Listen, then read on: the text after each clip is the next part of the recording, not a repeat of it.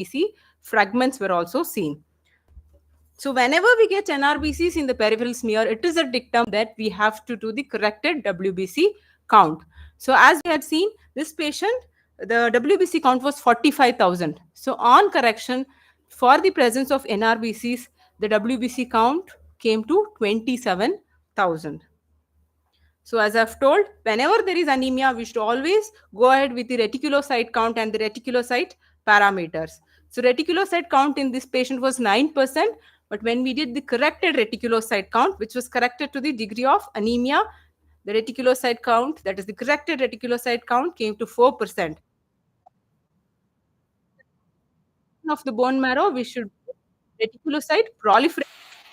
And as I've already told, if the proliferation index is more than 2, it indicates hyperproliferative bone marrow, which is seen in hemolytic anemias. So on hemoglobin erythrophoresis, HbF was drastically increased with a marginal increase in HbA level, which confirmed the diagnosis of thalassemia major in this patient. So with the help of CBC parameters, histograms, which guided us in the further work of this patient, we could finally rule out leukemia and arrive at the diagnosis of thalassemia major. So, as we know, a correct diagnosis is the first step to treatment. A well executed CBC followed by its proper interpretation has its worth the gold. A true clinician can make a tremendous use of this simple test, not only in the diagnosis of hematological disorders, but also in the diagnosis of non hematological disorders. As we know, a very high end analysis come up till date, but whatever it is, the need for the morphological review of the blood still remains. This is due to the fact that certain peripheral blood morphological characteristics do not lend themselves to the automated analysis. So, a small tribute from me to our state in the month of Kannada Rajyotsava. Thank you all.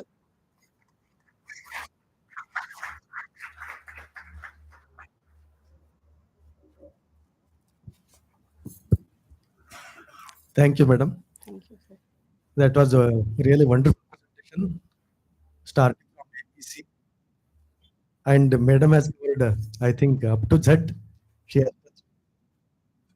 and so not only the counts, but also the histograms, cardiograms, the cytograms have to be taken into consideration. Madam said about all those things. Thank you, madam. And any questions from the audience?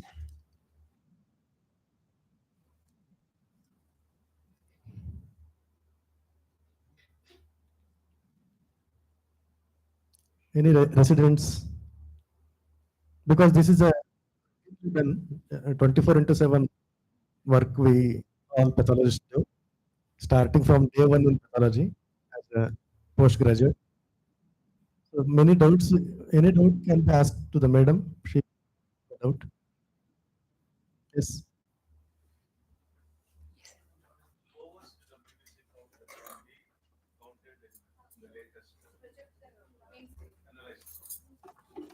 Lowest WBC count, I think, even up to hundreds, I think we can count in the analysis, sir, as far as my knowledge is concerned.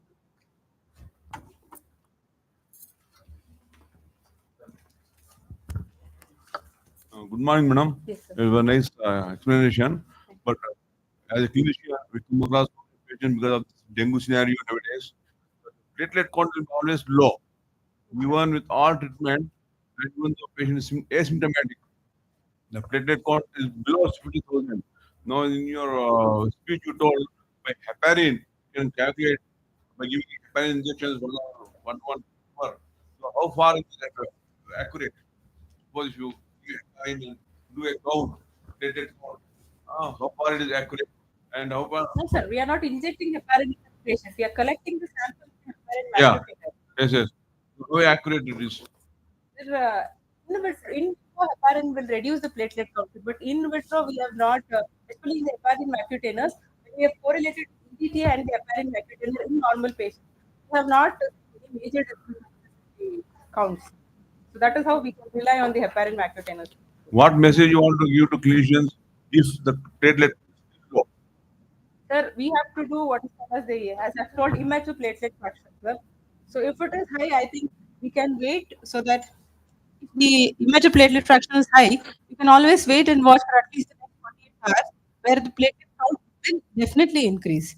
So if there is no increase in the platelet count, we can always look for the presence of other symptoms. We can wait for the presence of arrival of other symptoms such as rashes or bleeding from any of the areas.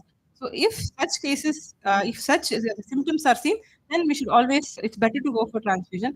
If not, then we can all, I think, always wait and watch norm can be followed, sir. No, I got a patient, female patient. I think she'll be coming for follow-up. Here's the pathology department. The patient count is still below 50,000 for fifth year.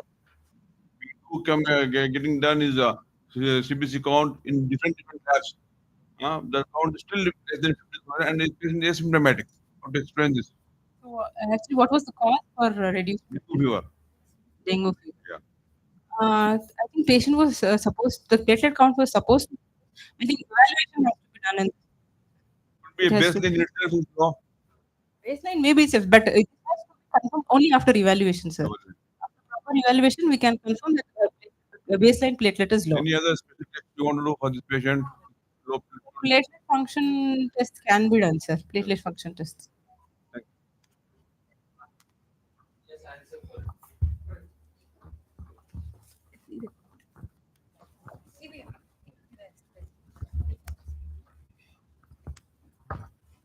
Hello. Sir, in every individual, we have what we call as a basal count for each individual. What we are doing is a statistical evaluation of what we have seen in textbooks. It could be between 150,000 to 400,000. But in an individual, I have seen with 10,000 platelet, patient doesn't have symptoms. With 50,000 people have bleeding. With 1 lakh people have bleeding. So it depends upon his individual capability, how this platelet can function or not function. So it is not the count in every patient unless the patient has symptoms. If he doesn't have symptoms, with 50,000, I think it is better that he has a normal way of living 50,000. So in this particular individual, possibly when it comes below 10,000, he will produce symptoms.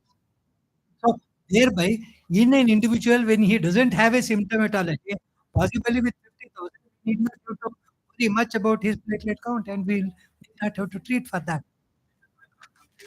Huh?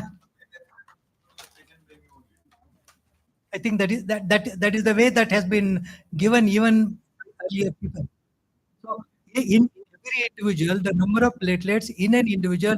So we have to have a baseline for each individual and make that as a baseline for himself. Then possibly in future, when it comes below that or above that, we have a consideration to take it. So could be his baseline is 50,000 and it could be still not.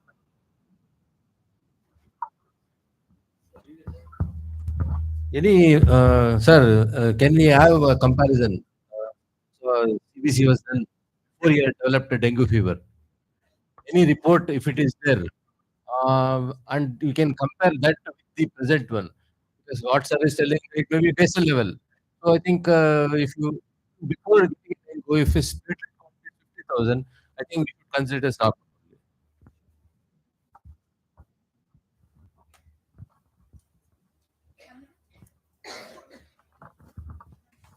Very nice talk, Nishita.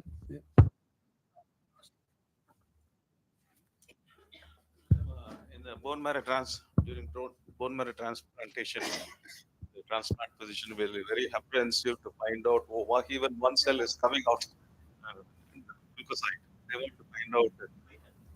They want to find out whether 10 cells or 50 cells. So that is most important for the clinician. Is there any other way to find leukocytes less than 10? That is one. Second question is which EDT you would recommend? Because in the market we see K2 EDTA, K3 EDTA, and the plain EDTA. Which EDTA you recommend?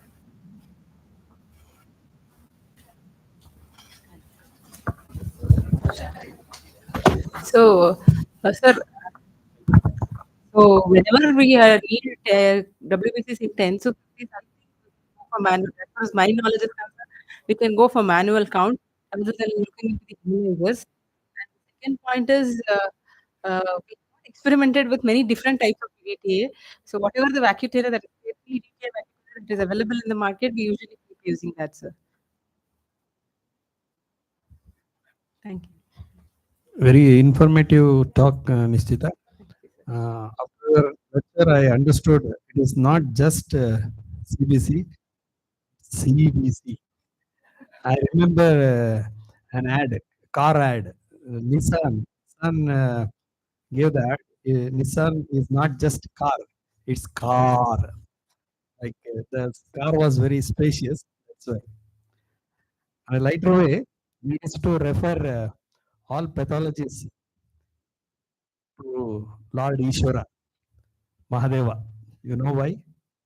Clinician looks through two eyes, but Ishvara looks through the third eye.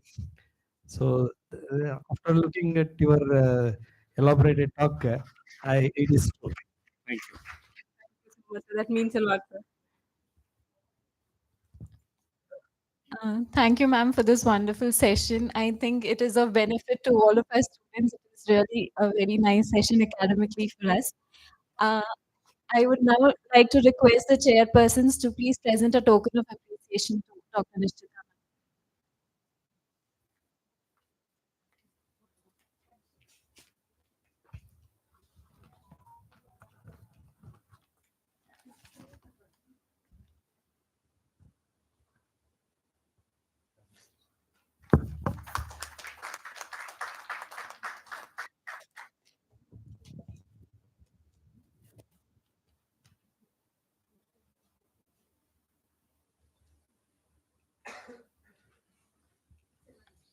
I would like to request Dr. Manjunath sir, Professor of Pharmacology, to please felicitate the chairperson.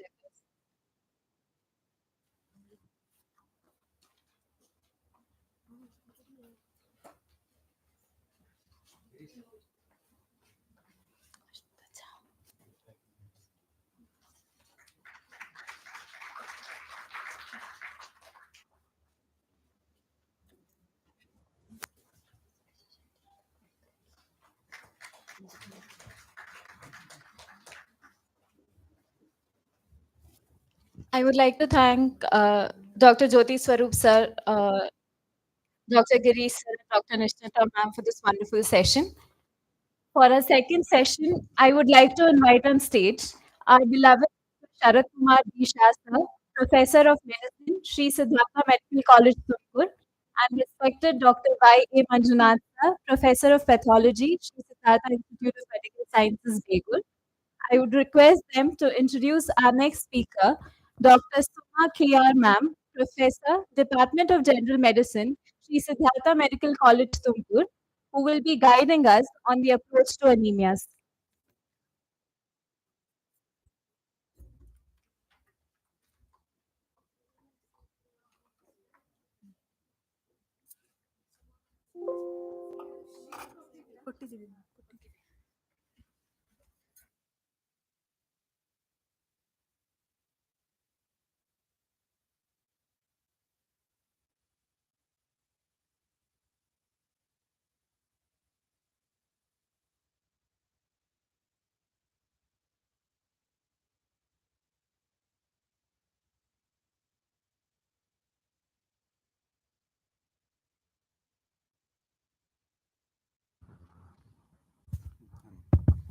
As such, I no need to explain what about Dr. Suma Madam.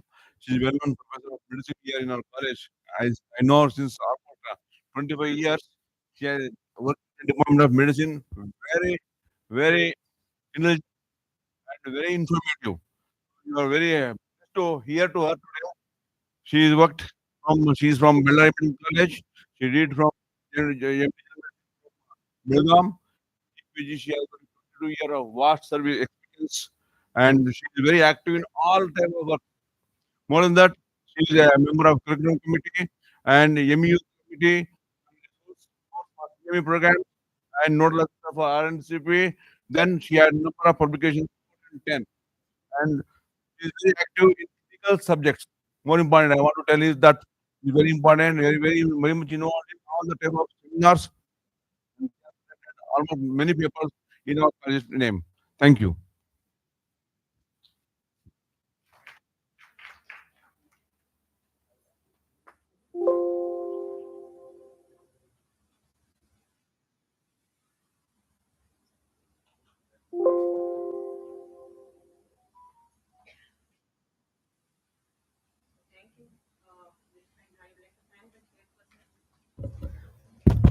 I would like to thank the chairpersons for this introduction.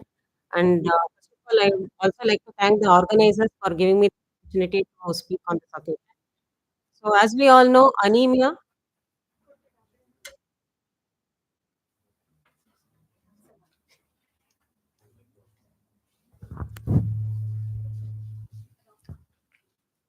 So, anemia is one of the commonest conditions which we see in families.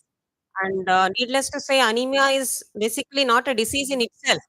So, it is a manifestation of many other conditions which basically could be affecting the problem. So, it is first thing we have to remember, it is never normal to be anemic, and any anemic patient has to be investigated and to find out the cause so that the treatment can be decided. And the previous speaker, Dr. Nishita, has very extensively described about all the aspects of CBC, which is actually central to the diagnosis, not only the diagnosis, but also the treatment to decide what is the urgency of treatment in case of anemia, also in follow-up also. So the CBC has a central place in the diagnosis, treatment, and follow-up of anemia. So coming on to my topic. So I'll be covering the topic under the following headings. Initially, definition, epidemiology, etiology of anemia, classification, clinical features, evaluation, and management. Coming to the definition.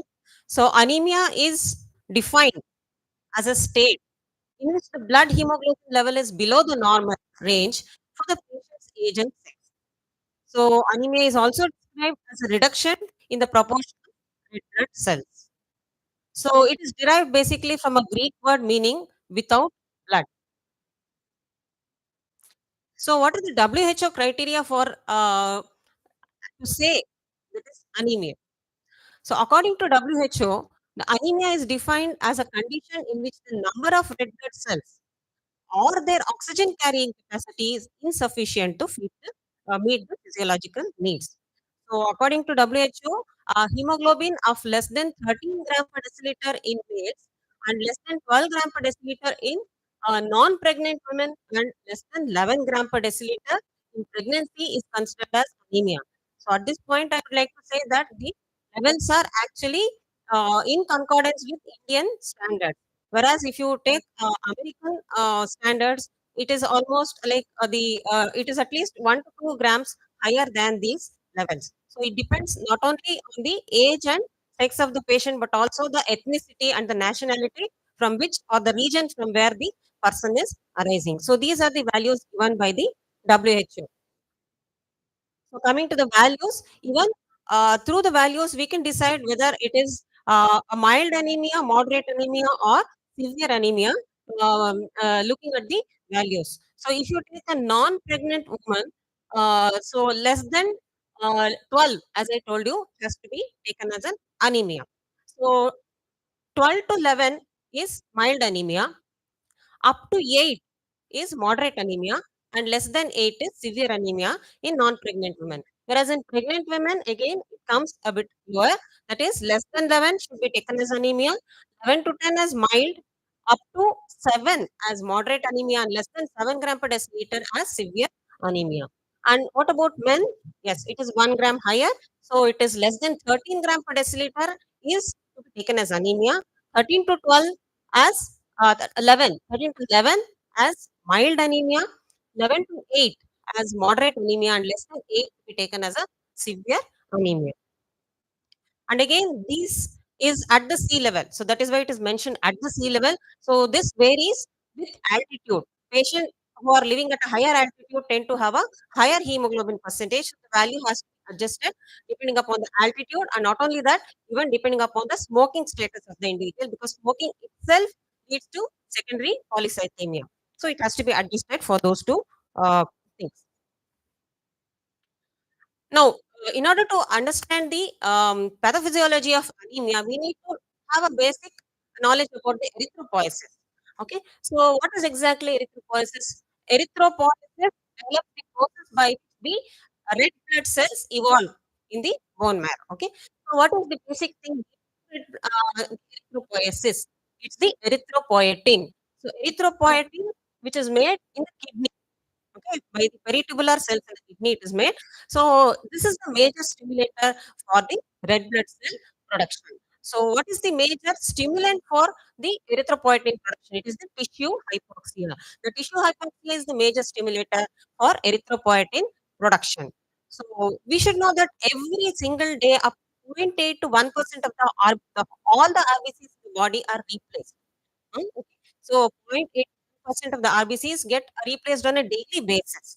And what is the organ? See, erythron is not a solid organ. It is actually a very dynamic organ, and this organ is made up of a rapidly proliferating pool of marrow erythroid precursor cells, which are there in the marrow. So it contributes to circulating RBC in the body. So this is responsible for the RBC production. So coming to the stages in erythropoiesis very briefly. So as I told, it starts from the stem cell. This stem cell actually becomes a committed cell within the bone marrow. And what makes the stem cell becoming committed is still not very clearly known. But anyway, once it becomes a committed cell, it becomes a proerythroblast. From there, it becomes an erythroblast, which is early and late. And then the normoblast, the early and late normoblast. So at the level of late normoblast, the nucleus gets excluded, and then it becomes a reticulocyte, and then it is released into the blood. And it takes at least one or 2 days for the reticulocyte to become a mature RBC. And once the mature RBC is released into the blood, it circulates up and stays in the blood for about 100 to 120 days. So, what are the important factors which lead to erythropoiesis? What are the controlling factors? As I told you, the tissue hypoxia is the major stimulator for erythropoiesis. So, when the oxygen content is low, okay, there is a factor which is called hypoxia inducible factor, which is released, which actually stimulates the production of erythropoietin in the kidney. That is one thing. Secondly, anemia itself is a stimulator for erythropoietin generation. Okay. So when the hemoglobin percentage comes below around 11 to 10 gram percent, that itself is a stimulus for the production of erythropoietin. Then the reduction in gas exchange. So as we have seen, if there is reduction in the whatever oxygen is inhaled into the body or it is taken into the blood, especially we see it in cases of COPD cases, respiratory cases.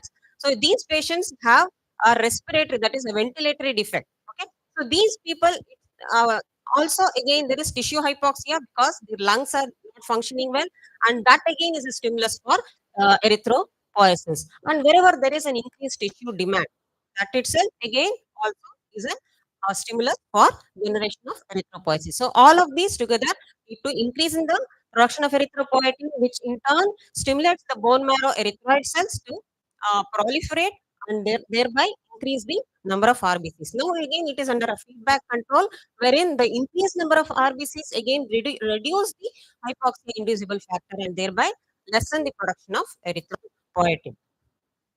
So what are the critical elements needed for the erythropoiesis? This is the first thing, as I told you, is erythropoietin production from the kidneys.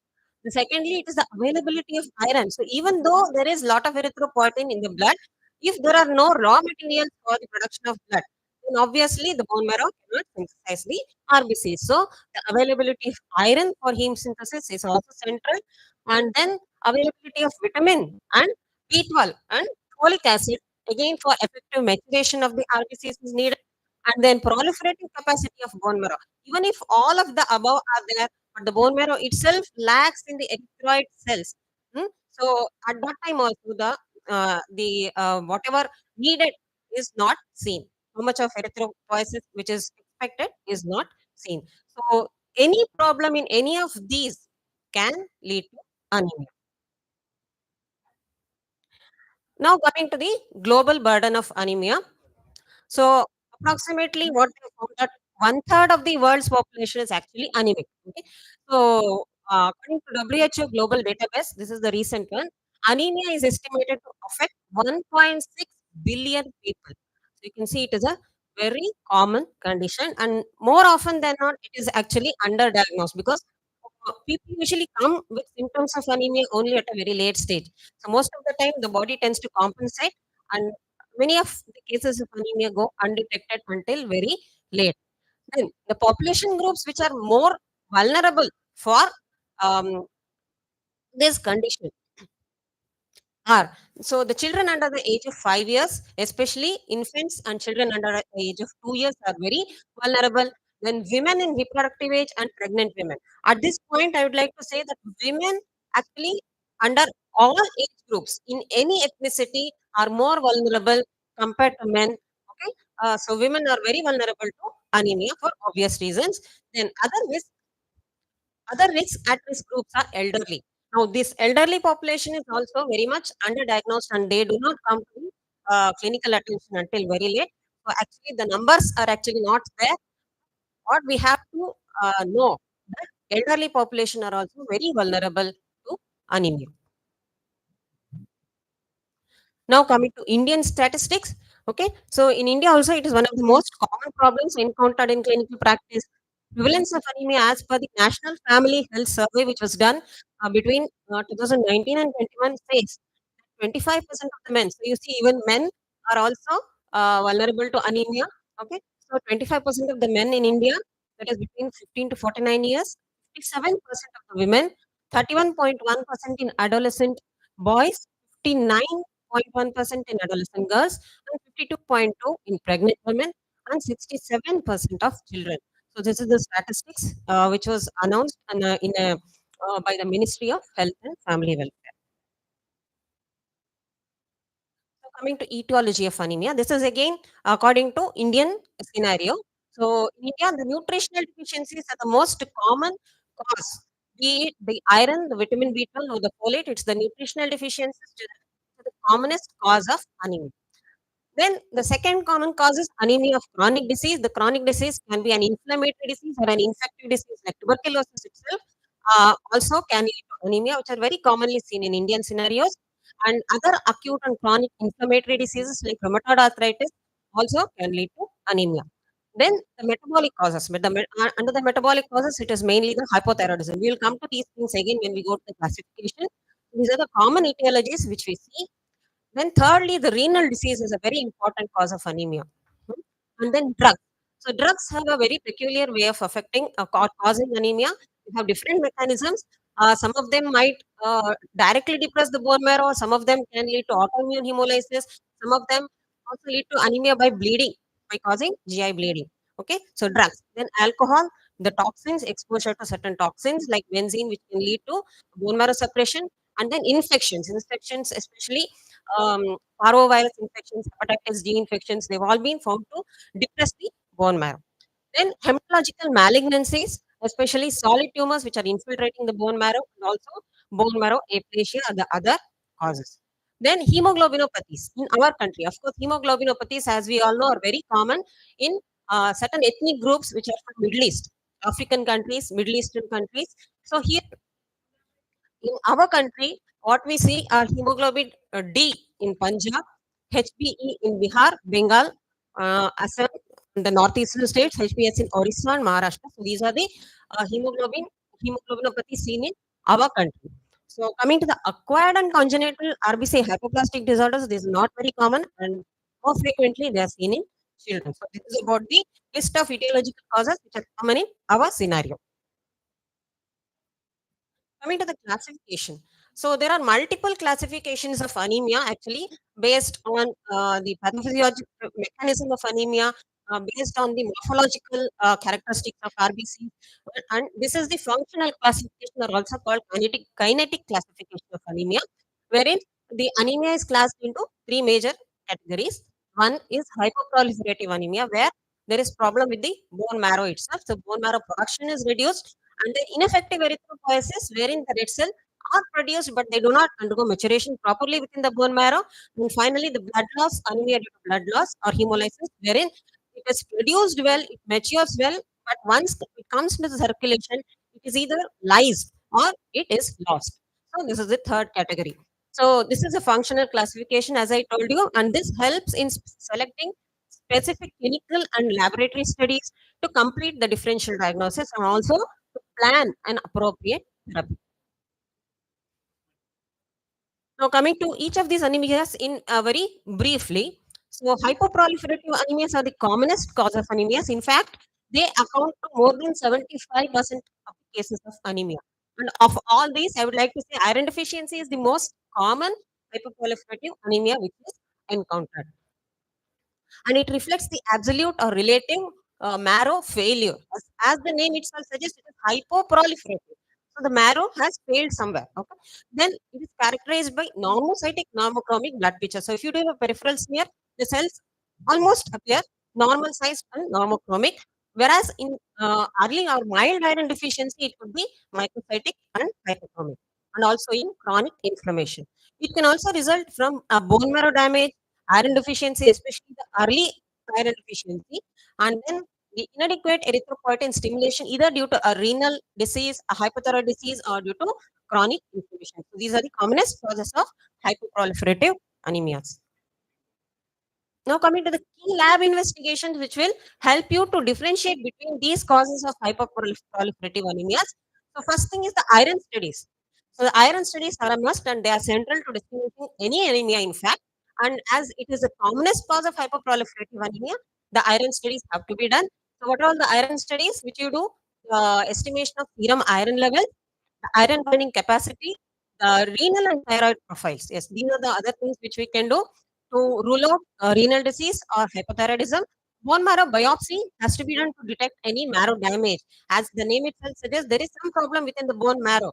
So if the diagnosis is still under doubt, you have to do a bone marrow to know whether there is aplasia of bone marrow or if there is any infiltrative disease affecting the bone marrow. Then finally serum ferritin to assess the stores of iron. Now coming to maturation disorders, these are characterized by low reticulocyte count. So Madam Nishnita has already told very extensively about the importance of reticulocyte count. So here again we see that the maturation disorders are again associated with a low retic index and which suggests that there is ineffective erythropoiesis. As you know from the previous talk that reticulocyte index is a picture or a window into the bone marrow production capability. Whenever there is reduced reticulocyte index, it means the bone marrow is not responding properly. Okay. Then there is either macro or microcytosis in the peripheral side. This is the third point which I would like to stress upon. So compared to the hyperproliferative anemias, there is always some problem with the size of the RBC. Either there is microcytosis or there is macrocytosis. That means there are always abnormal red cell indices. Then, thirdly, marrow morphology is erythroid hyperplasia. So, this is one thing which differentiates the maturation disorders from hypoproliferative anemias, whereas in hypoproliferative anemias, the marrow is hypoplastic, whereas in maturation disorders, the marrow is always hyperplastic, that is, erythroid hyperplasia is there. Now, there are two types of hyperproliferative, maturation disorder anemias. One is the nuclear, one is the cytoplasmic maturation defects. So coming to the causes of nuclear maturation defects, again the commonest cause is vitamin B12 deficiency and folic acid deficiency. That is the commonest cause of maturation disorder anemia itself, the commonest of all of them. Then secondly, the drug damage. So as I told you, certain drugs affect the maturation process. They are called antimetabolites, especially the methotrexate and alkylating agents. Then there could be myelodysplasia, the refractory anemia, alcohol. These are all the causes of nuclear maturation defects. Coming to the cytoplasmic maturation defects, usually prolonged iron deficiency anemia. So here you must be wondering, iron deficiency anemia is coming under two different classes. So it has a unique position in classification where in the mild iron deficiency comes under hypoproliferative anemias, whereas even when the anemia becomes chronic and severe, even in the face of reduced iron stores, the marrow becomes hypoplastic. So it is classified as a maturation disorder anemia. So apart from the severe iron deficiency, it is thalassemia, and sideroblastic anemia are the common causes of maturation disorder anemias. What are the key investigations to differentiate between these different causes of maturation disorders? So again, the iron studies have to be done. Okay, so iron studies, that is serum iron, usually it will be low in iron deficiency anemia. The total iron binding capacity is increased in iron deficiency anemia. The percentage saturation is reduced, and then the ferritin stores are also reduced. So these are all the usual picture in the iron deficiency anemia. Then peripheral smear study, yes, that is also very important because it will give a very good information as to the cause of anemia. It is very characteristic in, especially in thalassemia. Then coming to bone marrow aspiration, again, bone marrow has to be done when the diagnosis is still uncertain after doing CBC and a peripheral smear study. Okay, this usually shows varying types of uh, the precursors in myelodysplasia. Okay, then marrow iron stores can also be done, wherein you can find ring sideroblasts. Ring sideroblasts are nothing but the mitochondria usually uptake the iron and they surround the nucleus forming a ring. So when you stain it with a separate stain, it looks like a ring. So they are called ring sideroblasts. Then you have to measure the vitamin B12 and folic acid levels, which is usually done, and this is the commonest cause. So it has to be one of the important investigations to diagnosis maturation disorder anemia. Coming to blood loss or hemolysis, this is a third classification wherein the reticulocyte, yeah, what differentiates between this and the previous two anemias is that reticulocyte index. So in the first two classes, wherein the hyperproliferative and maturation disorders, the reticulocyte count, reticulocyte index is always less than 2.5 times. Whereas in blood loss anemia, there is no problem with marrow. Therefore, whenever there is a stimulus for erythropoiesis, it exuberantly responds to erythropoietin levels. Thereby, it leads to reticulocyte index is very high usually in these cases. And if you do a peripheral smear, there is polychromatophilic macrocytes. That means there are a lot of reticulocytes which are released into the blood. Now here, red cell indices, if you look at it, they are usually normocytic or slightly macrocytic in nature. So coming to the blood loss. So here we have to remember the blood loss, the symptoms or the presentation of blood loss depends upon the amount of blood loss and the acuity in which the blood is lost. So if we take an acute blood loss condition, it is usually associated with a normal blood pressure because there is no time for the changes to take place. So even if the patient was coming with an acute blood loss following an accident, if you do his parameters, it might be normal even if they have lost a lot of blood. So the basic condition here is not anemia, it is actually hypovolemia. So it is the hypovolemia which has to be basically addressed in cases of acute blood loss. Subacute blood loss, yes, there is modest reticulocytosis can be seen, whereas chronic blood loss has a very peculiar picture wherein it it looks very much similar to iron deficiency anemia. So here I would like to mention, see, the body has certain compensatory mechanisms when in order to improve the oxygen, they will deliver it to the tissues. The first and the foremost of them is the oxygen hemoglobin dissociation curve. So whenever the tissue has hypoxia, the oxyhemoglobin dissociation curve usually shifts to the right, thereby facilitating the release of oxygen into the tissues. That is the first thing. Secondly, the increase in the pH, the reduction in the pH and also the increase in the carbon dioxide also again facilitates the shift of the oxygen hemoglobin curve. That means the oxygen is released more readily into the tissues. So these are the compensatory mechanisms which come in first. Secondly, after blood loss, it goes on for about a few days. Then there are changes in the volume status of the individual. It becomes hypervolemic. Okay. The third thing which occurs is to reduce the amount of blood circulation to certain um, regional organs, that is especially the skin. So the blood is shunted away from skin and gut and kidneys to other vital organs. So these are all the compensatory mechanisms which usually come into picture in this scenario. What are the key investigations to differentiate? See, blood loss is usually obvious most of the times, unless it is an occult blood loss. So, wherein further investigations have to be done to check out for them. So, you have to look for the sources of occult blood loss. Then, hemolytic disease, yes, hemolytic disease, especially the hemoglobinopathies like sickle cell anemia and thalassemia. So, how do you recognize them? Usually, these have a very typical clinical picture. Okay? So they come with a prolonged, lifelong history of recurrent anemias, splenomegaly, gallstones. So it is the history basically which tells you, gives an indication towards the presence of hemoglobinopathies, whereas the investigations are peripheral smear, the red cell morphology are very typical in thalassemia and sickle cell anemia, and also the hemoglobin electrophoresis plays a vital role in diagnosing these disorders. And there are certain other tests like sickling tests which also are done. So this is how a hemoglobin electrophoresis looks like. It helps in diagnosing both thalassemia and sickle cell anemia. The hemolytic disease, yes. The hemolytic disease, although very uncommon, but it can be dramatic in presentation. It can present in many different ways. It could be an acute crisis-like episode. So it could be an acute episode, a single episode of hemolysis, which is usually due to an immunological mechanism, an autoimmune mechanism. Or also we have seen in malaria, acute falciparum malaria, there is also acute hemolysis. Okay, it is a self-limited single episode in this case, and also in mismatched transfusions, which used to occur earlier. Of course, they're not common nowadays. These are acute single episodes of hemolysis.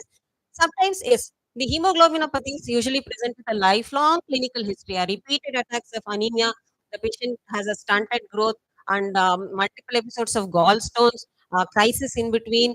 So these are, and on examination, splenomegaly ectras is usually seen. So this is how they present. So there are varied presentations for hemolytic disease. And the investigation here, the red cell morphology gives a very good indication as to the cause of hemolytic anemia. There are very different specific shapes and sizes which will tell you what could be the cause of hemolytic anemia. Then secondly, again, hemoglobin electrophoresis also helps. Then you have to screen for red cell enzymes, especially the glucose 6 phosphate dehydrogenase, G6PD deficiency can cause a hemolytic anemia, especially when challenged with certain types of drugs. The most notorious being Primaquine. Okay. Then the cold agglutinin titers can be seen. The Coombs test also, the direct agglutination, that is, the Coombs test also helps in this scenario. And apart from these tests, we can also have to do tests to know whether hemolysis really is occurring. Okay. So, which are the indicators towards hemolysis? The first thing is rise in the indirect bilirubin levels. That is the first thing. Secondly, the LDH is also raised in the serum, and the haptoglobulin is reduced in the serum. And there are certain pointers towards whether the hemolysis is occurring in the intravascular compartment. Okay. So what are those? There is hemoglobinuria and hemoglobinemia. Okay. So that is the presence of circulating free hemoglobin in the blood, and also the urine gets a characteristic pinkish stain to it whenever there is hemoglobinuria. So these are certain different shapes of blood cells which you see, especially it will help you in diagnosing the hemolytic anemia. There are spherocytes. Okay, there are Burr cells, elliptocytes, ovalocytes, the target cells which are common in thalassemia, the sickle cells. Okay, then the teardrop shaped cells in myelofibrosis. These are the basophilic stippling which is seen, and whole jolly bodies in splenectomy.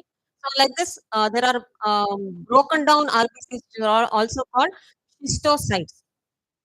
This is common in microangiopathic hemolytic anemia. So these are certain. If you find these cells in the peripheral smear, it is almost quite diagnostic. So as I told, yeah, target cells are seen basically in severe iron deficiency anemia and also in um, hemoglobinopathies like thalassemia. Then yeah, acanthocytes, yes, as I told you, it's also called Burr cells. They are seen in liver disease, sickle cell and sickle cell anemia. Then spherocytes, you are seen also in hereditary spherocytosis and also in autoimmune hemolytic anemia. Yeah, parasites can be seen in peripheral smear, especially the malarial parasites can be diagnosed in peripheral smear. So peripheral smear holds an important role in diagnosing the cause of anemia, especially in hemolysis anemia. So these are some of the slides. Again, I think all of this has already been touched upon by Dr. Nishchita. So sickle cell anemia, the spherocytes. This is the hypersegmented RBC, WBC in case of megaloblastic anemia, severe iron deficiency anemia, the target cells. So putting everything together. Okay. Now putting everything together, once you have a case of anemia, so you do a complete blood count and then you do a reticulocyte count. That is, you calculate the reticulocyte index. As Dr. Nishita already told, the reticulocyte count might be raised even in the presence of severe anemia. So it has to be corrected. And if you find polychromatophilic cells, you have to do double correction. Okay, that is reticulocyte production index also has to be done for correcting for the shift. So once you do it, you see the index is less than 2.5, you go in and do a peripheral smear and check out the morphology. So if the morphology shows normochromic normocytic anemia, it goes into hypoproliferative category. And if it is a microcytic or a macrocytic blood picture on the peripheral smear, it goes into maturation disorder. It can be either cytoplasmic or nuclear maturation disorders. And then if the reticulocyte production index or reticulocyte index is more than 2.5, it could be either due to blood loss or hemolysis. So as I told you, there are other classifications of anemia, again morphological classification depending upon the whether the size of the RBCs which are seen.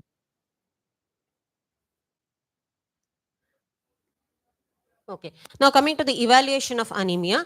So as I told you, anemia is not a diagnosis and it is a basically a manifestation of an underlying disorder. So even a mild and asymptomatic anemia has to be investigated so that the primary problem can be diagnosed and treated. So let us see what are the signs and symptoms of anemia. So a detailed history is the central to the diagnosis. A detailed history has to be taken. So apart from the history of presenting complaints and duration from which it is present, you have to take certain important history with regard to prior transfusions, whether the patient had prior transfusions. The dietary history is very important, whether, and also including pica, that is craving for unusual food items, and also especially it is associated with iron deficiency anemia. And if the patient is on a vegan diet, that which excludes all animal products, including dairy. Okay? So if there are recent change in bowel habits, especially like in malabsorption, if there are fatty, bulky stools are there, or if there is melena, okay, then there is you have to take a history of bleeding. Either it's a GI bleeding or a genitourinary bleeding. You have to take history of any bleeding episodes.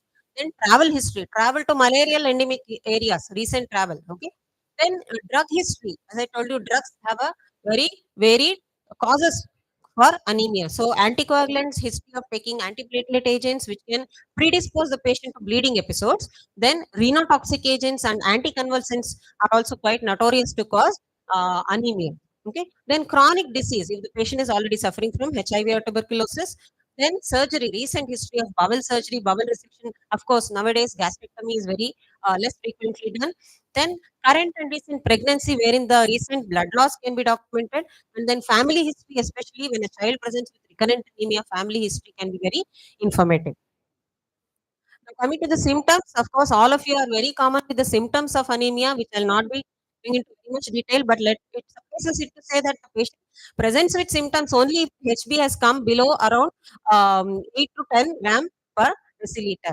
So only moderate to severe anemia the patient comes, and again the symptoms develop as the anemia develops very rapidly. If it is a very chronic anemia, we have seen patients with 2 or 3 gram hemoglobin also coming and walking into the OPD as if nothing has happened. But once they come for some other time, you see that they are very pale. So it depends upon the rapidity with which the anemia and also the age of the patient, which tells you about the symptoms.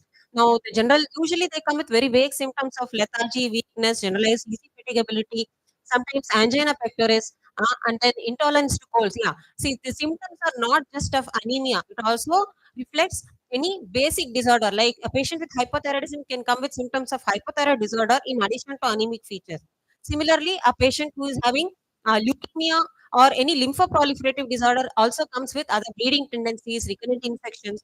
So the symptoms don't confine themselves only to anemia; it also reflects the underlying disease.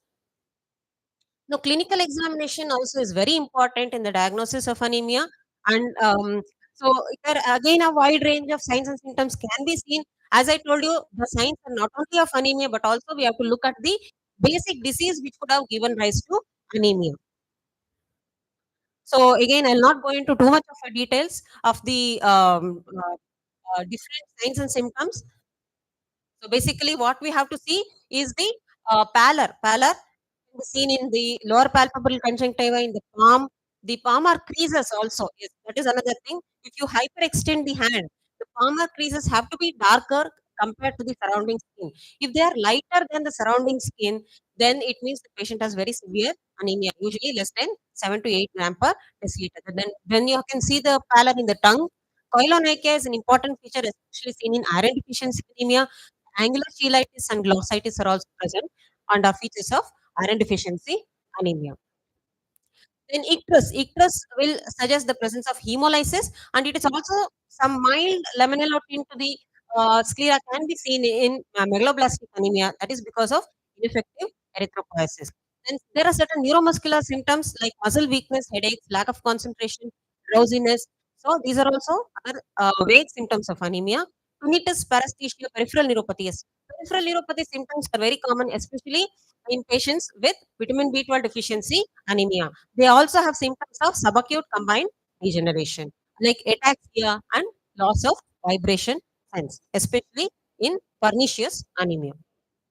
Now, cardiac murmurs, yes, if you do a cardiovascular examination, you can see flow murmurs, and usually they are systolic murmurs and they are very common in the pulmonary area. They are short systolic murmurs, usually not associated with any thrills. But although this is the commonest murmur, what they say is n number of murmurs, any different murmurs can be present in a case of severe chronic anemia. Then sometimes the patient can come with congestive cardiac failure because of increased volume of circulation. There is a hyperdynamic circulation which leads to bounding pulses in these people.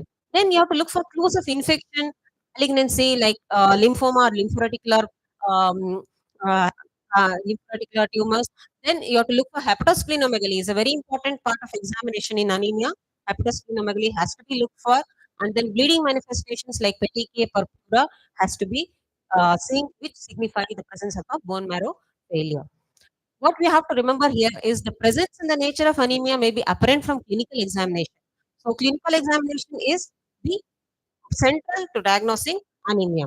Secondly, the signs and symptoms are a function of its severity, the rapidity of onset, and the age of the patient. As I told you, the faster the anemia, the patient may not even look there. Okay, and chronic anemia, sometimes the patient will appear well, but he'll have very low hemoglobin. More often, however, a routine measurement of complete blood count provides the most sensitive method for both diagnosis and detection of anemia. So, what you have to know is the clinical approach to anemia involves a bedside evaluation and then a skilled use of the laboratory. So, summarizing the steps in the diagnosis. So, first, you look at the patient who comes with signs and symptoms of anemia. The first thing you have to do is to identify the type of anemia, which is done by the complete blood count and the complete blood count, including the differential count. The step two. So, after you have done CBC, you have to do the reticulocyte index. Then, step three is to check the mean corpuscular volume, that is the MCV. So, if the MCV is less, that is microcytic blood picture, as I told you, iron deficiency, lead poisoning, anemia of chronic disease, thalassemia, sideroblastic anemia. These are the group of anemias which can come under low MCV anemias. Okay. And then when the MCV is 90 to 100, that is almost it comes in the normal range. So renal failure, wherein you have to do blood urea nitrogen and creatinine. The aplastic anemia can be normocytic, normochromic, myelofibrosis, multiple myeloma, and pure red cell aplasia coming under this group. Now coming to anemias which are macrocytic, again B12 and folate levels have to be done because that is the commonest cause of megaloblastic anemia. And then the myelodysplastic syndrome, wherein you can get a hyposegmented polymorphonuclear cell on peripheral smear. Hypothyroidism, you have to check the thyroid parameters. Then liver disease, check for liver function, alcohol, and then drugs. These come under the megaloblastic category. So, what you have to do for knowing whether the patient has hemolysis, I think we have already come across all these things. Yeah, peripheral smear again, as I showed you, different types or different shapes will signify separate diseases. So, peripheral smear is also very important, especially in hemolytic anemias. Now, coming to the other investigations, yes, if you want to know whether the patient is bleeding internally, you have to do an esophagoduodenoscopy to know the upper GI bleeding, and colonoscopy to know the lower GI bleeding. The imaging studies have to be done to rule out malignancy. The pelvic ultrasound, especially, can be done whenever the patient is having vaginal bleeding. Coming to the treatment, it basically depends upon the cause of anemia and also whether the anemia is very severe. Of course, very severe anemia, you have to do a blood transfusion to relieve the symptoms. And also, blood transfusion has to be done in older age people, even if the anemia is not very severe because they are very symptomatic. So, the basic thing is iron, vitamin B12, and folic acid supplementation has to be given. Then treating the underlying chronic disease is very important. Erythropoietin supplementation also can be given, especially in renal disease, and then blood transfusion wherever is indicated. Then growth factors, bone marrow transplantation, and splenectomy. So these are all the different modalities of treatment depending upon the cause of anemia. So finally, you have to remember CBC is the most important. Secondly, reticulocyte count, you have to calculate. Then you have to check for the mean corpuscular volume. Then bone marrow examination to be done only when needed. And then iron studies, yes, this is very much important. We usually don't do it, but it is better to include them in our diagnosis. Then, to conclude, a systematic approach to the evaluation of anemia that includes a detailed history, a complete blood count, a reference smear examination, facilitates an efficient diagnosis and minimizes the unnecessary testing. So that's it. Thank you.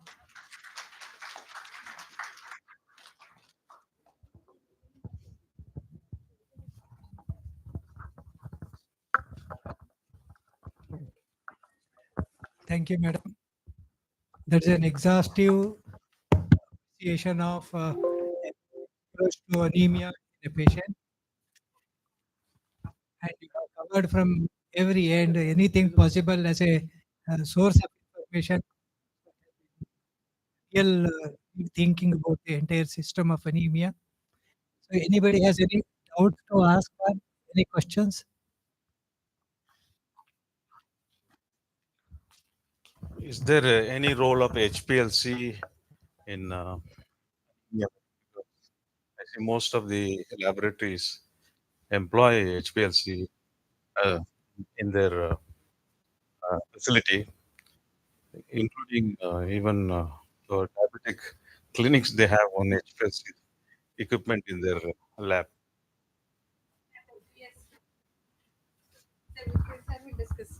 Okay, thank you.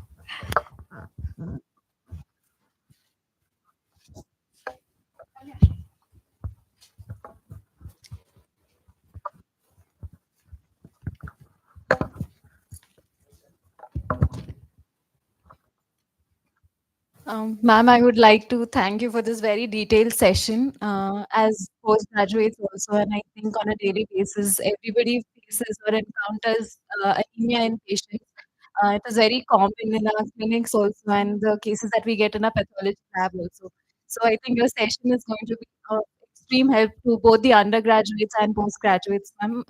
Thank you for the session. I would like to request the chairpersons to please present a token of appreciation to Dr. Suma, ma'am.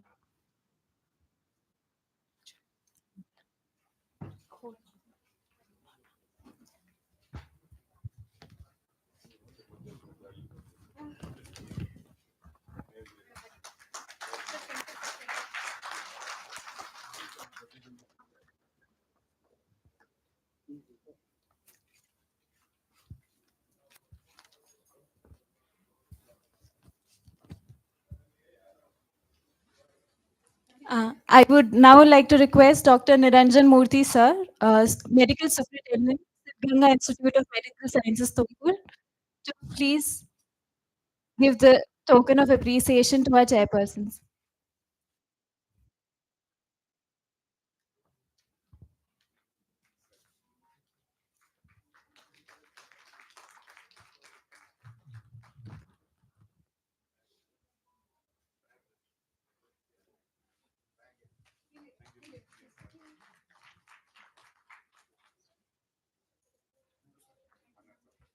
I would like to thank Dr. Sharat, sir, Dr. Y. Manjunath, sir, and Dr. Suma, ma'am, for this wonderful session. A gentle reminder to all, there is a poster quiz that has been arranged for all of our attendees. All you have to do is scan the QR code that is pasted outside. Prizes will be given to the first three winners. Kindly participate. For the next session, I would like to invite Dr. Chaitra H. Ma'am to take over. Thank you.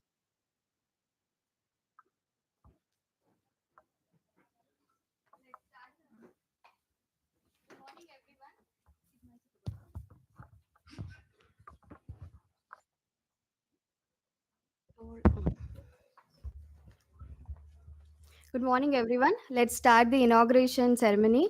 I request all the dignitaries to kindly occupy the dais.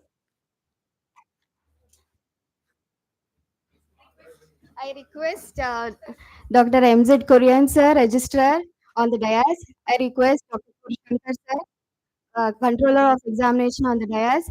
I request Dr. MB Sanikop sir, principal of SSMC, on the dais. And I also Dr. Kiran Kumar, CAO, on the dais. And Venkatesh sir, medical superintendent, SSMC, on the dais. I also request organizing chairman Dr. Geeta JP on the dais.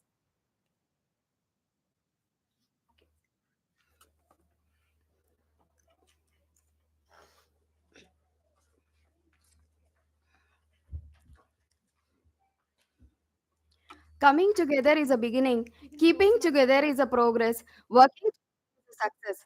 A very good morning to one and all present here. I am Dr. Chaitra, Associate Professor, Department of Pathology, MC for today's event. I am delighted to extend my warm welcome to all gathered here. The inauguration of SSMC Patho CME 2023, which is being organized on the eve of International Pathology Day. International Pathology Day is a worldwide celebration that highlights the importance of pathology in diagnosing and understanding diseases. It was first initiated by the Royal College of Pathologists in 2015. It occurs every year on the second Wednesday of November. Its primary aim is to raise the awareness about the vital role of the pathology in healthcare. It also serves a platform to address global health challenges and enhance health outcome worldwide through education and collaboration. A pathologist plays a vivid role in diagnosing diseases and guiding treatment decisions. Pathologists not only analyze tissues, fluids, and cells, they also contribute in cancer staging, also helps in determining the severity, prognosis of the tumor. There are many specializations under pathology which has its own importance. Forensic pathologists investigate the cause of death. Immunopathologist who explores the body's immune response to disease and allergies. Hepatopathologist specializes the disorders of blood and bone marrow. Apart from screening and identifying the possible infection and disease of the pathology comes to play even during blood transfusion, blood storage, and organ storage, and also plays an important role in research by providing medical advancement and treatment innovation. Now, let's start our inaugural function by prayer. Prayer is a steering wheel that directs the right path throughout our lives. Let's unite our mind and soul in the presence of God to seek His abundant blessings. Now, I call upon Ananya for invocation song.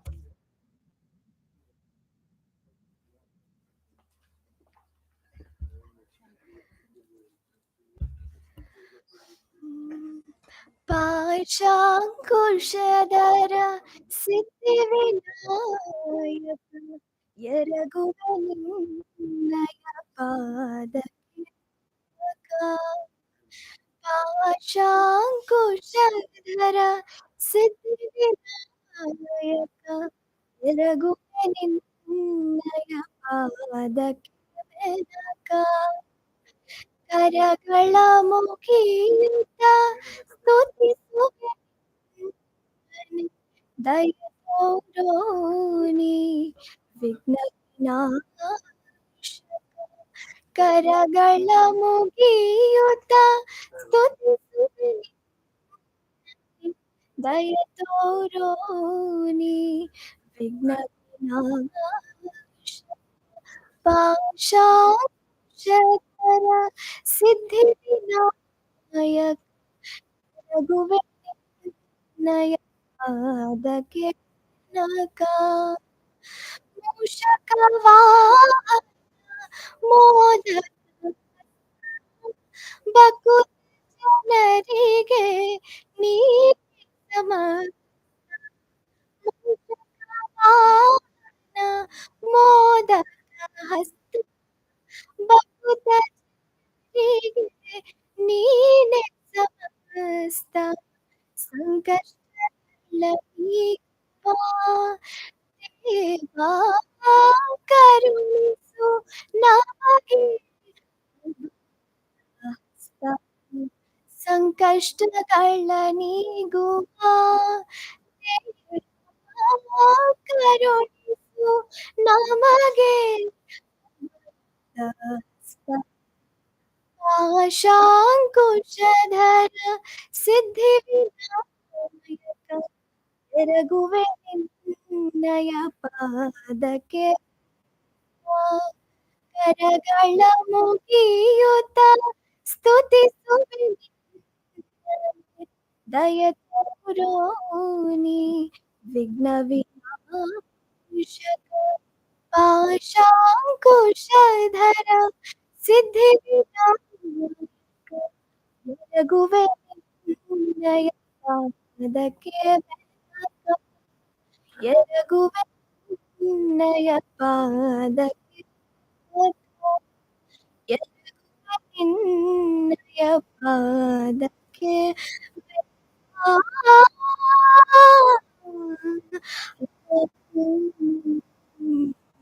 Thank you.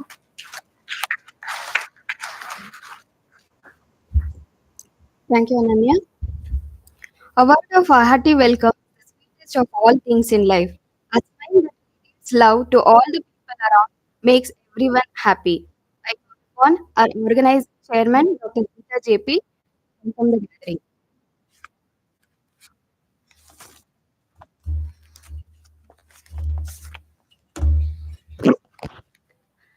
Good morning to one and all present here.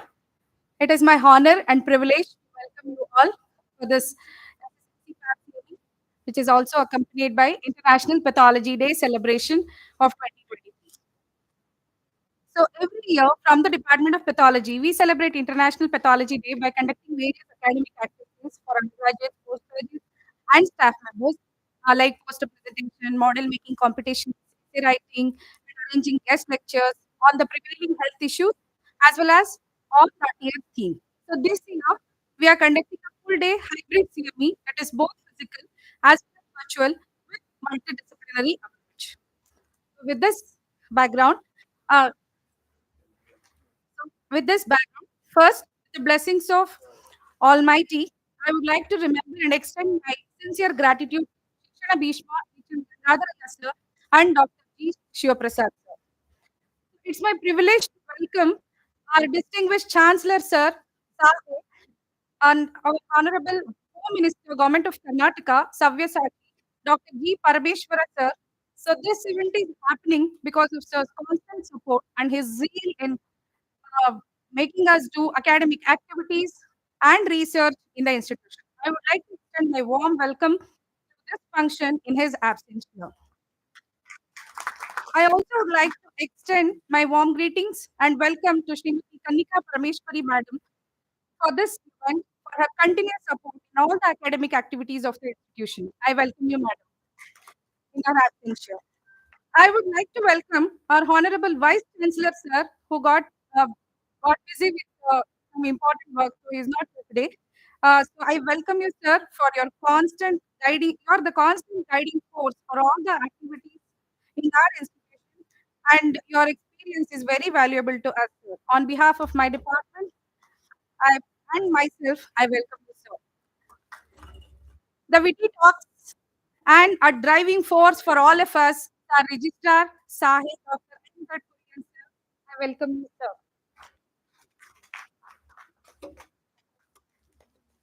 From.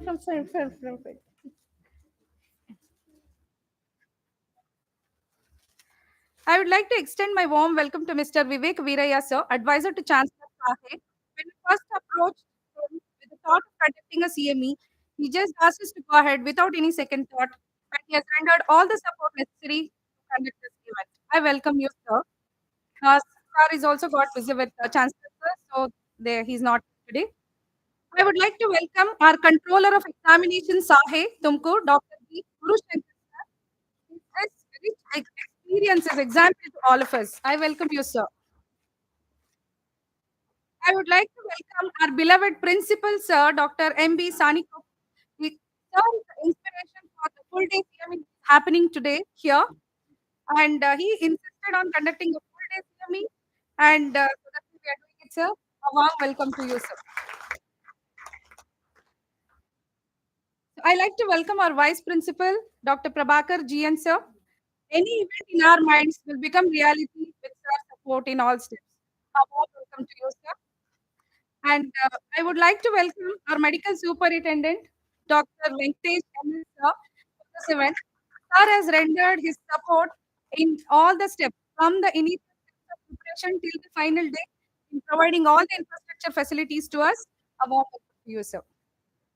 I welcome our CEO, SSMC, Dr. Kiran Kumar, sir, for this event. Sir told one nation, one health, and his experience is very valuable to us. I welcome you to this event, sir. I would like to welcome all the prestigious and distinguished guest speakers of today's event and all the panelists who are sharing their rich experience and enlightening us on the various topics. I welcome all the speakers and panelists. I would like to welcome all the delegates, both present here and those who are there online for the CMV. We assure a feast of academic activities today. I welcome all of you. And also, I would like to welcome all the HODs of different departments, professors, and all other staff members of various departments who are present here today, who have supported us in conducting the CME. I welcome all of you. And I welcome all the postgraduates and undergraduates who are present here for this event. And I also welcome IT Department Sahe, Tumkur, for rendering all the support in conducting a virtual CME for this support. I also want to welcome all my colleagues, my postgraduates, and even the non-teaching staff who have helped me in conducting the CME, who have worked relentlessly in conducting the CME.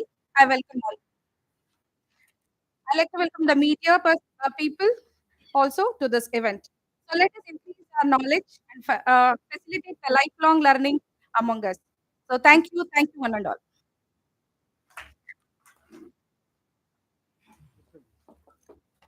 Thank you, ma'am. I also welcome our organizing chairman, Dr. Geeta JP, to the event.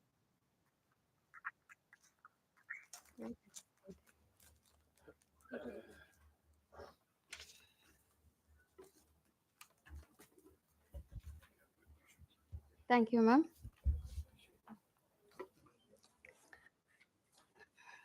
Next, we have lighting the lamp. A ray of light is a ray of hope. Let all leave the darkness and step towards the bright path. Every auspicious occasion commences with the lighting of lamp. May I now request all the dignitaries on the dais to join for the lighting the lamp and symbolically inaugurate this event.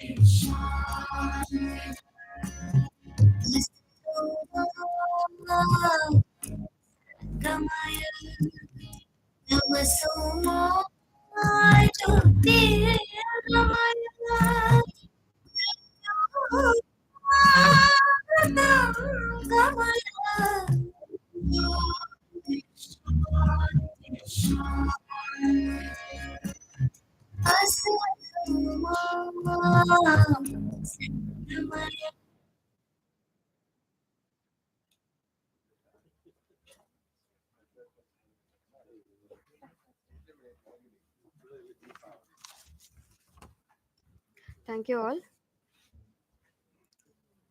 The role of a good leader is not to give greatness to the human being, but to help them extract the greatness they already have inside them. Now I call upon our beloved registrar, Dr. M.Z. Kulian sir, to give an inaugural address to the gathering.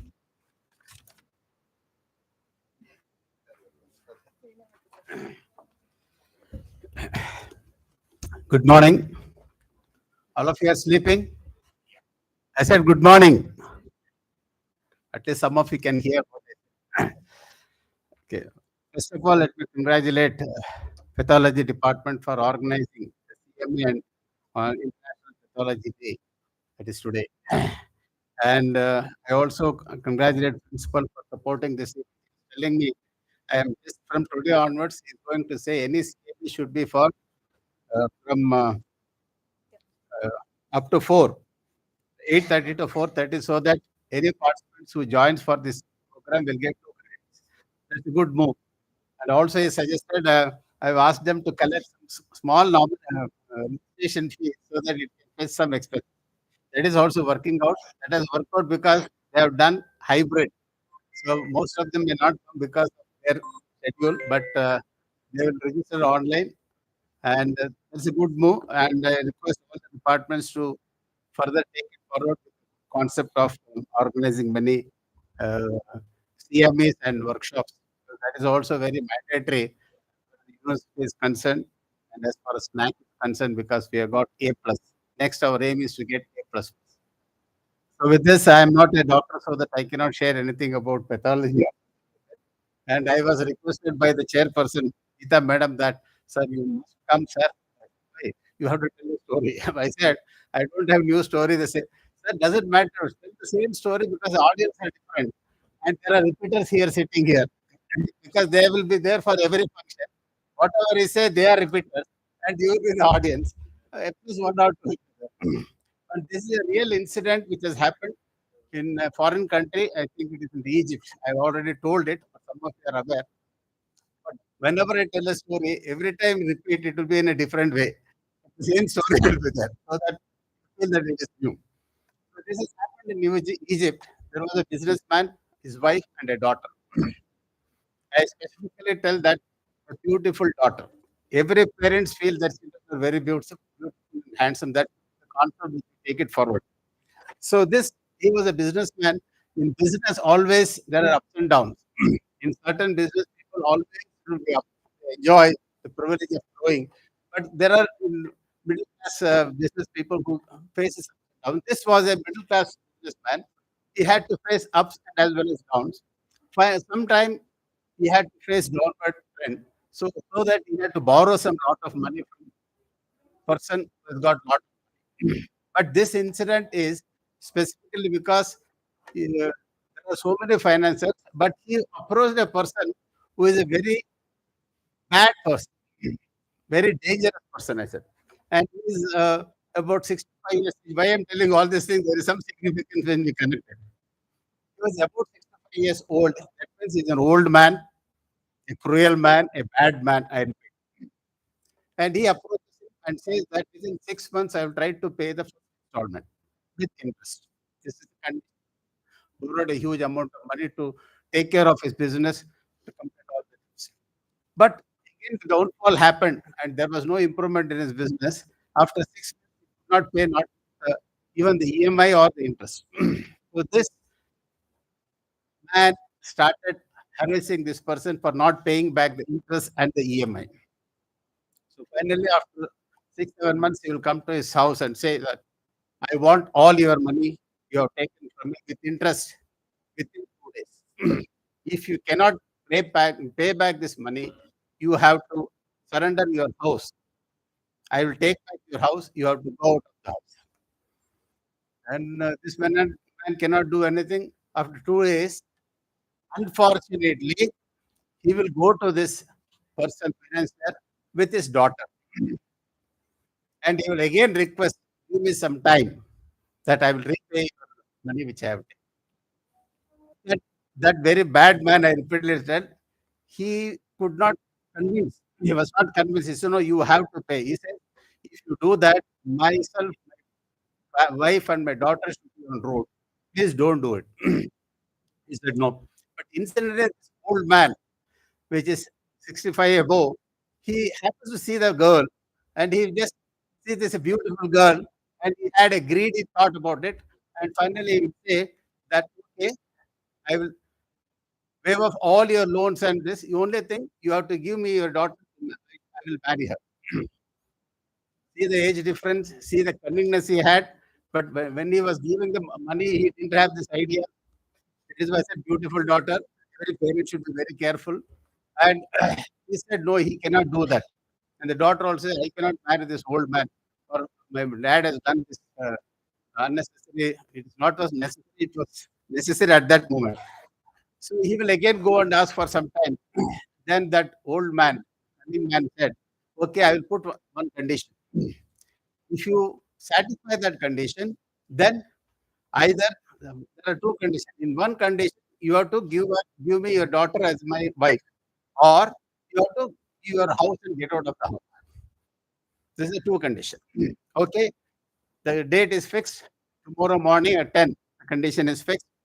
So you will have a tray of pebbles, black and white pebbles put together on the tray, and he will say that I will pick one white pebble and one black pebble and put it in a bag. And your daughter has to take one pebble outside. If it is white pebble, she picks up all your debts. Your daughter need not be married. Everything will waive off. But if it is a black one, you have to keep the house, give your daughter to me. Condition. Ultimately, they all had to oblige because it's parents' problem. It's not the wish. So I tell you, the daughters are very intelligent and clever. That is why I'm just stressing you this. It may happen to boys also, but it has happened to a girl because she was beautiful. Right? So the next day they come here, and that old cunning man puts two pebbles into the bag. But this girl was very clever and intelligent. She happened to see this old man putting two black pebbles into the bag. That is the beauty of it. Two black pebbles into the bag, and the destination is fixed. But this girl was so intelligent, so clever, and bold. She knew that there are two black pebbles. Even if I pick one, it is black. I have to get married to that old man, and my father's property will be lost. With all this determination, she did not mind what is going to happen. She knows what will happen. That is the cleverness and intelligence that everyone has to adopt in our life. We call this concept as out of the box.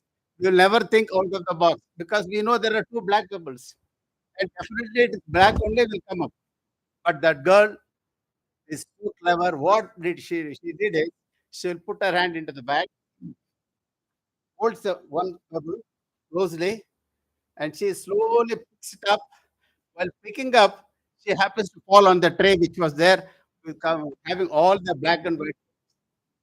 And she will fall on it and put her hand on that tray and leaves it. You're getting my point. What she did is, whatever she has picked, and she's sure that she has picked black one.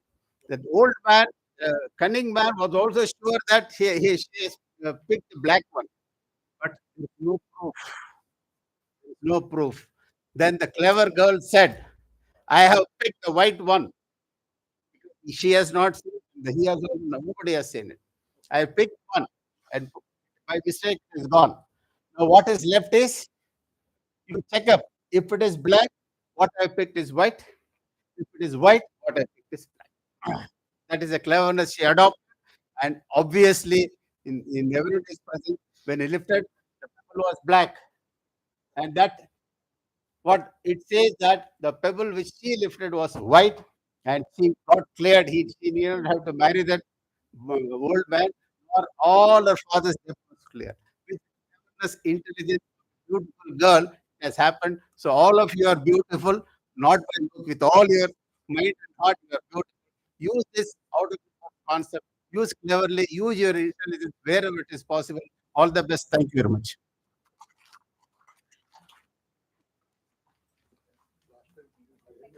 Thank you, sir, for sharing a wonderful and inspiring story.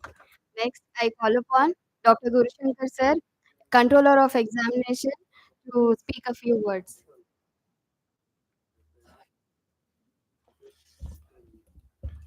Good morning to everyone, dignitaries on the dais and off the dais, friends, students, ladies and gentlemen. At the outset, I would like to congratulate the entire department of Pathology for conducting this CME on World Pathology Day, that is 10/10. Of course, the hires from radiology section, we have conducted one CME for yesterday, that's on 8th November 2023. And I think many more CMEs are going to come like this, like Dr. Gangadhar is conducted, like that Orthopedic Day also have been conducted. So like that many CMEs are going to come in this institution. I want to use this opportunity. I was working in medical sciences and undergoing training in interventional procedures. And we had one person named Dr. Sneha Bhargava, and she has written a book also. And she used to tell that if there are good diagnostic departments in a medical college, department, radiology department, biochemistry department, and microbiology department. These four departments, in case if they are good, that hospital will. That's what they used to tell. She used to tell about.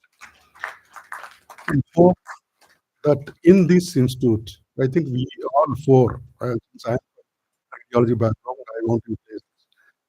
We four are giving radiology service. I mean, all services. The reason is that nowadays the people are more of diagnostic oriented rather than oriented. I have seen in nowadays people were of more of clinical oriented rather than diagnostic oriented. But nowadays more of diagnostic oriented. It's good indeed, of course. You will get the diagnosis on the spot treatment. And for us, I know, I think from pathology department, all it is like Supreme Court. Pathology is like Supreme Court. We being radiologists, we are placed between clinicians and the pathologist. More so because we have to give the opinion based on the image. I think you also, based on the image, also you have to give the. That's why that's how it is happening. And all four departments are giving good service in this institution. We want more of CMEs, more of conferences. Hope that the management is going to help. Even the university is going to help. Our we have our young vice chancellor.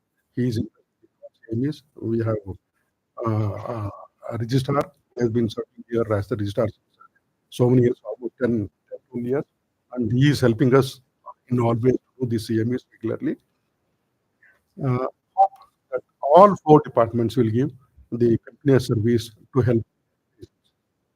So I wish the CME.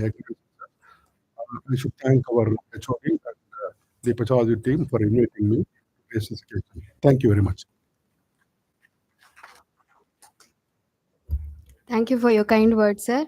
Now I call upon beloved principal, Dr. M. Sir, to address the gathering.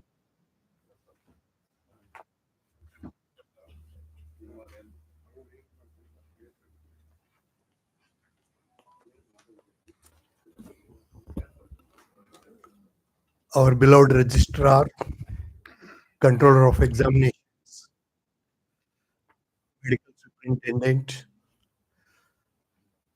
chief administrative officer, the head of the department and organizing chairperson of this pathology conference, pathology CME, and all the esteemed guest speakers. We have come from Bangalore, from our parent institution, one more, SSIMS, and also from Siddhiganga and Sridevi, and all the HODs, faculty members, postgraduate students, undergraduate students, and all the invited guests. It is my pleasure to be associated with this International Pathology Day of 2023, which is having a series of lectures which is going to be delivered by many more people, and especially they are coming from Bangalore. Dr. Mahesh has come from Sparsh Hospital,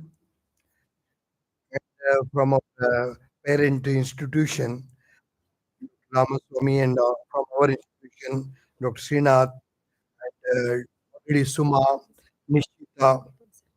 Right, right. Ramaswamy is from Kuppam, sorry. Okay. Right. Yes, Ramaswamy from Kuppam. They have come from different institutions. I'm very happy to see that it is a interdisciplinary and multidisciplinary approach. That's very important. Any CME to be successful and also to attract the postgraduate students from the neighboring institutions, and maybe Bangalore is nearby, to attract from them. We'll have to target them because it is a academic feast which has to be shared amongst all the academicians and also the one who are the students, especially the budding postgraduate students who are going to be the pathologists in due course of time. And I'm very happy the topics are going to be covered very well, and especially the anemia, one of the important topics. Of course, when I attended, I was really impressed the way the lecture has been taken by Dr. Suma, and also very important because this is what is very much required in especially competency-based medical education.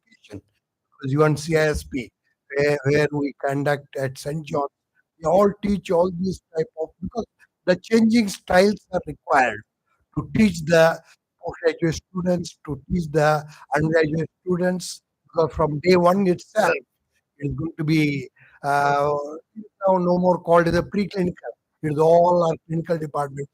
First year itself, they start studying about the clinical approach and problem-based learnings. All these things, when they are introduced, the students are going to be very well going to be uh, means they will be acquiring very good knowledge so that internationally they will become famous.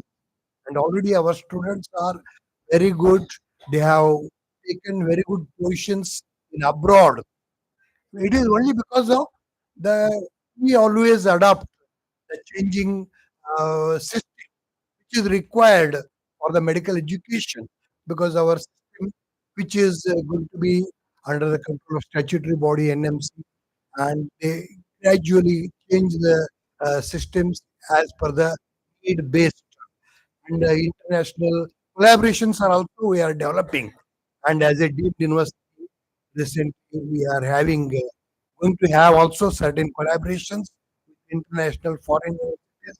From the team of university professors had come from USA, and also we have already developed a collaboration with Unidemi as well as uh, University, and all these things are taking our university to the next level. And already mentioned by our registrar that we are A plus, and we need to go to the A double plus, which is going to be in due course of time within another 5 years. And all these things, because as a postgraduate department, we need to conduct CMEs, conferences at the state level, national level, and even maybe international level. We need to conduct. We need to aim for such things, because just conducting a CME, no, you will have to go to the next level, conducting a state level conference, national level conference. Definitely, it takes the name of the organization, institution to the national and international levels. I'm very happy you are giving me an opportunity to talk with this. And I congratulate Dr. Geeta, the professor and HOD of pathology, and the organized person for having conducted such a wonderful CME on the occasion of the International Pathology Day 23. I thank one and all.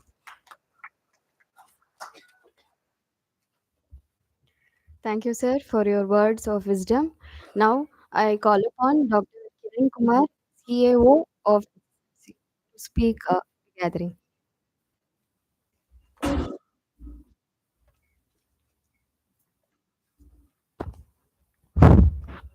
Respected dignitaries on the dais and off the dais, the guest speakers, and all the students of this institution. First of all, I want to wish all of you a very happy International Day. When I was a student, I thought anatomy was the most difficult paramedical course on second year, third year. I think pathology is the most difficult. It's a very vast because those days you are depending more on textbooks. There are two textbooks. One is Boyd, another is Robbins. I think just before 2 months before examination, not completed even 40-50% of. Luckily, I came to know last few months there is one called Boyd Robin. Baby Robins, that used to call it. So I think that pathology exam because it simpler try to read it. Now the present trend of healthcare is that investigation dependent. Most of the patients they come with the investigation done before to consult the doctor. This is the present scenario. And many times they send it by WhatsApp and other medias to give opinion. This is this is a situation, but the actual fact is that the clinical diagnosis, clinical examination is still the gold standard. Unless you do a clinical examination, it is very difficult. Nowadays, all these are profiles, renal profile, lipid profile, is very much thing. And there is home delivery nowadays in city. I don't know in Core. They come there and take the investigation and then give the report. So then even they give much at a very lesser rate. I don't know. I crossed the examination with one standard unknown diagnostic. Still in Bangalore, unknown diagnostic is a very standard lab. There is a lot of difference between what the report gave the other labs and the diagnostic. What I'm trying to say is that it's a quality. So accreditation, enable accreditation of starting with hematology also. There's a lot of differences there. Pathology accredited, which deals a lot of things there. But basically, I understand pathology is all pre-analytical and analytical and post-analytical. So pre-analytical sample error may be there. Labeling of the sample error may be there. Patient name and number will not correspond, and the sample coming from the ward, any sister can make a mistake. So that error itself gives a wrong report. During analytic, your machinery and your manpower can do a wrong things. So your machine has to be daily calibration, internal quality control, external quality assurance. I think you got the CMC also. That is the most important. You should be consistent. You can't go some reports errors. It reflects very bad on the laboratory. Post analytical, how you feed your reports. So there can be a mistake even there also. Feeding the report to the computer and other things, there can be error. So whatever error the error, even if error is reflected, it clinician is more depending on your report, especially critical values. I call it critical values has to be reported. That has to be intimate to the clinician, especially patient in ICU and emergency setup. Report has to go immediately. That there is a way of communication, how you communicate the report to the clinician in emergency setup. So that is all adds to the quality of reports. The other thing is that nowadays the pathology is branching itself. Initial thing was telling that there is a forensic pathology, there is no pathology, there is genetic pathology. I think even anatomical pathology is also there. I don't know. There are a lot of background is there, and it's a lot of scope is there in pathology. You are unsung errors, and you are beyond the scene. I think you're a lot of advances there. There is wide scope. Very good active and pathologists will never go have a bad career. Either they work in medical college or work outside, there is a lot of scope is there.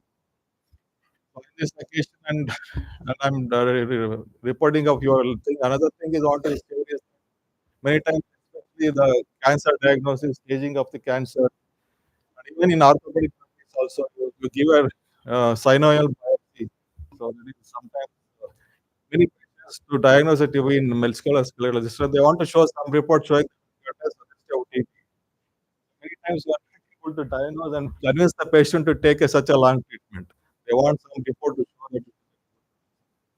So these are the things which where pathologist only can give a report, the course of treatment and change the diagnosis. And ultimately, the outcome of the patient will be very good.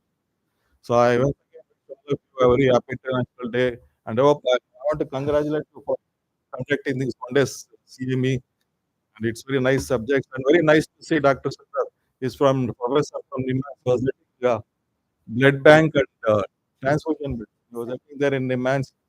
I happen to be working in Jayanagar General Hospital where NIMHANS was the mother. So he used to borrow from NIMHANS. Happy to see you, sir, and I wish you all the best. Thank you.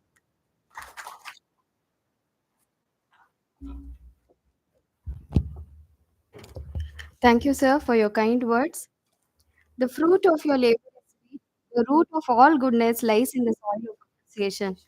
I would like to call upon all the dignitaries to felicitate our beloved Professor Dr. Kodini Swami, sir. I call upon Dr. Parvati Devi to introduce sir to the gathering.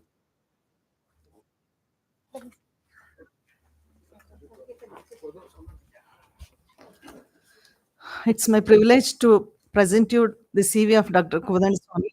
He doesn't need any introduction. He's serving the institute since long 33 years. He was born in Chikmagalur, Tumkur district, as the son of Mr. Ramana and Mrs. Lingamma.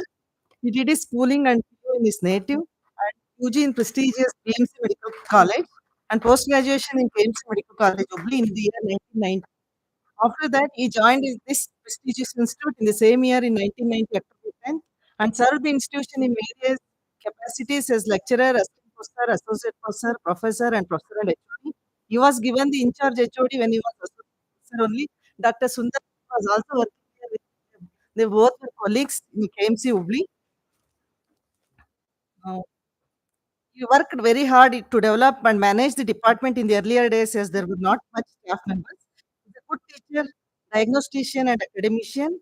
He taught many undergraduate students, guided many postgraduates. He was the internal examiner for UGs and PGs for innumerable number of times. He published many papers and attended many conferences. Also, he chaired many sessions. Later, he became medical superintendent in our institution. Also, he was the teacher for both UGs and PGs, as he never scolds anyone except in very few occasions.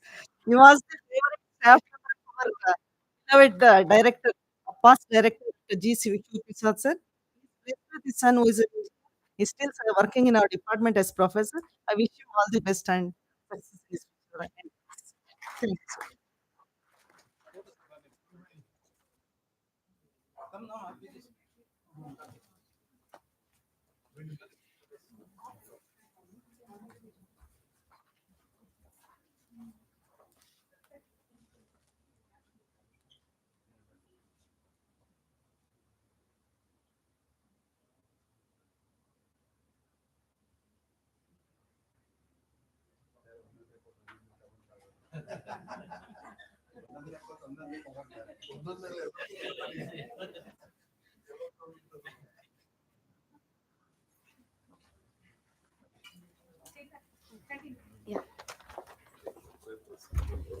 Congratulations, sir. Your achievement serves as an inspiration. We are proud of your accomplishments, sir. Next, we have prize distribution. Over to Dr. Amrita. It is a matter of great honor and pleasure to appreciate and reward the hard work as well as the performance of the students who have made us all proud. Every year we honor our top scorers on the International Pathology Day. Now, I request Mr. Kurian sir to present the award for the first top scorer of the academic year 2022 to 23, Shraddha C.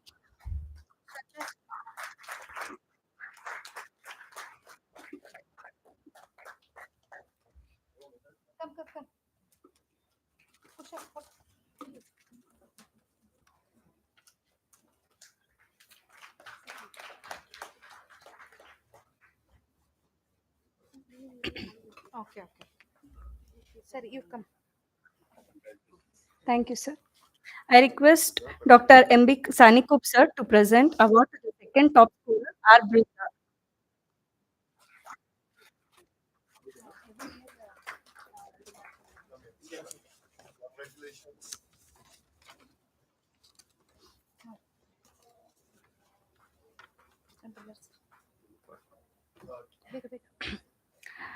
Now, I request Dr. G. Gurushankar, sir, controller, to award to the third top scorer, Geeta Yohini.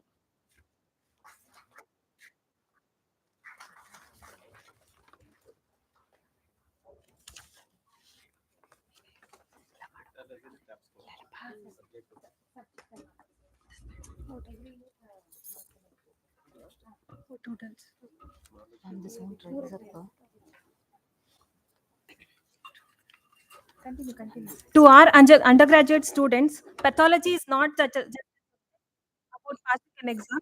It's not just decoding a slide in the practicals.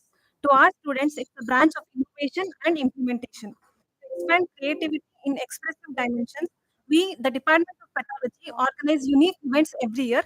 One such event held on the occasion of International Day of Pathology is Path Doodles. Doodle is an artistic way of representing the thoughts and ideas by scribbled diagrams. Each team of our students was assigned a theme, and every team has performed an exemplary performance in penning down their concepts. We congratulate all the participants for their active and enthusiastic participation, and this is a proud moment to announce the winners of the competition. I request Kurian sir to hand over the first prize. I call upon the winners of Group 7, that is the team Multiple Myeloma.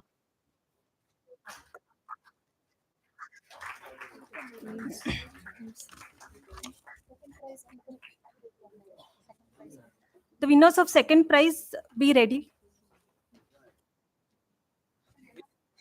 7 alva.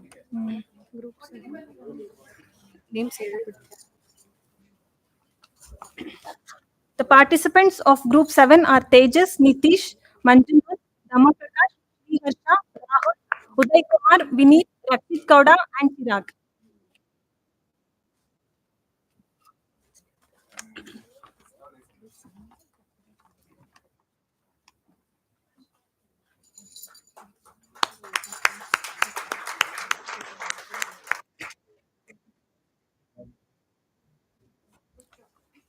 Thank you, sir. Now I request Dr. Sanikop, sir, to hand over the prize to second prize winners. Congratulate the Group 8, that is the theme Types of RSLs. We request you to come.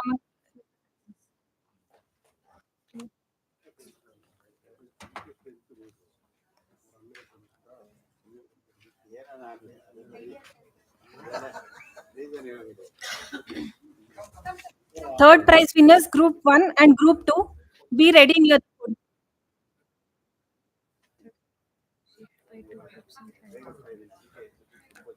The participants of second prize winners are Anantalakshmi, Anu, Bhagya, Bandhavi, Izzat, Lakshmi, Malavika, Palak, Punya, Srishti, and Tripti.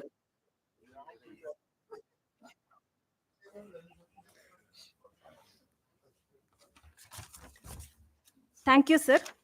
Now I request Dr. Venkatesh, sir, to hand over the prize to third prize winners. Third prize is being shared by two. The prize goes to Group 1, that is cellular adaptation. I request all the team members to come and collect the prize.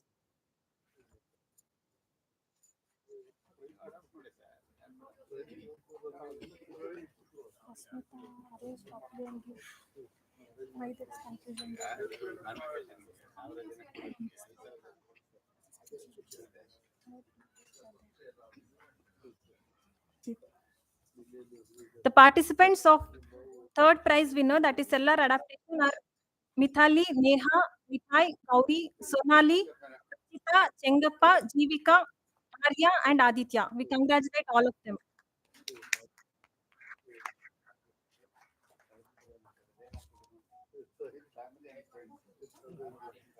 Thank you, sir. Yes. The third prize is being shared by the other group, that is Group 2. The theme of this group is ideal inclusions. I request the team members to collect the prizes. The members of this team are Bhumika, Dheeraj, Edigara, Kushal, Lavanya, Samika, Sanjana, Sashank, Sharada, and Tara. Congratulations to all of them.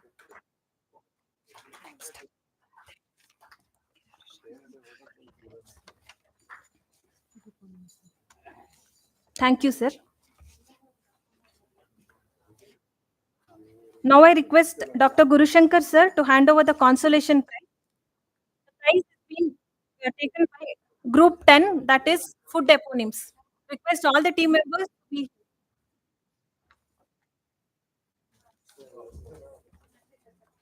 Next. The team members are Ragini, Muskan, Mehali, Ananya, Pratisha, Hamsa, Sayada, Nidhi, Chirag, and Priyag.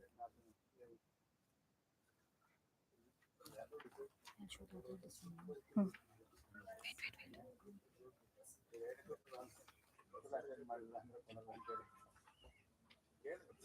Thank you, sir.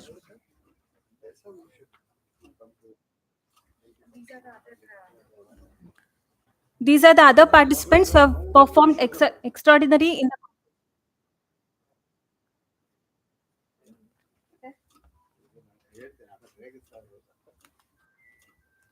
A big round of applause to all the participants. Thank you.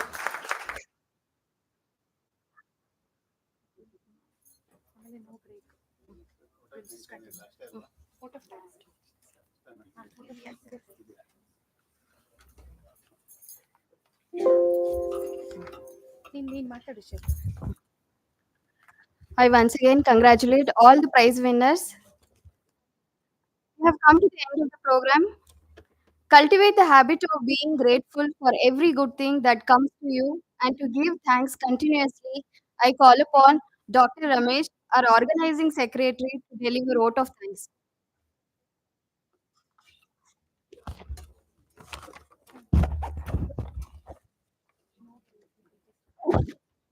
A very good morning. On behalf of Department of Pathology, it's a great honor and privilege to propose the vote of thanks on this memorable occasion. First and foremost, we are very grateful to our beloved, respected, honorable Chancellor Sir and Honorable Home Minister, Government of Karnataka, Savyasachi Parmeshwar Sir, is the main driving force behind all the activities in our institution. So in his absence here, I thank him for his continued support and encouragement. Thank you, sir. I express my gratitude to our beloved Vice Chancellor, Sir, Siddhartha Kami, Dr. Lingevada, for his kind continued support and encouragement. In his absence, I thank you. So thank you, sir. My heartfelt thanks to Dr. M.Z. Kurian, sir, Registrar Siddhartha Academy for gracing this occasion and guiding us. Thank you, sir. I also thank Dr. Gurushankar, sir, Controller of Examination Siddhartha Academy, for gracing this event. Thank you, sir.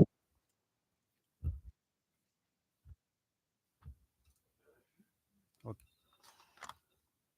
So I would like to express my sincere gratitude to Mr. Vivek Vidya, sir, advisor to Chancellor, for his encouragement and support. In his absence, I would like to thank him, sir. Thank you, sir. I also express my deep heartfelt thanks to our beloved principal, sir, Dr. M.D. Sonipat, for his moral support and guidance. Thank you, sir.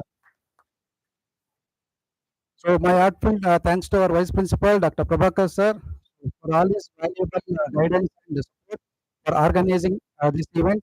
In his absence, I would like to thank you. Thank you.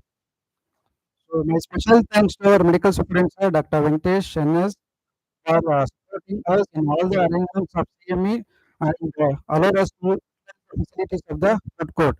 Thank you very much, sir. So I also thank our Chief Administrative Officer, Dr. Kiran Kumar, sir, for all his valuable inputs and gracing this occasion. So thank you, sir. So my heartful thanks to all the guest speakers, panelists, and chairperson for enlightening the sessions and sharing their knowledge with us. Thank you all. And I extend my special thanks to all the delegates who were present here, also online delegates, head of the department, of various departments, faculty members of SSMC, faculty members of SISF, Tibago, and also other faculty members from other institutes for gracing the occasion and making this event a grand success. I'm very happy to express special thanks to our young and dynamic head of the department and organizing chairman, Dr. Geeta JP ma'am, for our renowned ideas, efforts towards conducting this. I need to mention my deepest sense of appreciation to her. Thank you, ma'am. So I would like to thank our co-organizing chairman, Dr. Kodan Swami sir, and also Dr. Bhavati ma'am for their guidance and continuous support. Thank you, sir. Thank you, ma'am.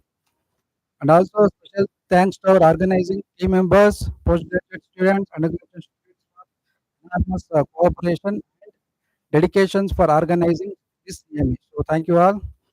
Also thank IT department for their continuous IT support. And also I would like to thank our technicians, non-teaching staff members, electrical department who have worked hard to ensure that this occasion will be a memorable success. And I also thanks our distributors for their support. We appreciate their participation. Thank you.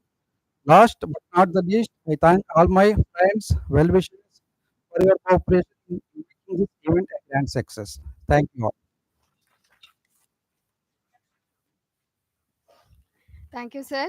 Always believe that something special awaits you each day. All you need is to recognize it and make it most of it. Have a positive attitude throughout the day. Thank you. Wishing you all a very fruitful day ahead. Thank you all. No break. No break. There's no break. We'll start with our scientific session. Over to Dr. Ramya.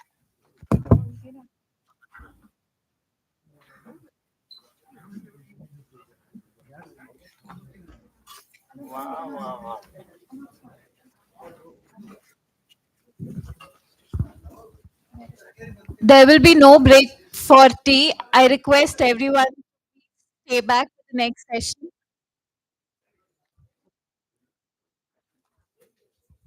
For the next session, I would like to invite Dr. Mahesh Rajashekharaya sir, consultant hematologist and hemato-oncologist, Sparsh Hospital, Yashwantpur, Bangalore, to discuss with us the current concepts in hematology with interesting case discussions.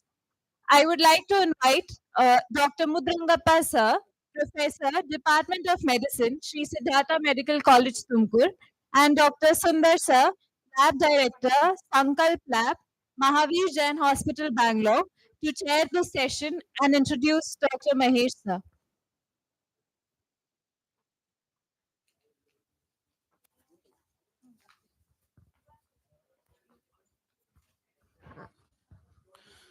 Good morning to one and all.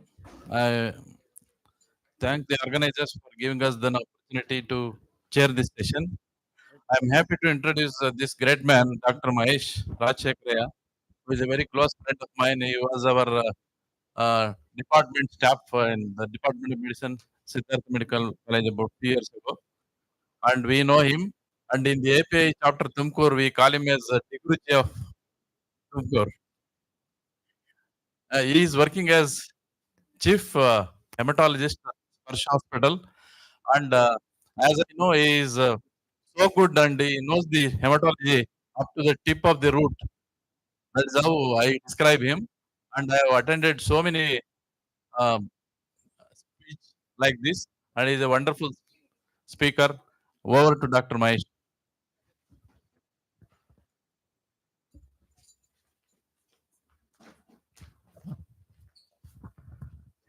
First of all, thank you for a very kind introduction, sir. And wish you all International. It is also interesting that my wife is also a pathologist, and I was the last to wish her on a pathology day. I was quite angry for that. This Siddhartha Medical College holds a special place in my heart. The reason is I started working here as an assistant professor in internal medicine. Mudrangappa sir, Suma madam, and all my seniors used to guide me. And I took a DM entrance and then became a clinical hematologist and a bone marrow transplant physician at Sparsh Hospital. So now, I think what happens is that we take a help of a pathologist for various clinical problems. We take help of pathologist for various clinical problems, and we are in always a love-hate relationship with the pathologist. We love them when they establish a rare diagnosis, which helps in the treatment of the patient. And of course, we fight with them when they miss something which is very simple. And in a way, both the hematologists as well as pathologists are in a learning process. We learn from pathologists, and pathologists learn from us. And I think what is more important is a dialogue. Always there should be a dialogue between the treating doctor as well as the pathologist for establishing a proper diagnosis of the patient. Without clinical scenarios, pathologists would definitely miss a diagnosis. And of course, there are always lot of advances which happen in the field of pathology. Nowadays, pathology is almost becoming like a radiology. There's something called as telepathology, wherein you just have to stain the smears, load into the machine, and most of the times machines will give you what is the peripheral smear, what is the count, everything. It will also read the peripheral smear. It can also read the histopathology blocks. And I think these are not for that radiologists, pathologists will be equally placed as radiologists in the diagnostics of patients. So, how do pathologists help us? Help the general practitioner, the doctors, and the physicians. Basically, they can help us in making a proper diagnosis of anemia. They can help us in a proper diagnosis of thrombocytopenia, because you know that causes of thrombocytopenia are quite extensive. Pathologists can definitely help us in making a diagnosis of thrombocytopenia. There are several challenges we face while we make a diagnosis of pancytopenia, because pancytopenia, again, there are 101 causes of pancytopenia, and definitely pathologists will, we need a help of a pathologist to make a diagnosis of pancytopenia. Of course, the excess of the problems, like sometimes having excess of red blood cell, white blood cell, platelets is not good, because it can predispose patients to thrombosis, and thrombosis can be sometimes life threatening. Hence, if the pathologist is alerting a treating doctor, if somebody has had a stroke or an MI, if a pathologist is alerting the doctor, saying that this particular patient might be having a high hemoglobin polycythemia, high white cell leukocytosis, and high platelet essential thrombocythemia, the treating doctor will definitely take it into consideration and assess the problem. And maybe who knows, that was the reason why this particular patient was developing MI, stroke, and various other problems. And of course, malignancies, pathologists definitely are the first ones to come across the peripheral smear. They are the ones who make a first attempt in making a diagnosis of acute leukemias, chronic leukemias, lymphomas. I could see a nice doodles which were made by the UG graduates, who could make doodles of multiple myeloma as well as Richter cell. That shows how much interest they themselves have in hematology and hematopathology. Thrombosis, of course, pathologists can help us in running out a whole thrombophilia screening. Again, what lacks in Tumkur right now, they can make in Tumkur, we can make a diagnosis of all this, but we lack, what we lack is the proper coagulation lab. I think Tumkur needs one, because we see lot of bleeding disorder problems, lot of thrombotic disorder problems in Tumkur. So probably it is, these are not for that. Good coagulation lab will be set in Tumkur for the workup of thrombophilic conditions as well as bleeding disorder conditions. And of course, pathologists do identify lot of blood infections, let it be infectious mononucleosis, let it be malaria, and of course, certain times the CBC is the one which gives the first clue as to whether your patient is having a retroviral disease, because the patient, the doctor pathologist could see the reactive lymphocytes in the peripheral smear. So, of course, pathologists are many times life saviors for blood disorders.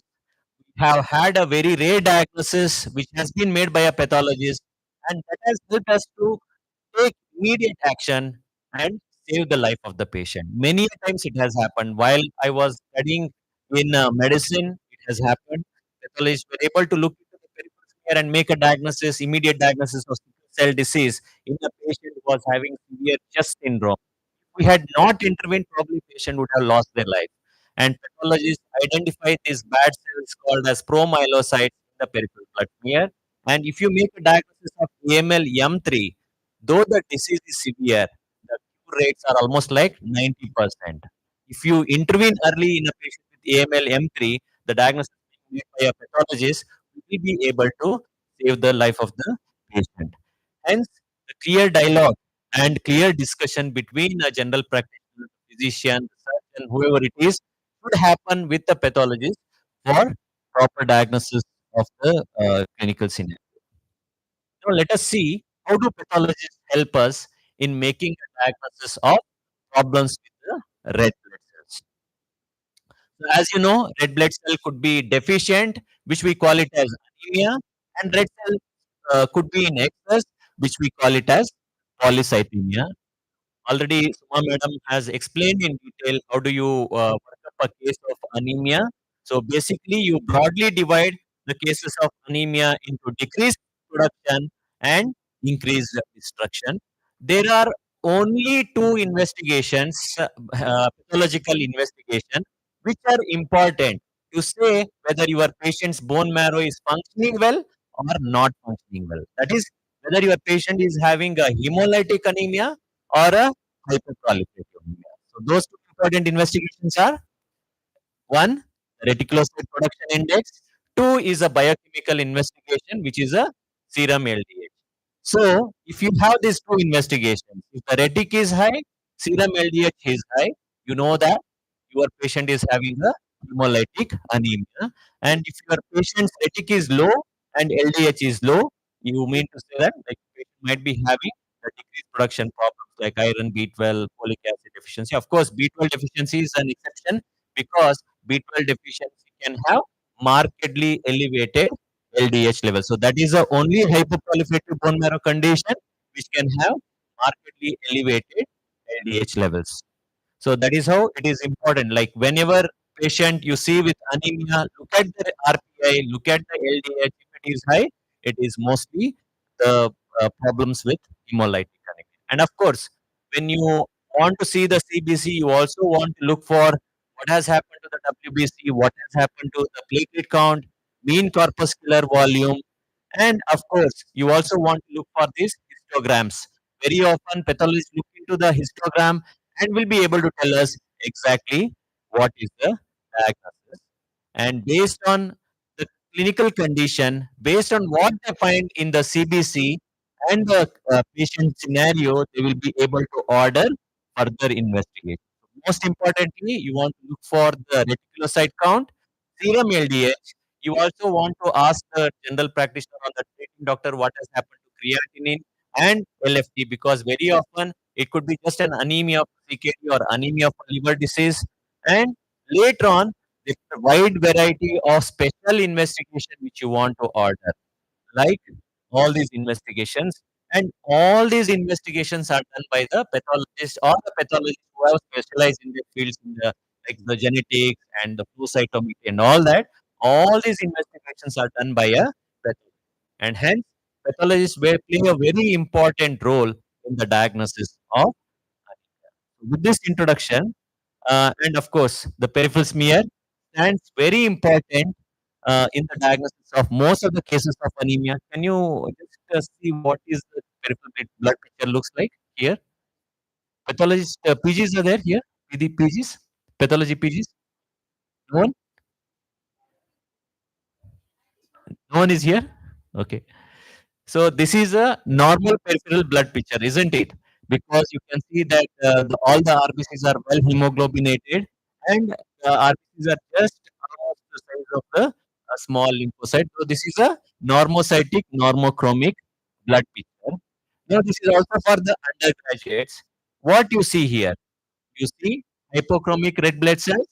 You see what is this pencil shaped cells, isn't it? So what is the diagnosis? Microcytic hypochromic cells and pencil shaped cells. Where do you see? You see iron deficiency anemia.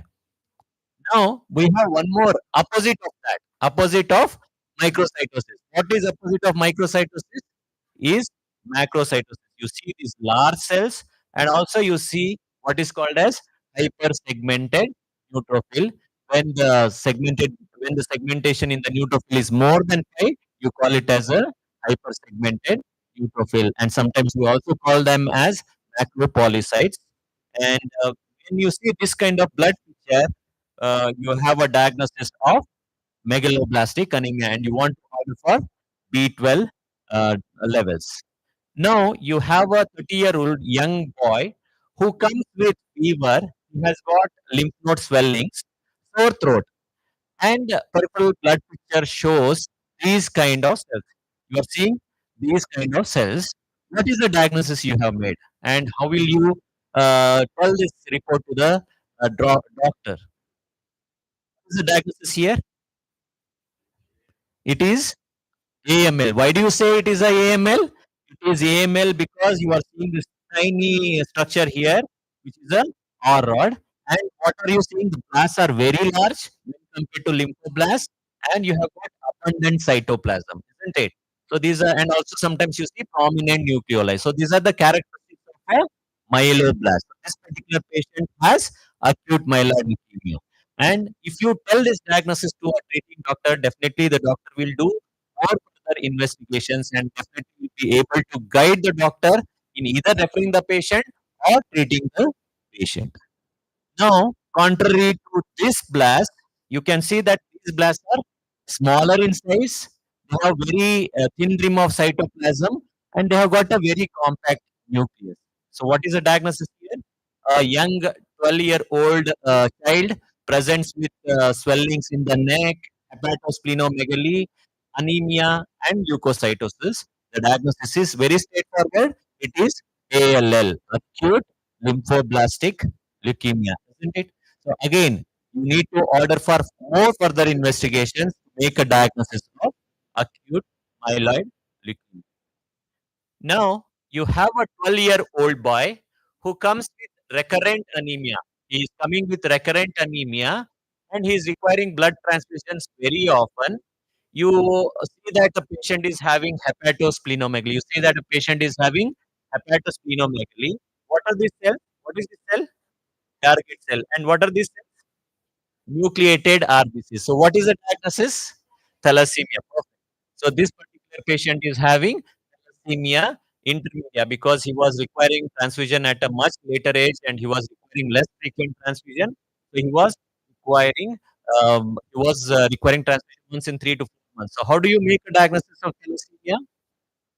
Any specific test is done, isn't it? Somebody asked a question about high performance liquid chromatography, HPLC. So that is a machine basically which looks into all these hemoglobin types. What has happened to, you know, that hemoglobin has HbA, it has got HbA2, HbF, all that. And based on these values, you'll be able to tell whether your particular patient is having thalassemia, intermedia, or major.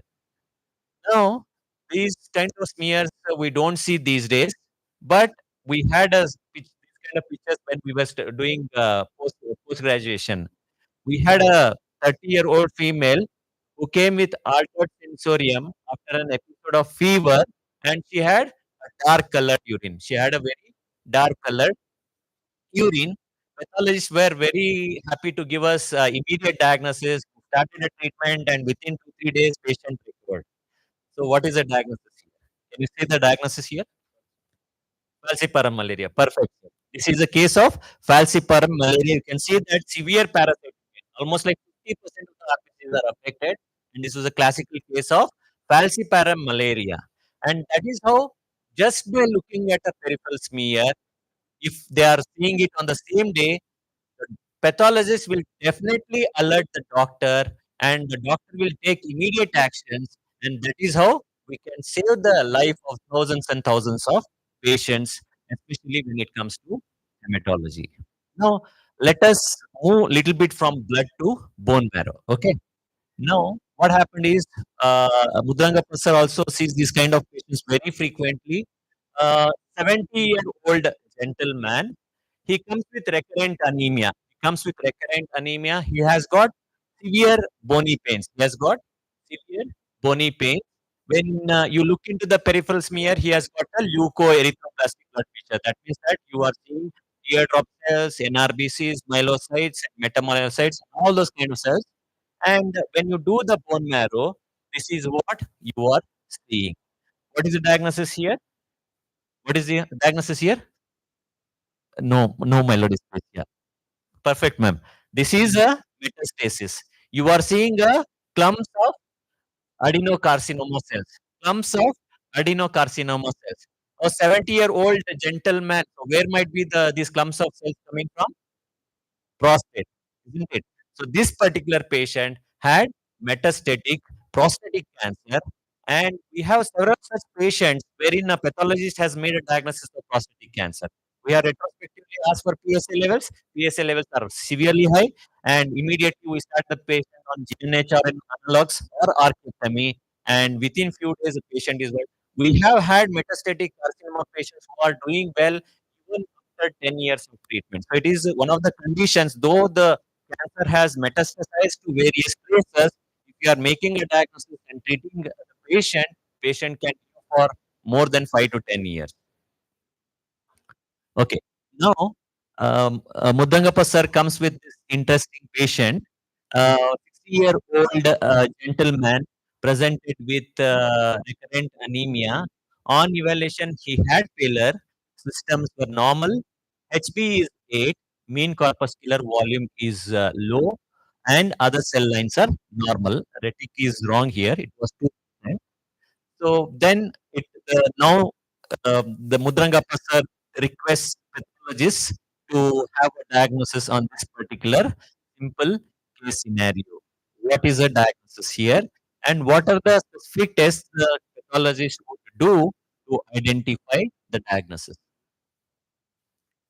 Is it microcytic anemia? Yeah. So what is the test you want to order for? Iron study, isn't it? So you order for iron studies, it is definitely suggestive of iron deficiency anemia.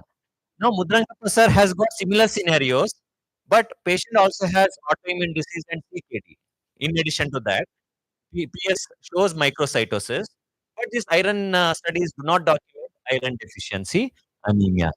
Now, is there anything new which you can do in the current era to make a diagnosis of iron deficiency anemia?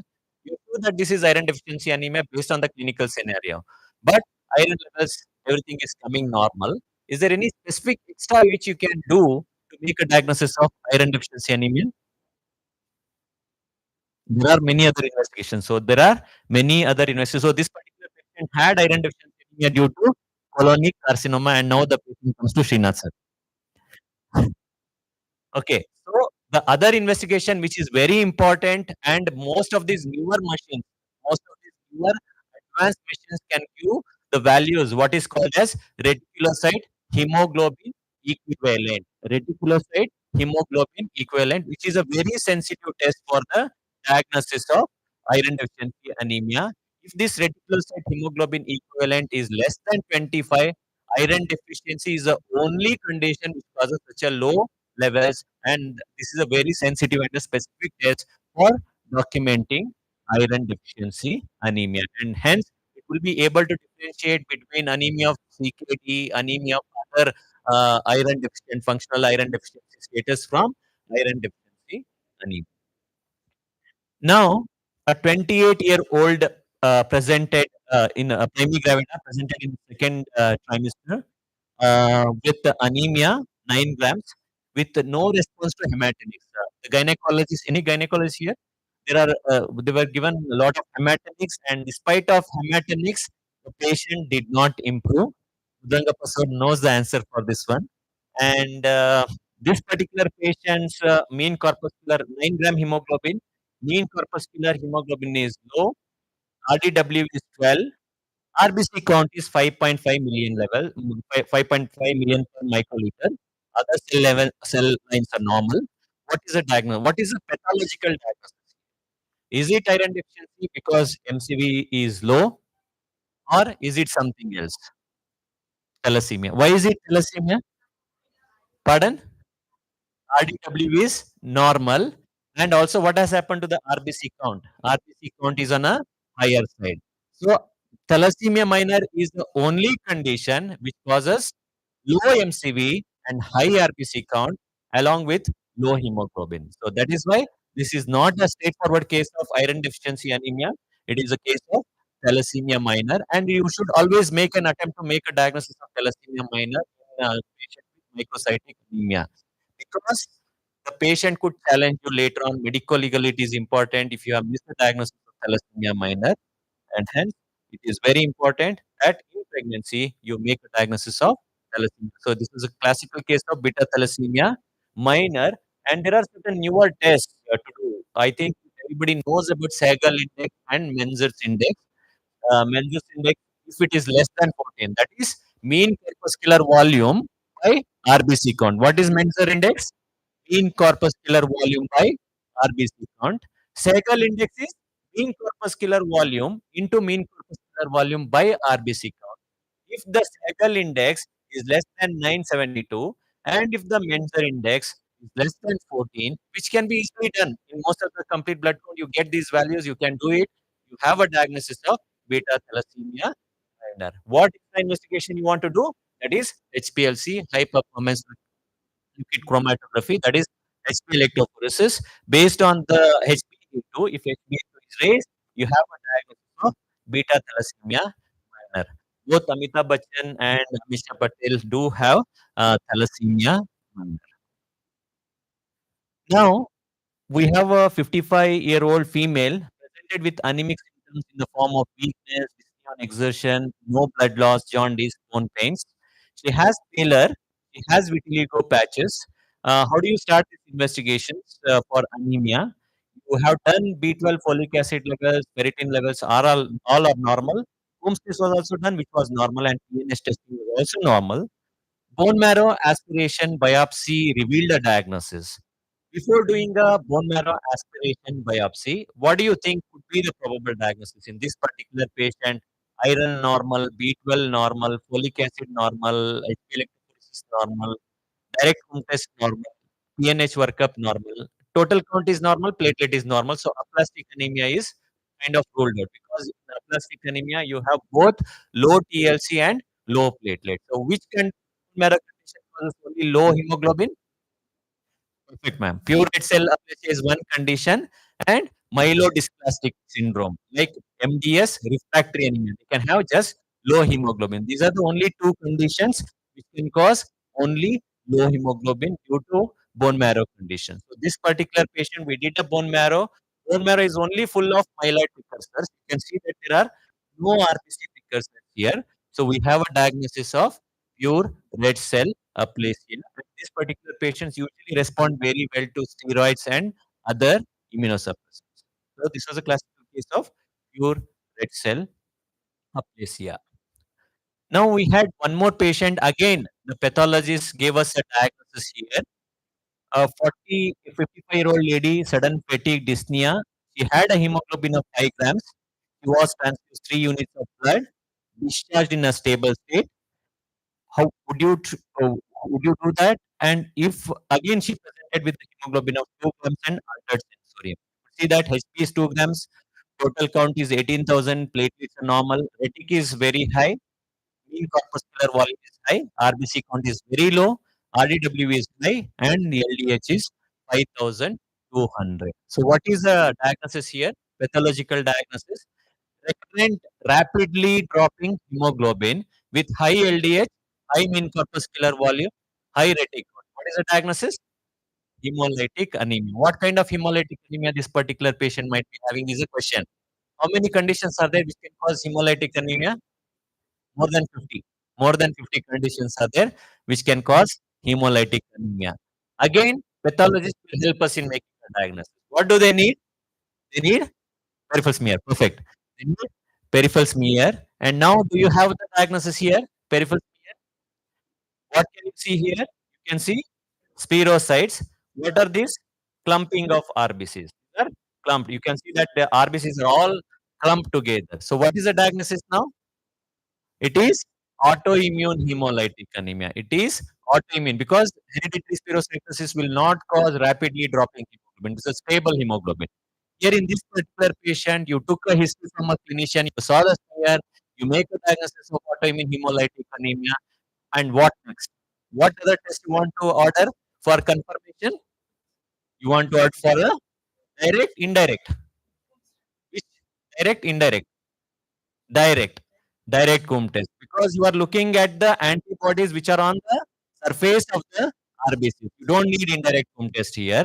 So we did the direct comb test, and the direct comb test was strongly positive, making the diagnosis of autoimmune hemolytic anemia.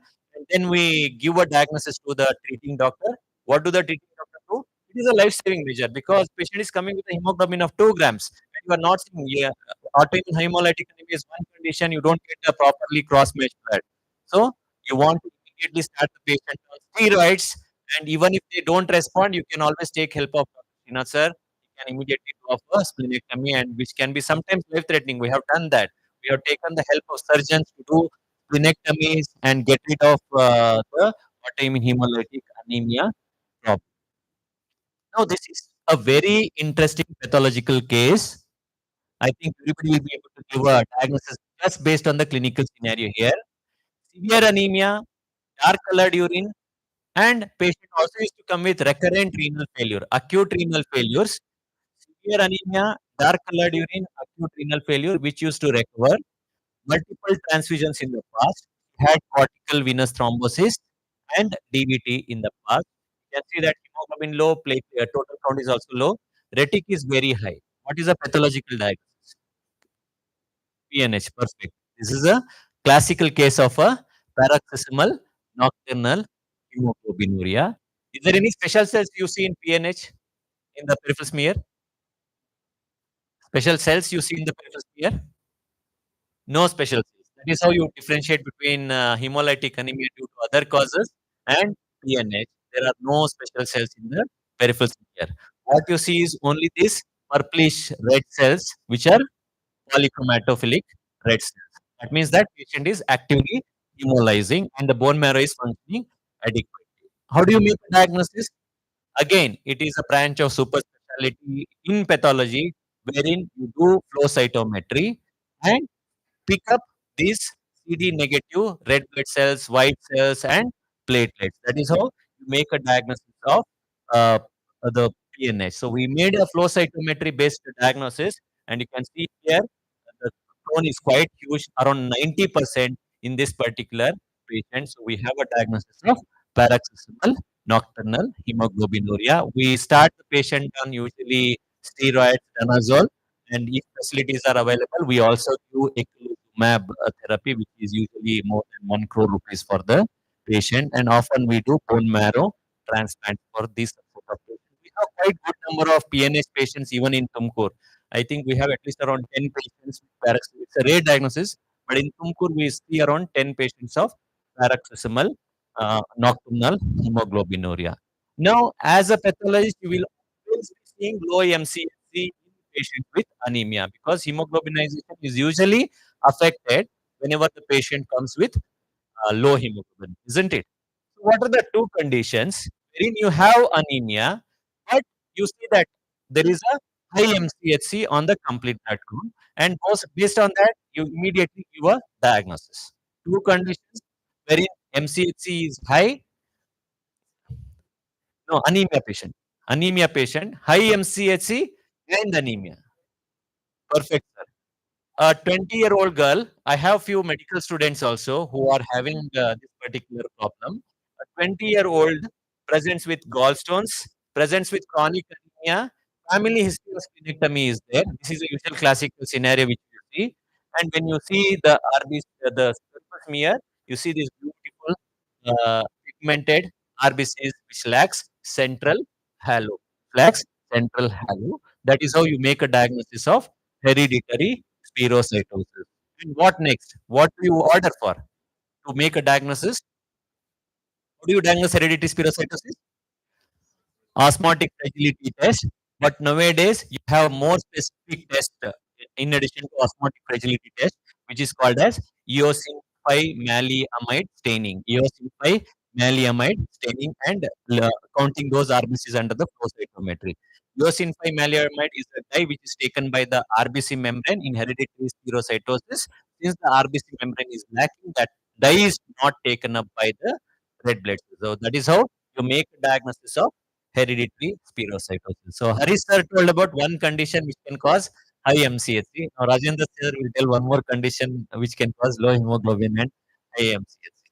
So this is the peripheral smear. Rajendra sir, this is a case of sickle cell anemia. Again, a patient coming with severe chest pain, bony pains, back pains, recurrent low hemoglobin, autosplenetomized patient. This is what you see, the sickle cells. And how do you diagnose sickle cells? By doing a HB electrophoresis. You have done a HB electrophoresis. HB electrophoresis shows the sickles, the HBS levels being very high, and that is how you make a diagnosis. And we immediately start the patient on definitive therapy for the sickle cell disease. Now we saw problems with low hemoglobin. We also quite frequently diagnose in Tumkur. We had more than 100 patients who have problems of high hemoglobin.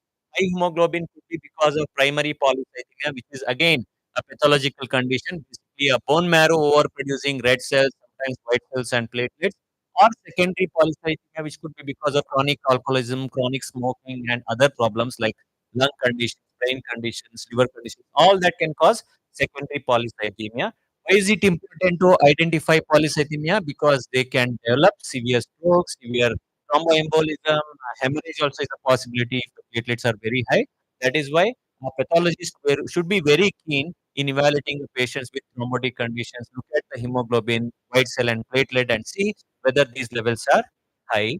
And this was one of the patients who came from Bellary with right-sided hemiparesis.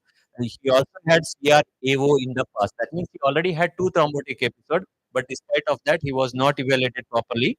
We saw that hemoglobin was varying between 18 to 22 grams. Total count is also high.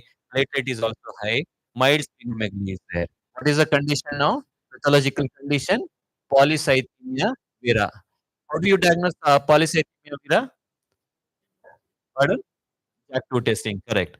So this particular patient, of course, we did the bone marrow. You see that the densely packed marrow. You can see only cells, and cells. You can see lot of megakaryocytes. This is a megakaryocyte, this is a megakaryocyte.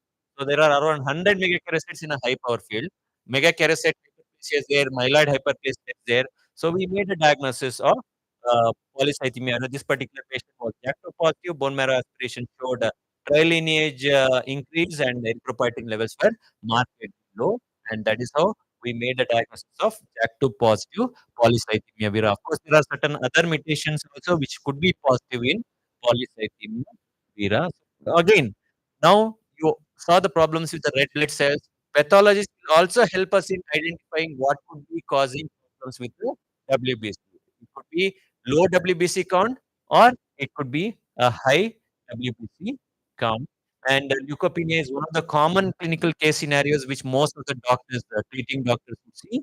And it could be either due to decreased production like B12 folic acid deficiency, marrow failure conditions, leukemias, lymphomas, and it could be due to increased destructions. The sepsis is one of the common conditions which can cause leukopenia. And of course, the pathologists help us in a great deal by making a diagnosis for us, by looking into the peripheral smear, by looking into the bone marrow, running more special tests. They'll be able to tell us what is causing leukopenia. Just like one of these patients, a 30-year-old, she was a patient from Tumkur who had a severe pancytopenia. She was depressed and had suicidal tendencies because she had severe itching of the body, unrelenting itching of the body, and she was bothered because of the itching tendencies she had. Long-standing history of chronic rhinosinusitis, and she had been worked up for chronic diarrhea in the past. She had skin rashes in the flexural aspects. She had pallor. Systemic examination was normal. So with this background, investigation HB was low, total count was low, platelets were also low. With this background, what is the pathological diagnosis the patient could be having? Mast cell disorder is one of the possibilities. Perfect. Mast cell disorders can present with similar kind of picture wherein they can have pancytopenia, they can have all these particular pancytopenia. But a more common reason for her is probably I mentioned that she had this itching, she had these diarrheas, pancytopenia. It could be just a malabsorption syndrome. So we did ferritin BTL levels which were markedly reduced. We also saw the peripheral smear. Peripheral smear showed a lot of these hypersegmented neutrophils, macrocytes, and finally we did a biopsy of the intestine and did IgA anti-T2G antibody, which was positive. This was a classical case of celiac disease. And again, pathologists were able to make a diagnosis both on the intestine as well as on the smear. Based on their findings, we were able to evaluate further and make a diagnosis of celiac disease with dermatitis herpetiformis. She was started on Dapsone, gluten-free diet, B12 and iron replacement. With that, her symptoms have totally gone and she's leading a very happy life without any of those itching tendencies, and even her hemoglobin white cell and platelet had improved. And of course, we have this particular patient coming pure vegetarian, coming from Bijapur. She had gum bleeds, ecchymotic patches. She had pallor, ecchymotic patches. Hemoglobin is low, total count is low, platelets are also low, mean corpuscular volume is also low. Vitamin B12 level is also very low. How many pathologists want to do bone marrow on this patient? How many pathologists don't want to do bone marrow on this patient because she is having high MCV, because she is having low vitamin B12 levels? How many of you think that this is a megaloblastic anemia and doesn't require bone marrow? How many of you want to do bone marrow? Bone marrow? Why? Yeah. So usually B12 deficiency won't cause bleeding manifestation. Usually it won't cause severe thrombocytopenia, and usually it won't cause alteration in the neutrophil lymphocyte ratio until unless patient is having, in addition to B12 deficiency, other viral infection. So that is why this is not a straightforward case of B12 deficiency. Reasons: platelets are very low to call it as a B12 deficiency, which is quite unlikely, and the lymphocytes are clearly increased, which usually doesn't happen with a B12 deficiency. So pathologist should suspect that pancytopenia is not due to B12 deficiency when he or she sees that the platelets are very low and there is a lymphocyte predominance. So this is not megaloblastic anemia. So what we did the bone marrow studies. We saw that bone marrow is totally empty. There are no cells at all. There are only fatty spaces. We made a diagnosis of aplastic anemia, and in a patient with aplastic anemia, the treatment is totally different. We usually start them on immunosuppression, and sometimes we do bone marrow transplant also. When there is a match in the family, we do a bone marrow transplant for this particular patient. And this patient went mass sibling bone marrow transplant from a sister as a donor, and he was cured of the disease. Now, similarly, we had a patient wherein again pathologists came to our rescue. This was a very serious condition. Primi gravida from Anandpur, hemoglobin low, total count low, platelets were also very low. She had significant bleeding manifestations. Primi gravida full term. She came with severe pancytopenia. Pathologists did a bone marrow and were able to give a diagnosis. Based on this, what is the diagnosis? Perfect. So this is a AML M3. Why it is AML M3? These are all abnormal chromolytics. You see that there are bundles of R rods here. Bundles of R rods which are called as faggots. So this was a classical case of AML M3. You think that this patient was cured or patient is no more cured? The cure rates is 95, and baby is also healthy. What helped? The immediate diagnosis made by the pathologist. We were able to do special investigations, and based on that, we were able to make a diagnosis of AML M3. We were able to treat the patient. We were able to conduct delivery on her, and baby is healthy, mother is healthy. She's almost more than five years after the therapy now.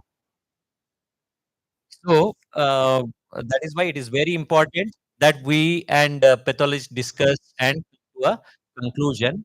And very often, what happens is in these days, especially after dengue and after COVID. We have been seeing quite a bit of these kind of clinical case scenarios. 9-year-old from Arsikere referred by the gastroenterology team for evaluation of jaundice. She was symptomatic since days for weakness, decreased appetite, and jaundice. No history of bony pains, no bleeding tendencies. She had recurrent episodes of fever and she had some altered sensorium in the past. No connective tissue disorders and family history is normal. She had deep icterus, erythematous rashes over the body, and systemic examination is normal. This was a clinical scenario given to a pathologist, and pathologists were also given these values. Pathologists were also given these values. They were showed that HP was low, total count is very low, platelets are also very low, bilirubin is markedly elevated, and liver enzymes are also increased. So, based on this picture, what do pathologists think? What could be the diagnosis? Any clue? Raised liver enzymes and pancytopenia. What are you thinking? So you are thinking of viral infections because any viral infections can cause dengue, can cause pancytopenia with liver dysfunction. EBV infection, HIV, all these viral infections can cause pancytopenia with liver dysfunction. You are thinking of some leukemia which is causing infiltration of the bone marrow as well as the liver. You are also thinking of PNH. You are thinking of severe sepsis. Severe sepsis can cause severe liver dysfunction and severe pancytopenia. Post hepatitis aplastic anemia is again one more pathological diagnosis. And of course, the hemophagocytic lymphohistiocytosis is again one more pathological diagnosis which you think of. So we did all the workup, like we did viral infections, which were all negative. PNS test was negative. We did look for any septic complaint. She was not septic. So finally, we thought whether it could be HLH because she had fever, because she had organomegaly, because she had severe pancytopenia, because her ferritin. We did a ferritin level, which is a very, very sensitive test for the diagnosis of HLH. Ferritin levels were very high in this particular patient, and serum triglycerides were markedly elevated. And then we came to a conclusion that this is a HLH. And how do you make a diagnosis of HLH? By looking at the bone marrow. And what this is a macrophage. This is what? Macrophage, which is engulfing the red cells, the white cells, and other cells. So this is a macrophage activity in the bone marrow. So we came to a conclusion that this was actually a HLH. And again, subjecting the bone marrow to the immunohistochemistry, we could see these atypical cells. And final diagnosis was it was actually a B cell acute lymphoblastic leukemia, which was causing hemophagocytic lymphohistiocytosis. So this is again a pathological diagnosis. Proper biopsy, proper aspiration, proper biochemical investigation, assessing the clinical condition of the patient, pathologist will be able to make this diagnosis and help the patient in further treatment. Unfortunately, we lost this patient to a severe sepsis. Now, we had a 50-year-old patient coming from JSS, symptomatic for 1 month, anemic symptoms. CBC revealed a hemoglobin of 6 grams, total count of 990, and platelets of 45,000. How do you investigate further? How do you investigate further? Severe pancytopenia. Ferritin, B12, folic acid, everything is normal. So you want to do bone marrow studies, right? Bone marrow, what all you want to do? Just aspiration biopsy or something else? So I request all the pathologists, whenever they are doing bone marrow, whenever they are doing bone marrow, they should collect 2 EDTA samples and 2 sodium heparin samples, not the lithium heparin samples, 2 sodium heparin samples, because patient will not be ready for a second bone marrow aspiration biopsy, and it is a very painful procedure. So when you are making a diagnosis of an acute leukemia, bone marrow aspiration biopsy is very much necessary. And previously, we used to make just bone marrow aspiration based diagnosis, but now we have more specific investigations like flow cytometry. You identify the markers on the surface of the blast, we'll be able to identify it is AML or ALL. So, diagnosing acute leukemia is no longer a morphological diagnosis. You will be just able to tell it as acute leukemia, but you will not be able to tell it as AML or ALL Very often, sometimes the glass may look like AML, but finally at the end of flow cytometry, it turned out to be ALL. So flow cytometry is very important because treatment is different. AML treatment is different.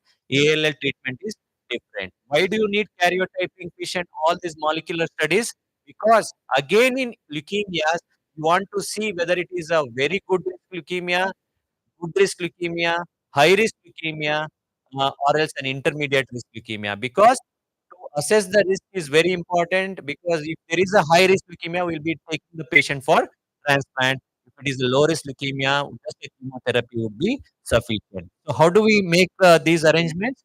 Even from Tumkur, it can be done. If you are doing a marrow in Tumkur, just immediately look into the morphology, collect these extra samples, 2 ETA and 2 sodium heparin samples, and if necessary, you can always transport it to Bangalore, and the reports will be ready within 1 or 2 days, and you will be able to make a complete diagnosis of the acute leukemias. And particular patient had a molecular marker which was P53 mutation positive, and this particular patient had acute myeloid leukemia M5 with monosomy 7. Similarly, pathologists help us in making a diagnosis of leukocytosis, which is usually due to sepsis, leukemias, lymphoma infiltrating the blood. And what is the diagnosis here? Diagnosis here? Peripheral smear diagnosis. You are seeing lot of myelocytes, metamyelocytes, eosinophilic precursors, basophils, and there is a massive splenomegaly. It's a classical case of chronic myeloid leukemia. 78-year-old female, whether you want to treat or not treat, there are easily available medicine. It is just like diabetes, hypertension. The drugs are available at as low as 1,000 rupees per month, and it is one of the easily controllable disease. So this particular patient, 78-year-old, I started her treatment 8 years back. She's alive even now, and she's 86 years old, and she comes for follow-up. And that is what. So now you also want to do molecular test. How do you make a complete diagnosis of CML? You always want to do molecular studies. You want to see whether there is a BCR-ABL translocation or not, and based on that, you will be able to tell whether your particular patient is having a CML. And very often, clinicians come with these kind of rare case scenarios to the pathologist, like a 16-year-old boy is referred by a surgeon to us from Nanjangud. On evaluation, she was found to have a platelet count of 19,000. She is being posted for a surgery, but they see that the platelet count is low at 19,000. Patient is not bleeding. Patient is otherwise healthy, but only the platelets are low. What is the diagnosis? Patient has ITP, start the steroids. Patient has low platelets, so patient has come for elective surgery. You want to give platelets and take it for a surgery. Refer to a hematologist because he comes here every Wednesday, and ask a pathologist to review the peripheral blood smear. Ask the pathologist to review the blood smear and postpone the surgery till the platelets recover. What do the pathologists think? What is the option? 4, na? What is the diagnosis here? EDT-induced platelet aggregation. So, pseudothrombocytopenia is a condition wherein you can see EDT-induced platelet aggregation.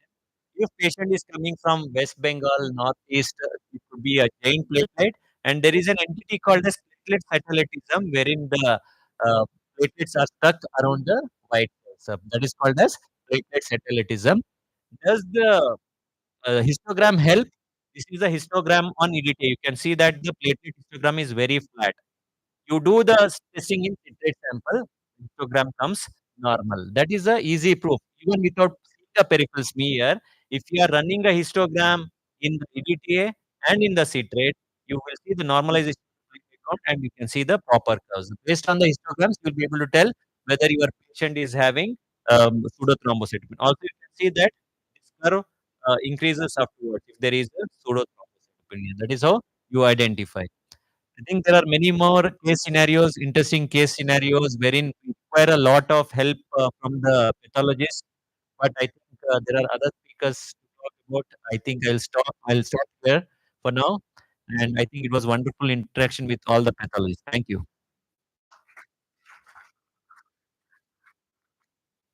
What is the peripheral smear?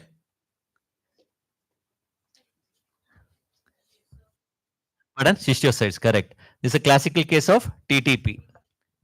On patient on clopidogrel developed TTP, we had to stop clopidogrel, and afterwards the TTP resolved.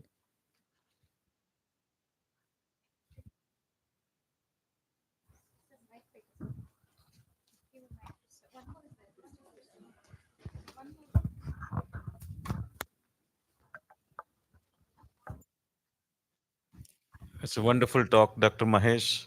It's a beautiful thing. I've never seen such a vast presentation, and it's useful for the undergraduate, postgraduate, even all the super specialists who are present here.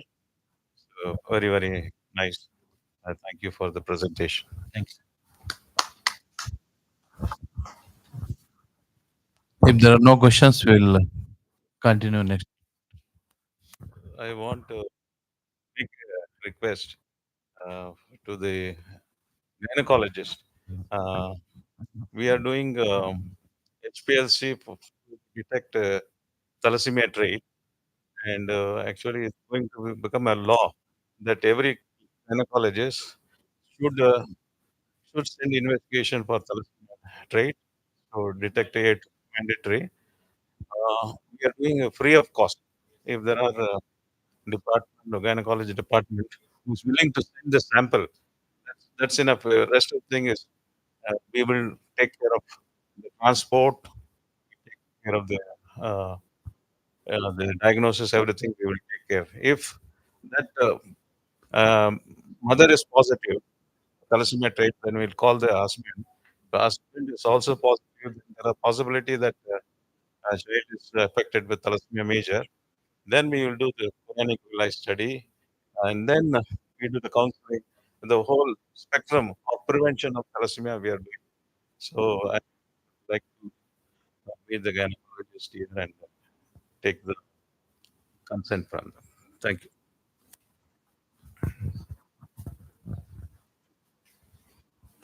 Sir, I would like Sir, I would like to thank you for this amazing session. Uh, it has been helpful, I think, to both undergraduates, postgraduates, and all of us who are present here today. It has been an amazing session. Sir. Thank you. Uh, I would like to invite the chairpersons to please give a token of appreciation to Dr. Hayes, sir.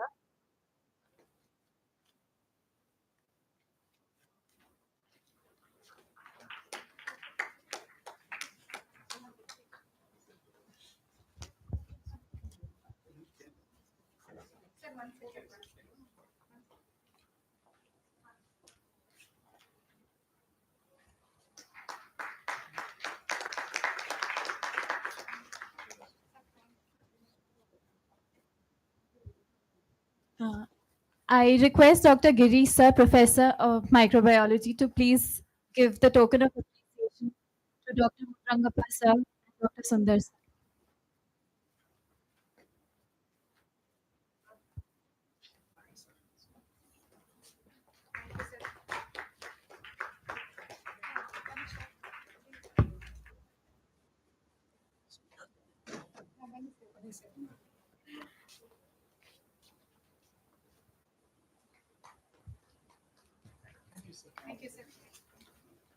Uh, we will be continuing our next session.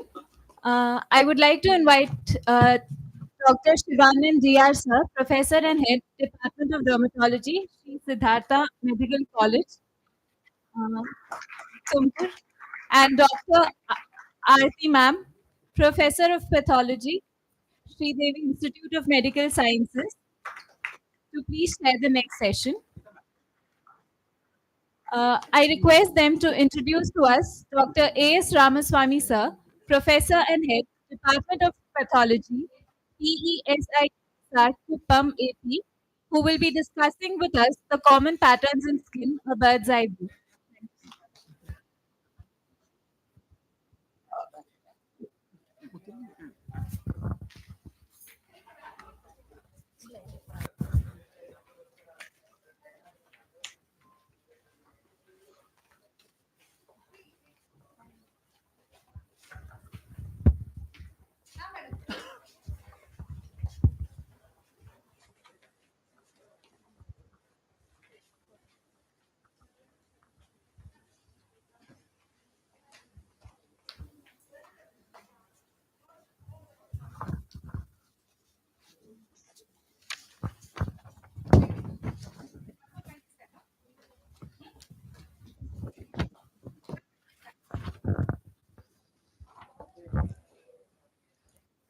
Dr. Ramswamy he was my colleague, and I call him pathology library, mobile pathology library. He's an excellent pathologist. He did his undergraduation from Ramaya Medical College in 2001, and post-graduation from JJM Medical College 2006 October. And assistant professor, he worked in throughout his career. I think he worked in only in PS Medical College, Kuppam, and he's heading the department in Kuppam with wonderful, wonderfully developing the department. And he's an excellent pathologist.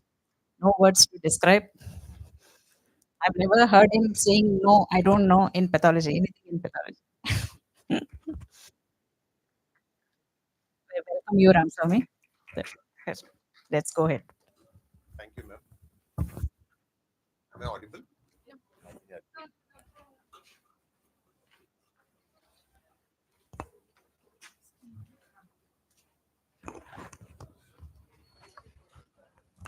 Thank you, ma'am, for the kind introduction.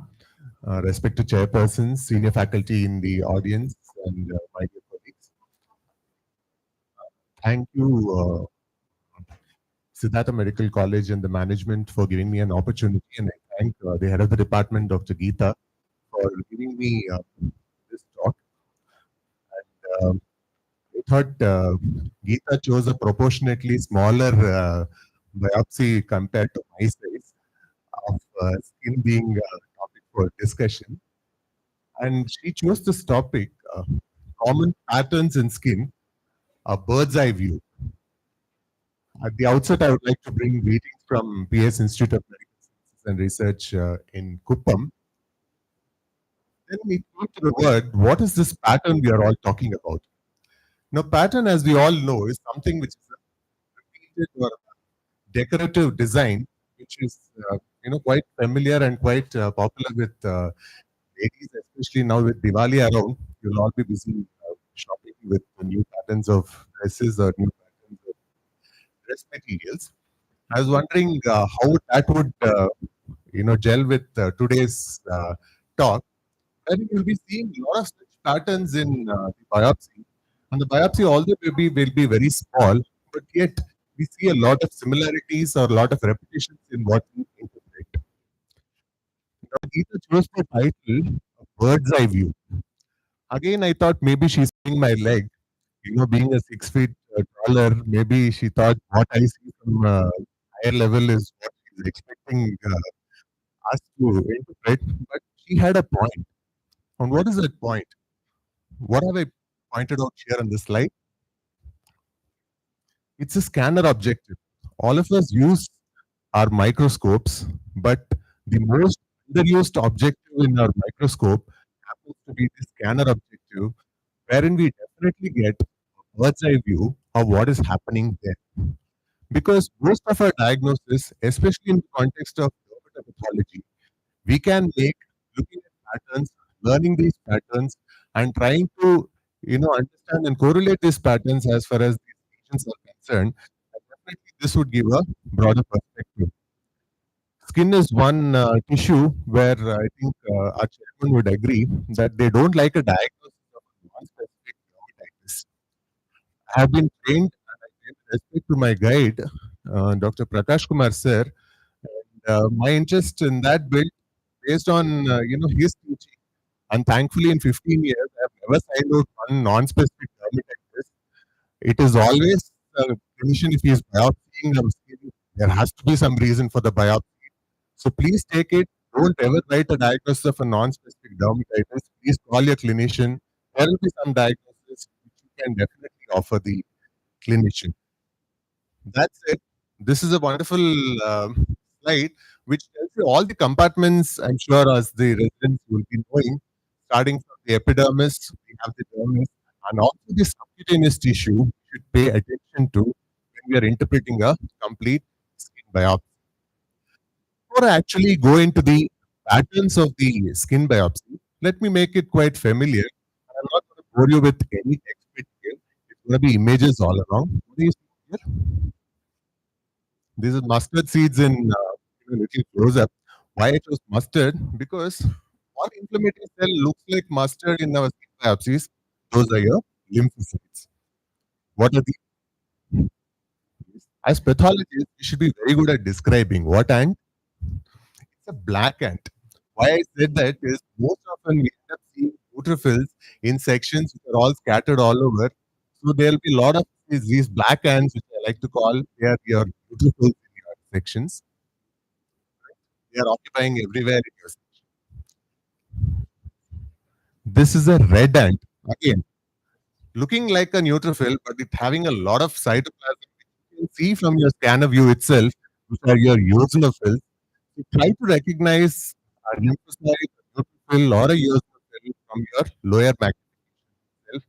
So you can see here plenty of eosinophils in this. We don't see this nowadays. The old, the telephone handset that we were taught how eosinophil would look like. So you may use your similes to figure out how actually a eosinophil would look like. We get quite often skin biopsies with a lot of eosinophils. This Friday, okay, or a sunny side up, whatever you call it. So you have cells which look like that. These are your mast cells. I think Mahesh sir was discussing. You do get cells in the skin which has a lot of mast cells. So learn to recognize them to look like your fried egg or your sunny side up. You may also see other inflammatory cells like histiocytes and plasma cells. Starting from the skin on the top, we have the keratin. Again, the keratin itself will give us clue what we are dealing with. You might have seen this in a furniture shops, how this wooden planks are kept. So you call this type of a keratin as a lamellated keratin, whereas this you would see in which have been woven with like this. So you have another keratin which is a basket weave keratin. Why am I telling this basket weave or lamellated? Your skin biopsy may look exactly normal. You may want to call it why the dermatologist actually sent you a normal skin biopsy. When everything looks normal, especially with the basket keratin, most often a fungus will be hiding on the top. Usually the dermatologic infections will be lying on the top with a very normal skin and hardly any inflammation. So pay attention to that. We use terms related to the dermatopathology. One is the hyperkeratosis, wherein the stratum corneum is increased in thickness. You can see that there is a huge increase in the thickness of the stratum corneum. Again, here, you can see that the keratin may actually be filling even the hair follicles.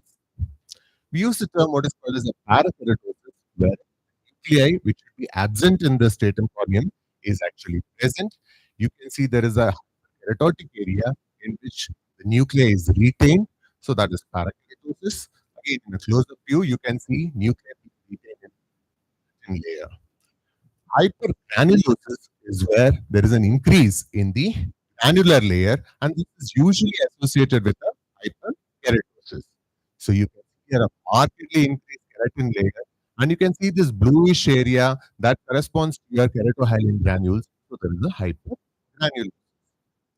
Opposite of that is a hypogranulosis, wherein there is a decreased thickness or an absolute granular layer, and then wherever there is a hypogranulosis, usually it is associated with a parakeratosis.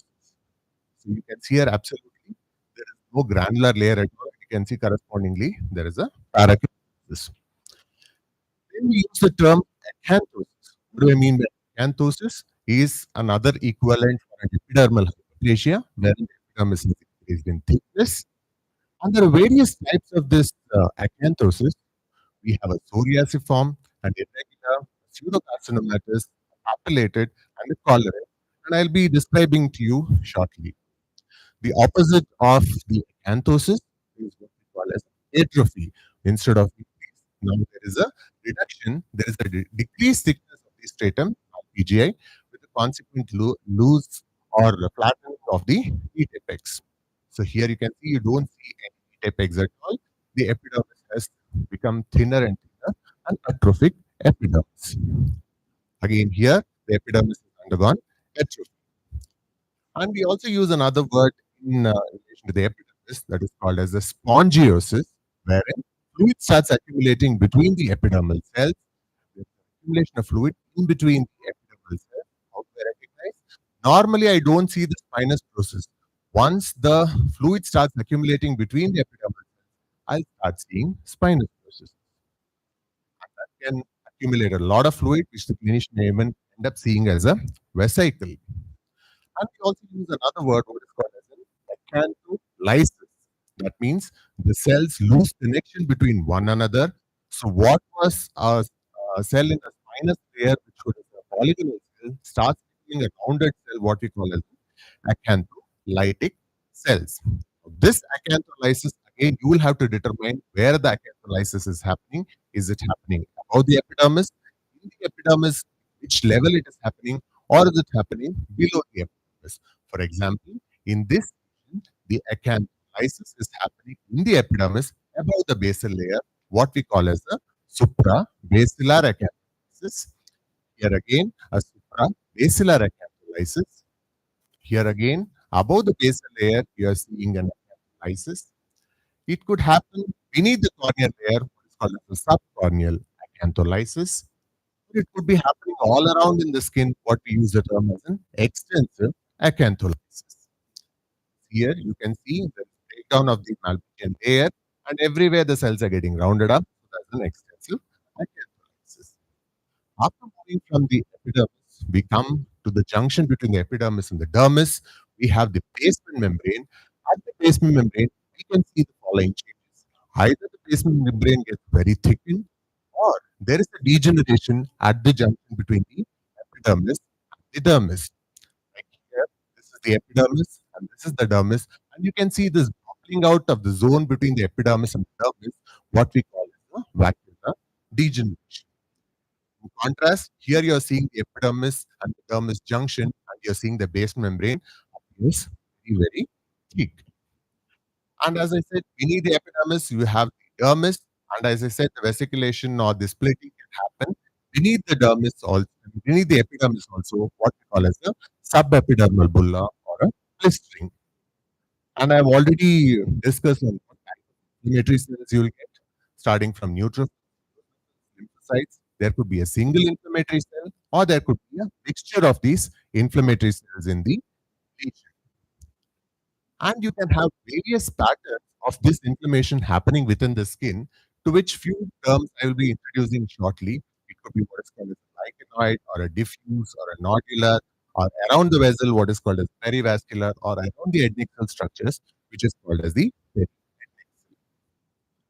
Now I put up, these are the alphabets. Don't worry, I'm not going to teach you ABC, but you should tell me the order whether I'm missing the ABC, so that you remember it's in no particular order, doesn't relate to any particular region. But I've tried to collate as much as possible as far as the appearances and patterns in skin biopsy are there in probably the alphabetical order. So please help me out if I'm missing any alphabets. I've already talked on the letter A, that is acanthosis, which is an increase in the epidermal thickness. I've talked about the other A, that is atrophy. And I've also talked about the acantholysis, the types of acantholysis we already discussed. Another A pattern, which may see in the skin biopsy, can look like this. Can you see here? These are the horns of an antler. And this is one disease. You don't require, again, to go to a hypo to make this. You can see the epidermis, and you can see the pattern of the growth down. It looks like the antler horn. So this is an antler-like downgrowth called as a howling gecko's disease. Okay. And the tip being pigmented. So that is your other A. The dermis can be very busy. It can be very busy with a lot of inflammatory cells. Many textbooks you will use the term of busy dermis appearance.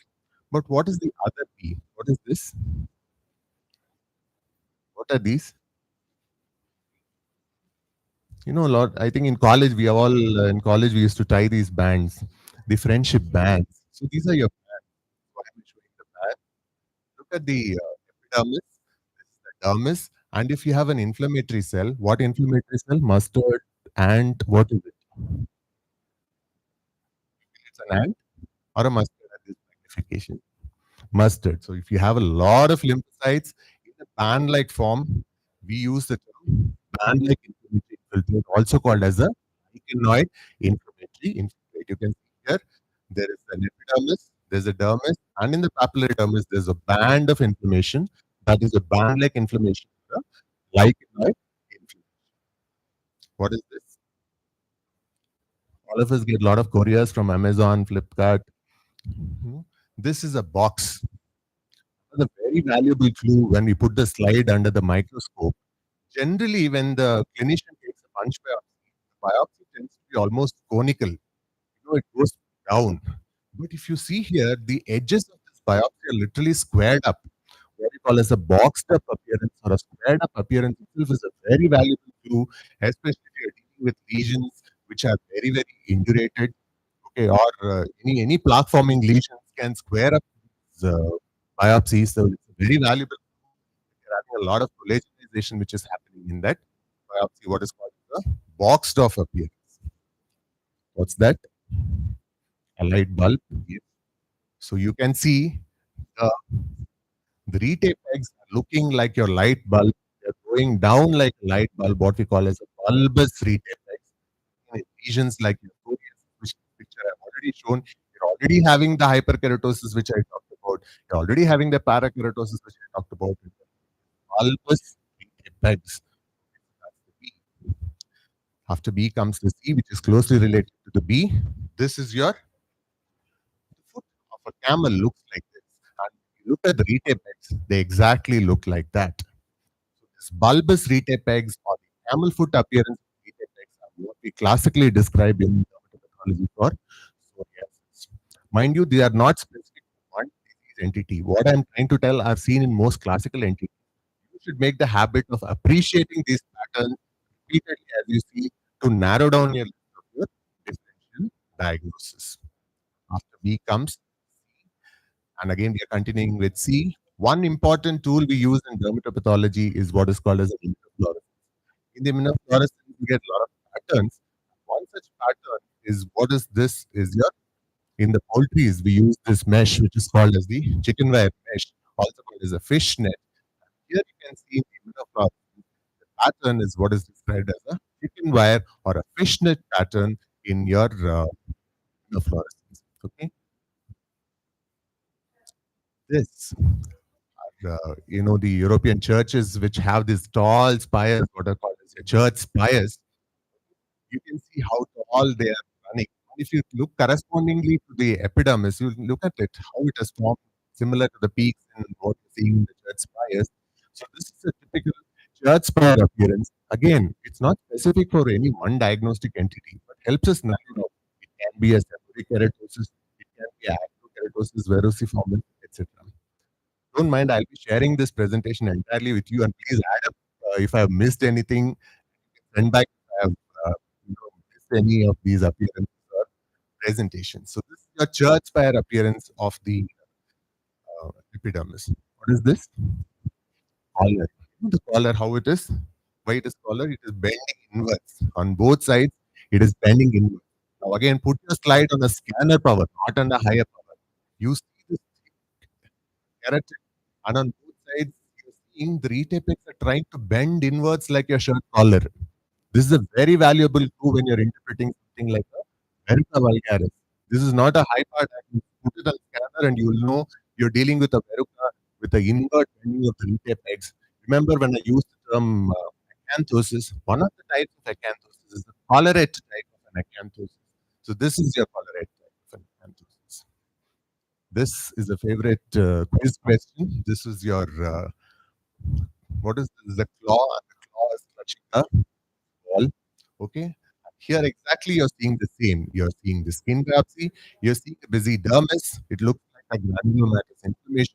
And as though this retape peg is holding that area of granulomatous inflammation, a claw clutching a ball appearance, or even your own hands will be clutching your ball. So this claw clutching a ball appearance is classically described in the lesion, what is called as a lichen nitis. So again, a scanner diagnosis. You need to put your higher power for this.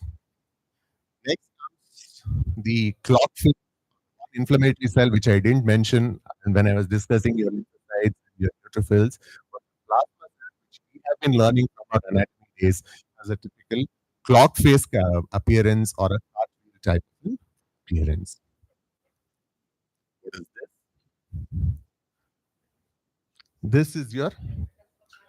This is your sieve, right? This is your sieve. So this appearance is what we have been learning again from our anatomy days. From fascia in our leg to the from appearance, what we can see in the skin. You can see this like holes in this lesion, what we call as an adenoid cystic carcinoma. But again, I'm not interested in you making the diagnosis. I'm interested in you making the pattern. The pattern here, you may see it in skin, you may see it in salivary gland, you may see it anywhere. The pattern remains the same. Sieve-like appearance is the cribriform appearance. After C, we come to the letter D. We use the term dyskeratosis. Normally, keratinization should happen at the terminal layer. You have the basal layer, then we have the finest layer, and then finally we have the keratinization. If the keratinization is happening prematurely, that means immediately after the basal layer, in the state of RPGI, if I start seeing keratinization, then I use the term dyskeratosis. Here you can see just above the basal layer itself, the cells have started getting keratinized, a dyskeratotic syndrome. Again, you have a lot of diseases. I'm not going into specifics of those diseases, but try to understand dyskeratotic pattern has to be identified in lesions. This is the lesion. You have already seen part of it. That is, it looks broken down. You know, there is some degree of acantholysis, which I have already talked about. There is breakdown. And there is also some dyskeratosis. You see there is premature keratinization. This is likened to what is called as a dilapidated brick wall appearance, a disease which we classically call as a Haley disease, wherein you have both acantholysis as well as the dyskeratosis, dilapidated brick wall appearance. After D, we have E. So E, we have two terms again: exocytosis. Another one is an epidermotropism. What's exocytosis? Exocytosis is something which is happening very randomly in no particular fashion. So a random emigration of the inflammatory cells through the epidermis is what is called as an exocytosis. In contrast, we have something called as an epidermotropism, wherein all cells are directed towards one location within the skin. A directed emigration of the lymphocytes, which usually involves the lower third to half of the epidermis. And they also have a tendency to aggregate. Usually they are also accompanied by spongiosis, which we already learned, edema. Here you can see all these lymphocytes have come together in lower half of the epidermis. This is what we call as a directed migration of cells, what we term as epidermotropism, usually seen in malignancies like your mycosis fungoides. This is a flamethrower. We are coming to the letter F. So again, when you go back, you learn the skin. Skin exists in various phases of growth. We have a phase which is called as the telogen phase. The telogen hair inside has this keratin, which has a typical flamethrower appearance. That is the letter F, followed by, which is the next letter. I'm sure all of you are hungry. Please pardon me. I'm not keeping you long.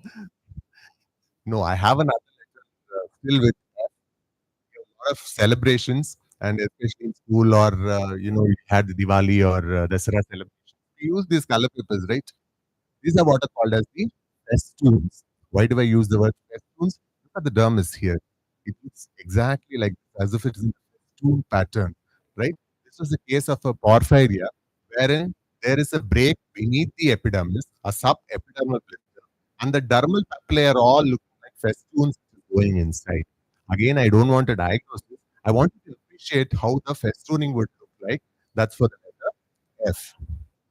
I already showed this. This was your Friday appearance. For your mast cells, you have your mastocytosis, wherein your dermis is full of these mast cells.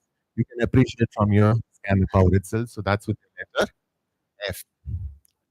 This is another favorite question which all residents are always asked. What is this G? With the letter G, we have this Gren zone. What is this Gren zone?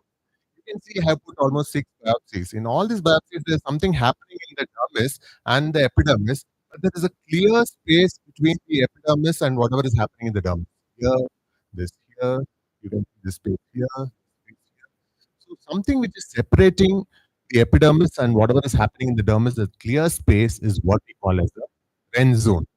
What should I know about the Gren zone? A lot of lesions can have these Gren zones. Okay, you can write an email to me. I'll share you the article on Gren zone.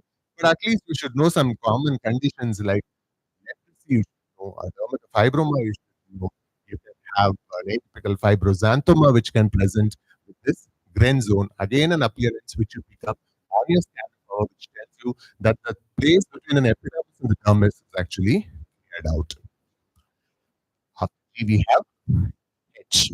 H, we have the term horn cyst. If I am seeing in the lesion an island of keratinization in an area of epithelial proliferation, you can see here the whole area is acanthotic. Within the acanthotic epidermis, you are seeing this twisted areas of keratin. Those are your horn cysts. Again, if I see horn cyst, my differential diagnosis starts getting diagnosed. Say, for example, I can see a horn cyst in a seborrheic keratosis. This is what present in the shoes of soldiers. You know, how you hear the soldiers march, and the noise it makes is because the sole of these shoes are all having nails. If you see the nail from one side, it looks like this, right? Almost like a matchstick. So this is what is your hobnail. We learn hobnail in several contexts, including liver. When we talk about cirrhosis, we also use the term hobnail. Even in skin, you can see here the nuclei is literally jutting out, just like the hobnail. You can see in the hobnail hemangioma and various lesions which can have this hobnailing. Again, I don't want diagnosis. I want you to appreciate the pattern wherein the nucleus seems to be, looking like this hobnail or a matchstick appearance. We already talked about the other H, like hyperkeratosis, the hypergranulosis, and the hypogranulosis. I have this one for eye where it doesn't fit to any pattern. I'll just call it as an irregular acanthosis. This we've all played the jigsaw puzzles, right? This is an again favorite slide by your examiners in exams, and you need not even spend more than 5 seconds to make this diagnosis. You put it under the slide, wherein you have these islands of these basaloid cells neatly fitting into one another like a jigsaw puzzle, a classical lesion, that makes a tumor what we call it, cylindroma. So I have the J. I think I don't have anything with K. Somebody finds a K, please share it with me. I have already talked about L in terms of the band-like. The band-like inflammatory infiltrate is also called as the lichenoid infiltrate. Then coming to the letter M. So this is what we see in the special stain. This is what, sailors' wheel or a mariner's pilot wheel would look like. So this fungus is called as a paracoccidioidomycosis. If you do a special stain, even in scanner power, you can see this fungi looking like this mariner's pilot wheel appearance in the special stain, which is called as the Gomori methylene silver stain. So that's letter M. Another letter M, which you keep getting in your skin biopsies, is what is called as melanin incontinence. What do I mean by melanin incontinence? Normally, the melanin is in the epidermis. Whatever damage which is happening in the epidermis, all that melanin gets thrown into the dermis, and the macrophages which are present in the dermis eat away this melanin, and they are called as the melanophages. And that pattern is what is called as a melanin incontinence. You see in various lesions, be it lichen planus or lichen planus pigmentosus. Again, this is just one point of your observation. What I'm trying to say is you may see a lichenoid infiltrate, you may see a melanin incontinence, you may see a vacuolar degeneration put together to make a diagnosis. But unless you know what you are seeing in your pattern, you cannot put all of them together. Please try to appreciate melanin incontinence. Again, you can see beautifully a lichenoid infiltrate going on and a lot of melanin which has come out into the papillary dermis. So that is your melanin incontinence. Also, with letter M, we use the word microabscess. Abscess is any collection of inflammatory cells, and especially in the biopsy like skin, obviously, my area of focus is very less, so it's a microabscess. A microabscess would be only of neutrophils, it could be only of lymphocytes, or it could be only of eosinophils. For example, we already saw this, we saw in terms of parakeratosis. In the parakeratotic layer, I'm seeing an aggregate of neutrophils, the lesion in psoriasis. What do you call it as? What abscess you get in psoriasis?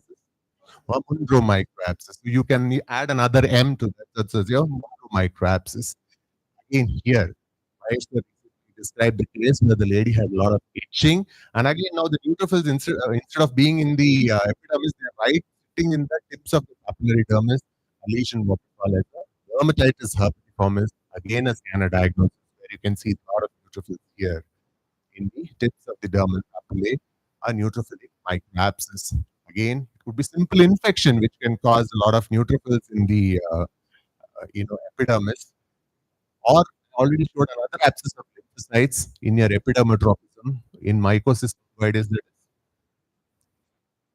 you get your Portrea's microabscess as far as your mycosis fungoides is concerned.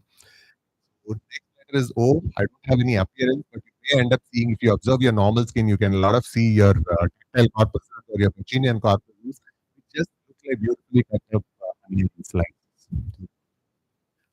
Another O we have is the owli. Although we talked of a lot of owli in the hematology context as far as Sternberg is concerned, we can see these viral inclusions giving the typical perinuclear halo, like you can see it in a verrucapilla. You can see all this halo around these cytopathic effect changes in the epidermis, giving a typical owlite appearance. What is this? Your palm with 5 fingers. So this is talking about acanthosis. You can have an acanthosis where the acanthosis looks like this finger-like. So I kept it here like a P. So that's your papillated type of your acanthosis, which is also obviously having a hyperkeratosis, hypergranulosis. Sometimes, the biopsy may look terrible. You may always be tempted to call it out as a cancer. It looks like a cancer, like a patient having chronic exposure to some allergen or any other irritant. We use the term a pseudo-epitheliomatous type of an hyperplasia. So that's the letter E. This we have been learning from our undergraduate days. We have been learning the slide of basal cell carcinoma, where basaloid cells, and they were using this term palisade. The term palisade actually means this fence. The olden railway stations used to have these nice fences made up of these. That is the typical peripheral palisade. You can see also the entire border has been fenced out. So that's your palisading arrangement with the letter P. Have another letter P, that is the picket fence appearance. So again, this is an immunofluorescence. Can you see here in the immunofluorescence, the red color you ignore? There is another color coming neatly arranged along the epidermal junction. That's your immunoglobulin A in this immunofluorescence, giving a typical picket fence appearance. Also with the letter P, we have this pigmentation disorders. We have hypopigmentation and the hyperpigmentation. I'm not even going into the pigmentary disorders. Just to complete, I said we have this pigment line in the dermis. That is your melanin incontinence. I don't have anything with letter Q, but with the letter R,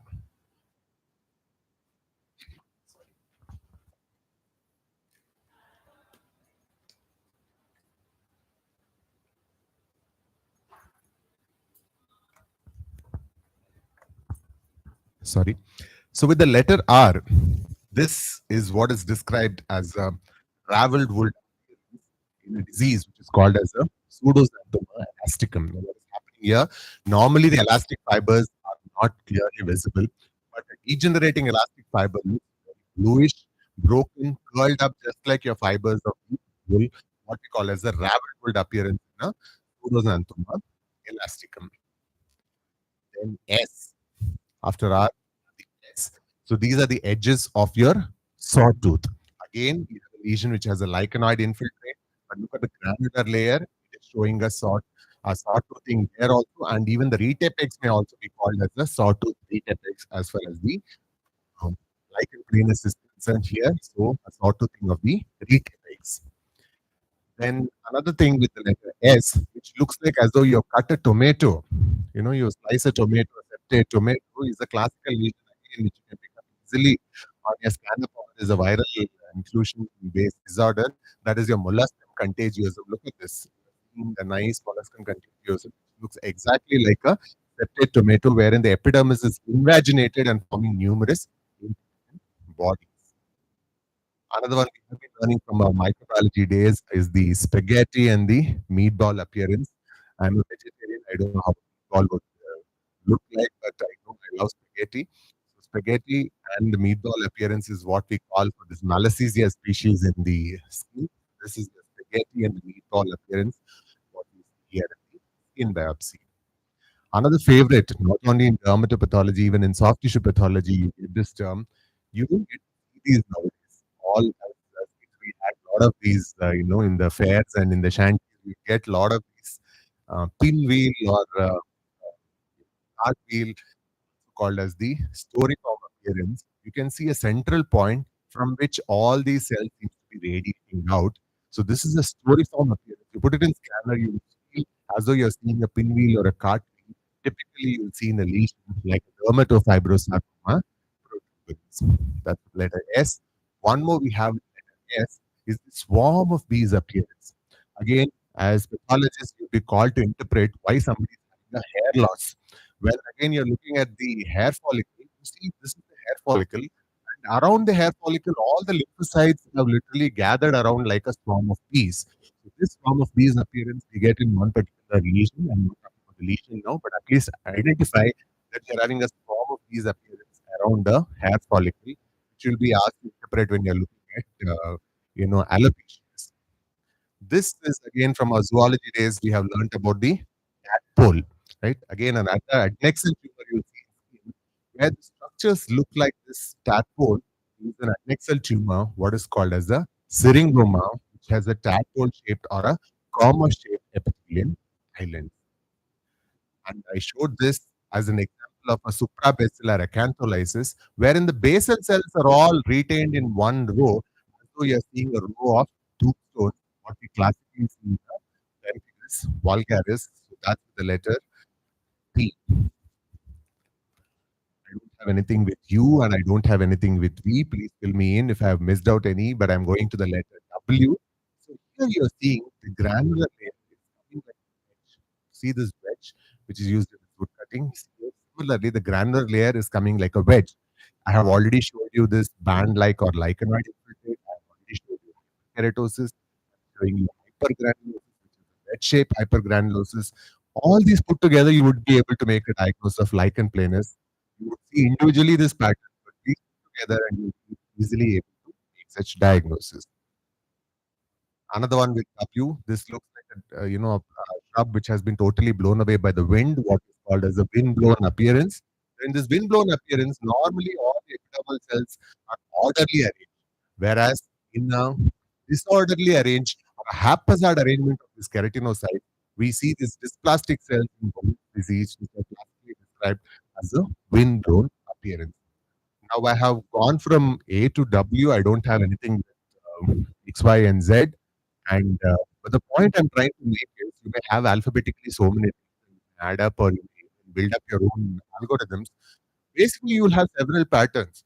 So you have a lichenoid pattern, you have a list of differential diagnoses. Why do I say lichenoid pattern? I have a band like inflammatory infiltrate. But what other thing I learned? I learned if there is a clock clutching like small appearance, I can make a diagnosis like this.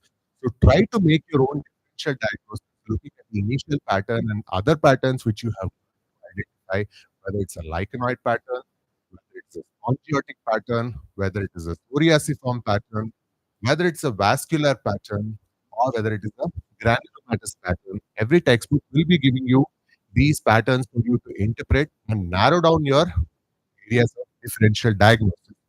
The vesiculobullous lesions itself are a topic for discussion on its own. They themselves form a pattern-based approach where you are seeing the vesicle and where it is present, whether it is in the epidermis or beneath the dermis or in the epidermis where it is located, and you start narrowing down your differential diagnosis. That's for another discussion entirely. One more clue I want you to remember as far as inflammatory infiltrate is concerned, again, we have to take. We always know the lymphocytes are T and B. Another easy way to remember, especially in neoplastic conditions, whether the inflammation is top heavy or it is bottom heavy. T for T, T for top, B for B, B for bottom.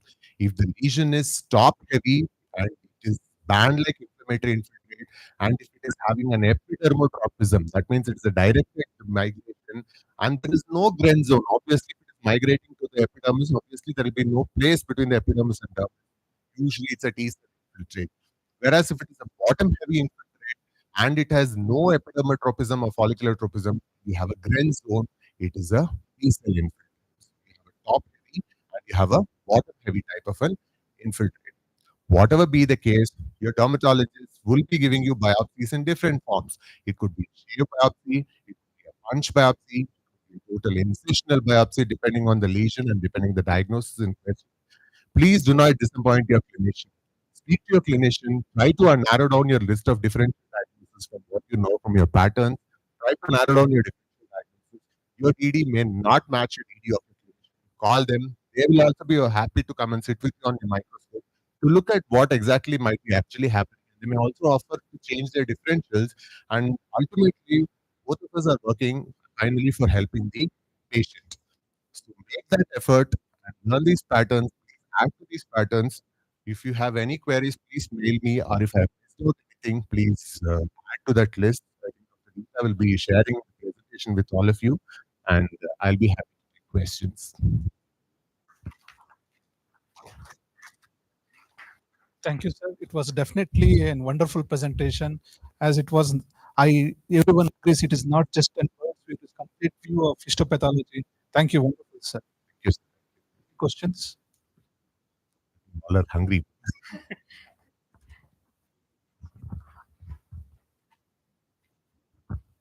Sir, in vesiculobullous diseases, how do we differentiate the reepithelialization of the basal layer in subepidermal justice from that of an A bulla has to be sampled freshly. If the bulla is aged, then you will have this problem that the bulla starts utilizing along the edges. That is why, again, speak to your clinician, how old is this bulla? If it is a fresh lesion, you will know that it is not a reepithelialization which you are interpreting. If it's a little older lesion, then I will automatically anticipate reepithelialization to happen, and then my clinical judgment will come whether it is a reepithelized lesion or whether it is truly a subepidermal bulla. That's why the age of the bulla will become very important. That's what I said, microscope you cannot. You,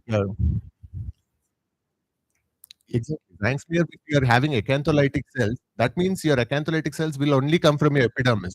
You don't get acantholytic cells beneath the epidermis.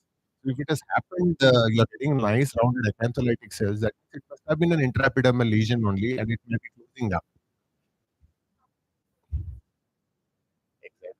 You wouldn't have had an acantholytic cell and a sub.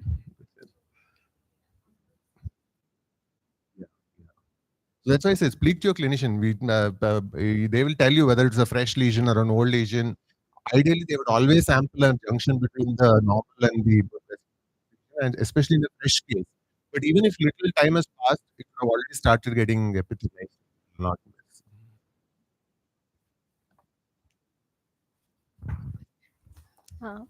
Sir, I would really like to thank you. Like Dr. Shivanand sir said, I think this was a very detailed presentation. As a postgraduate in pathology, it is definitely very helpful to us. Thank you very much. I would like the chairpersons to kindly please felicitate Dr. Ramaswamy sir. So I think everybody agrees it was not just bird's eye view, it was the whole bird view.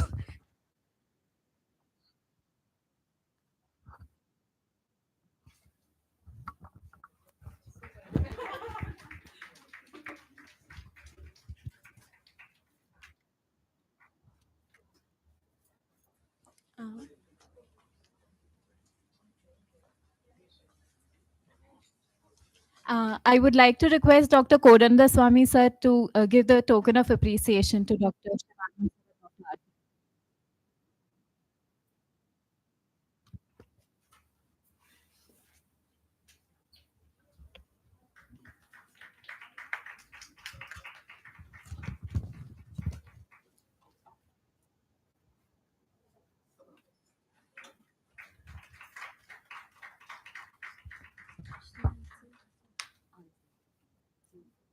Thank you, sir.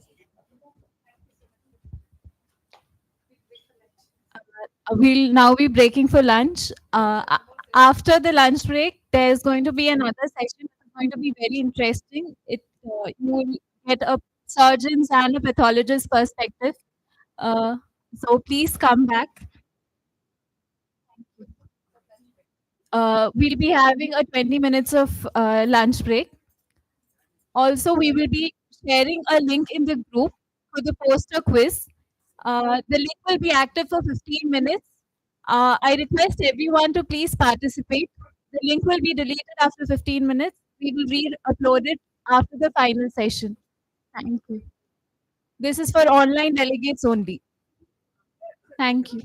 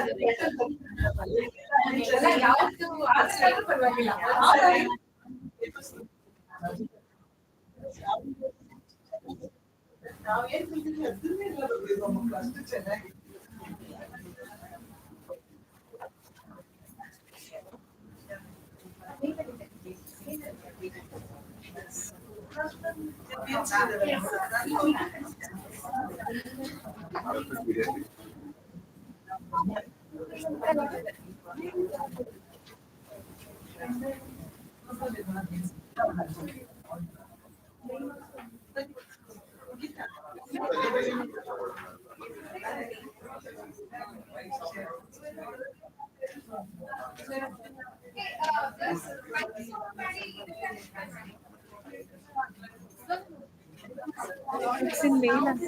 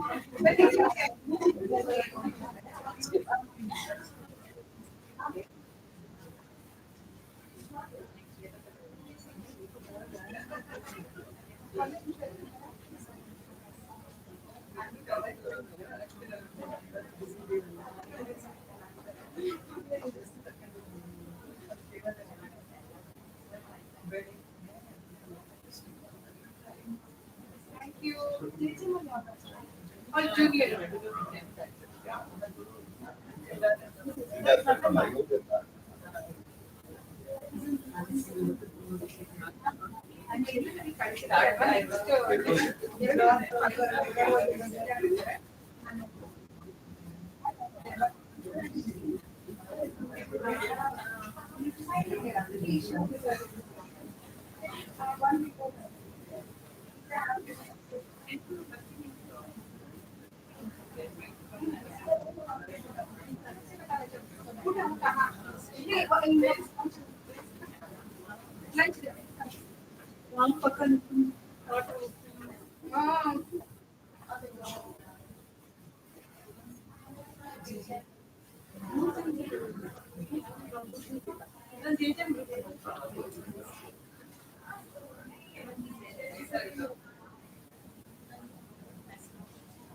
you so much for coming.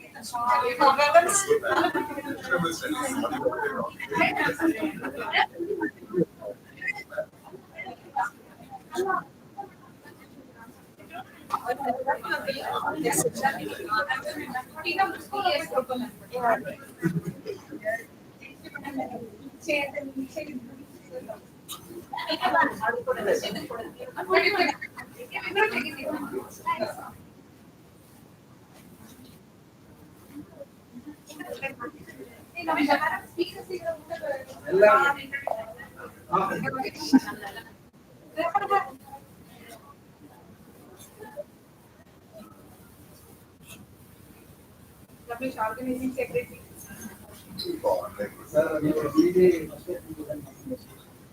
ಅದನ್ನೇ ಹೇಳ್ತಿದ್ದ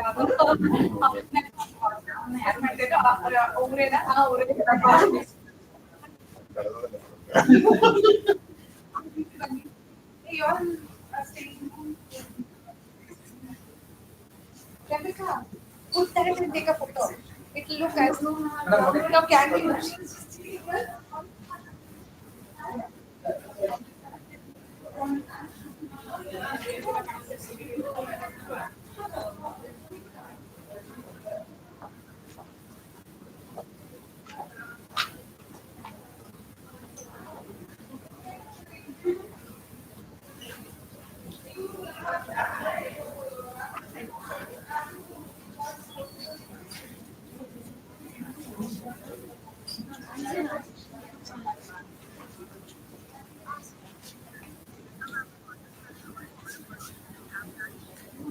Maybe.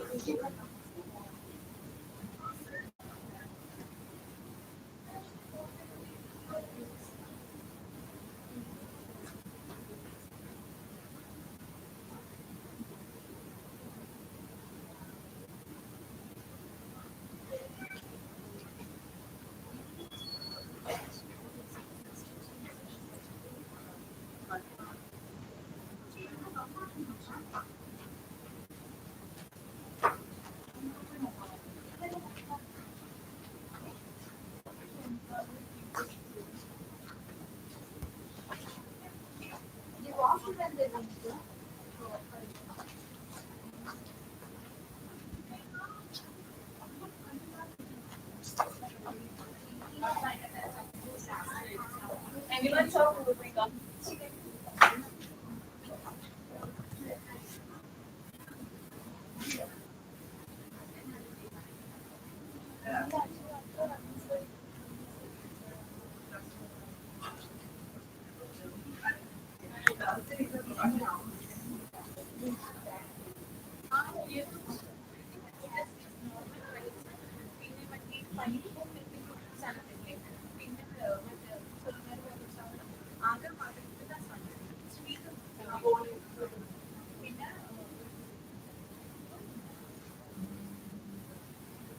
Your phone is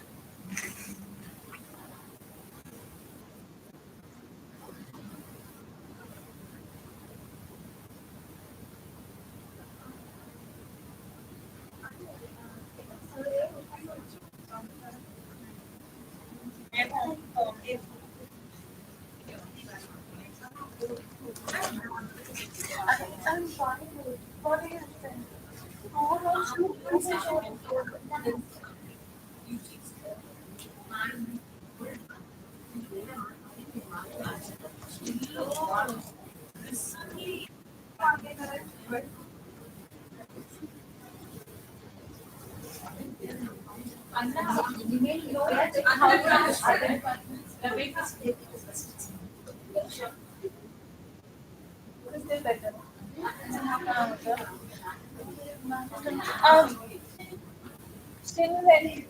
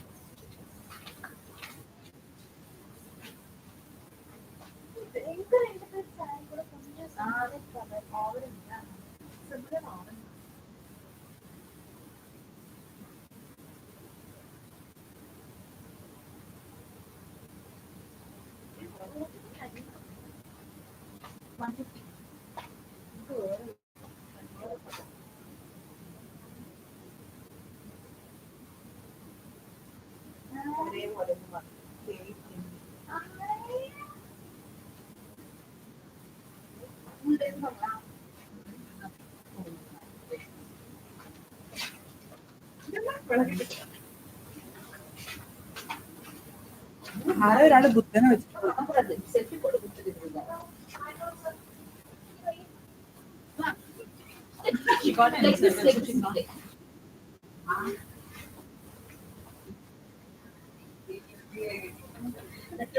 on food so she can show her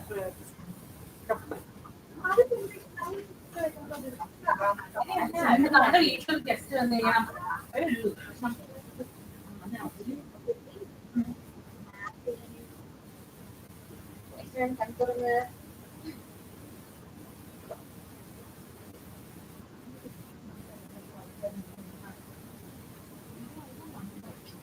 anyone please consider it.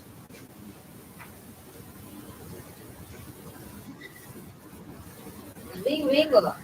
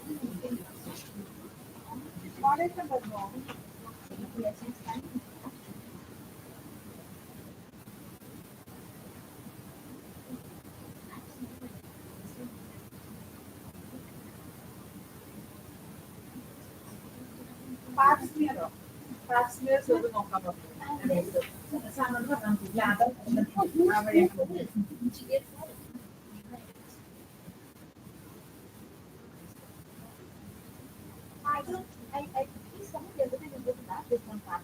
I think so already understand plan and now then I think you will love you for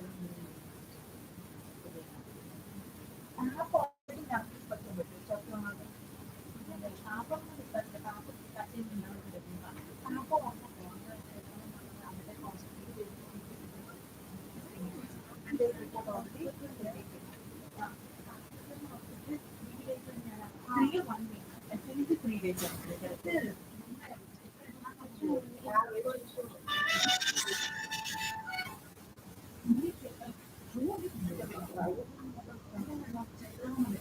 Is it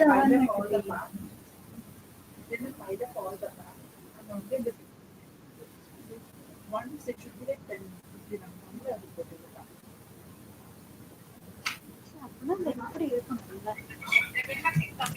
yes, ma'am. I got it, ma'am. I don't.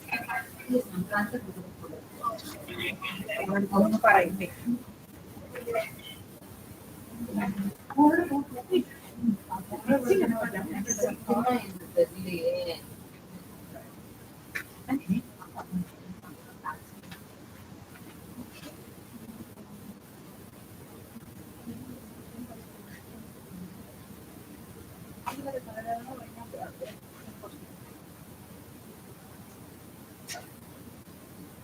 இன்னமும் தலைவலி வராம அது இன்னும் கொஞ்சம் இன்னும் கொஞ்சம் food எடுத்துக்கிறாரு ஏதாவது சொல்லுதான் ஃபுட்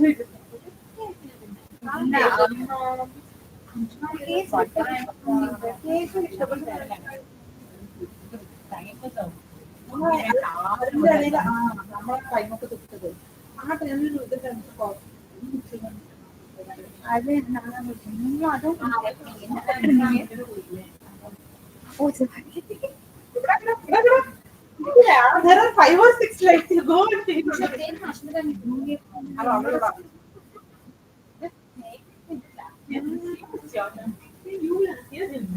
அப்ப நீங்க போய் பாப்பீங்களா ஜிமில கான்ஃபரன்ஸ் சிஎம்இ இல்ல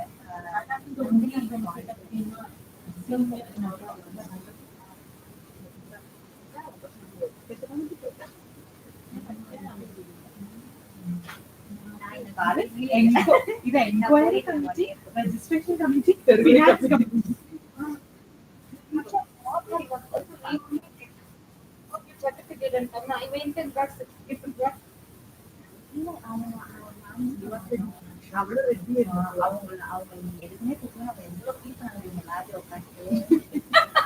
One was upset she had to go. Other was upset she would not call. Both would have been.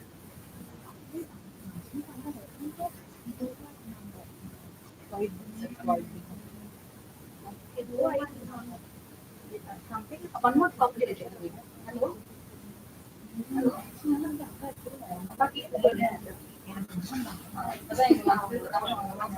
நீங்க தனி கையை விட்டுட்டு போயிருவீங்க அவங்களோட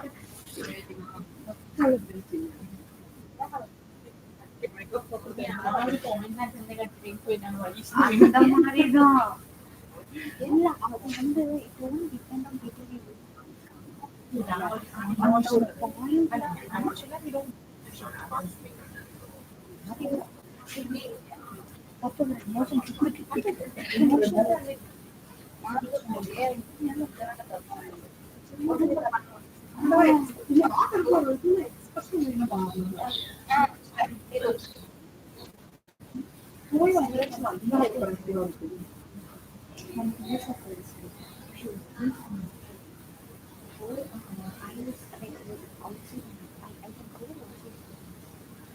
Where is Vaishnavi?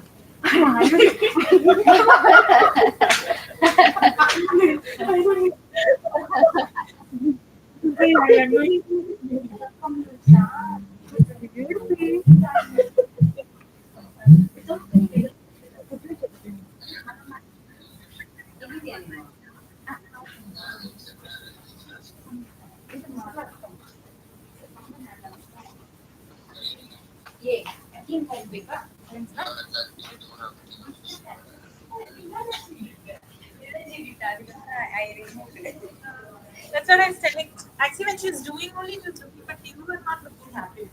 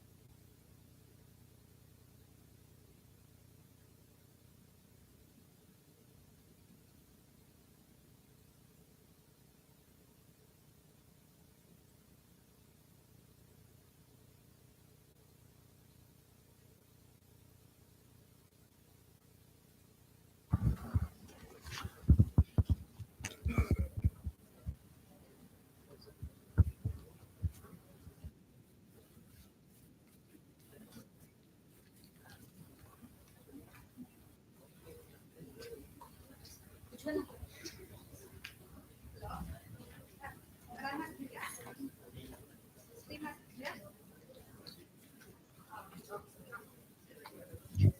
afternoon, everyone. I welcome all of you back to the session. So, for our last scientific session,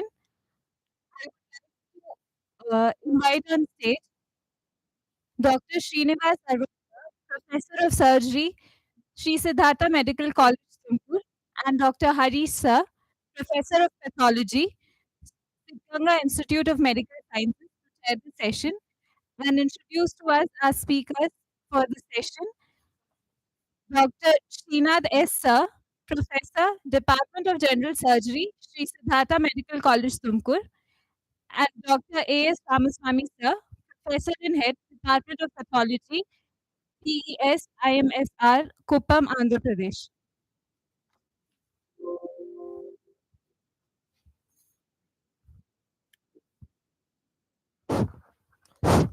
Good afternoon. I welcome Dr. Srinath sir, Professor of Department of General Surgery. He is working here in SSMC since 2014. He graduated from his MBBS from Bangalore Medical College. Then he completed his general surgery from Mysore Medical College, as well as he has completed his DNB in 2003. He is also is a faculty of uh, general surgery since 2003. He is working here in Siddhartha. He is trained in minimal invasive surgery from GEM Endosurgery Training Center, Coimbatore. In 2007, he is trained in diagnostic endoscopy. He is completed in 2018. He has published many articles in national and international journals. Up to 14. So we are here for the feast. Dr. Srinath, sir, welcome.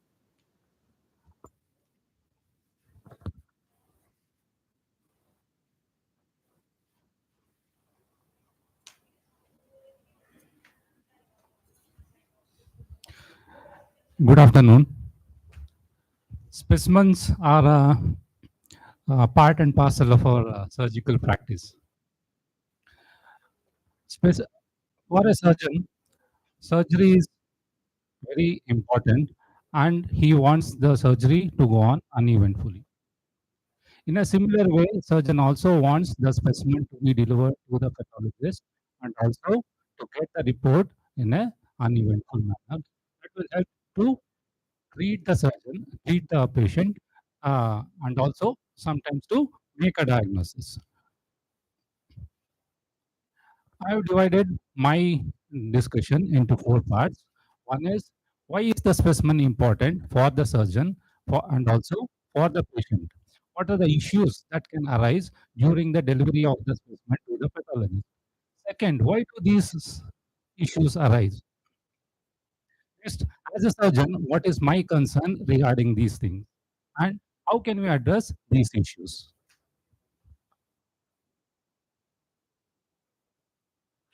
To understand what is the importance of a specimen to a surgeon and also to the patient, I'll be sharing with you 2 cases and also 2 incidents which we have come across during our practice.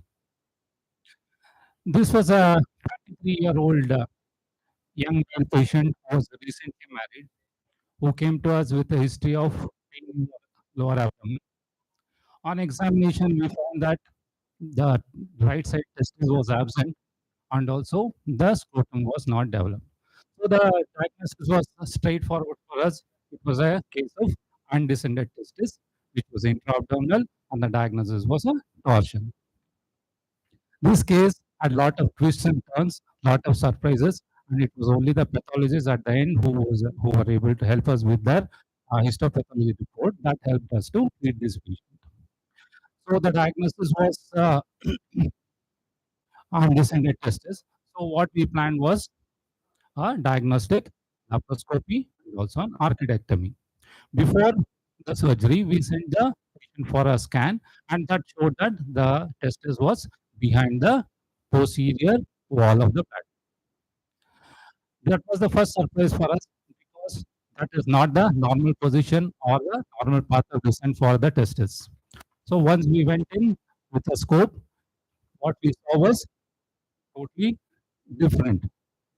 So what we were able to see was a uterus and also a ovary in a male patient. So this is the uterus, this is the we had to abort the procedure because the consent what we had taken was for orchidectomy. So again, after 3 days, with consent for a hysterectomy in the male patient, we went in, and this is what we did. This was a total laparoscopic hysterectomy with a right side oophorectomy. You can see the uterine artery, the ovary, and the specimen. The next surprise was from the pathologist. So I stop this case at this, and I'll tell you what was the diagnosis and what was the treatment at the end of my talk.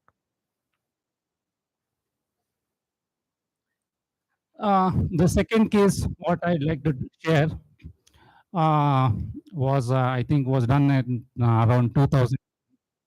A senior surgeon did a surgery for benign prostatic hypertrophy. On table, he found that there were a lot of hard nodules that were there in the specimen. So there was a high suspicion of carcinoma of prostate on table. PSA was also marginally raised. The surgeon had a apprehension that it could be malignancy. So the patient was discharged after 3 days and was asked to come for a follow-up after 10 days. The patient came back after 10 days, went to the pathology department to get the specimen. The answer he got was the specimen had not at all reached the pathology department. On inquiry, we found that the sister who had assisted the case, that was the last day of working day for her in the hospital. So in a hurry, she had discarded the specimen and she had left the hospital. She flew to, I think, South UK or South Dubai after 2 days after leaving. Now the surgeon is left without a report, without a specimen. This was a case of lost specimen. So what should the surgeon do? The third case. This was a recent case. A gynecologist did a radical hysterectomy. That was on a Friday evening from 6 to 9 o'clock. Surgeon was very happy after the surgery, doing a very good job. He went to sleep. Saturday was a general holiday. Sunday was also a holiday. Surgeon, the gynecologist, comes back to the hospital on Monday morning. He gets a call from the pathologist saying that they have received a specimen from the OT, but it is necrosed because formalin is not there in the container. So what should this was a radical hysterectomy done for a suspected case of carcinoma of the cervix. So what should the these are the few issues what we have come across, and going and seeing what the others experiences are. There was a study done in US, a 6-month study conducted at the University Health Hospital. They found that 38 of the specimens that were sent to them had errors. Nearly 91 specimens had mislabeled, specimens were mislabeled. One more study was done regarding the loss of specimens itself. So they categorize the specimens as the loss of specimen into two categories. That is, where one, the procedure can be repeated in order to obtain the other specimen that can be replaced, such as excised organ or a tumor. The first category is okay because you can still go and get one more sample. What about the next? You'll never be able to do it because the organ or the tumor has been completely excised. All these situations and issues can lead to medico-legal problems, lot of litigations for the operating surgeon or the surgical team. So, knowing the importance of the specimen and also the issues concerned, you see why these issues arise.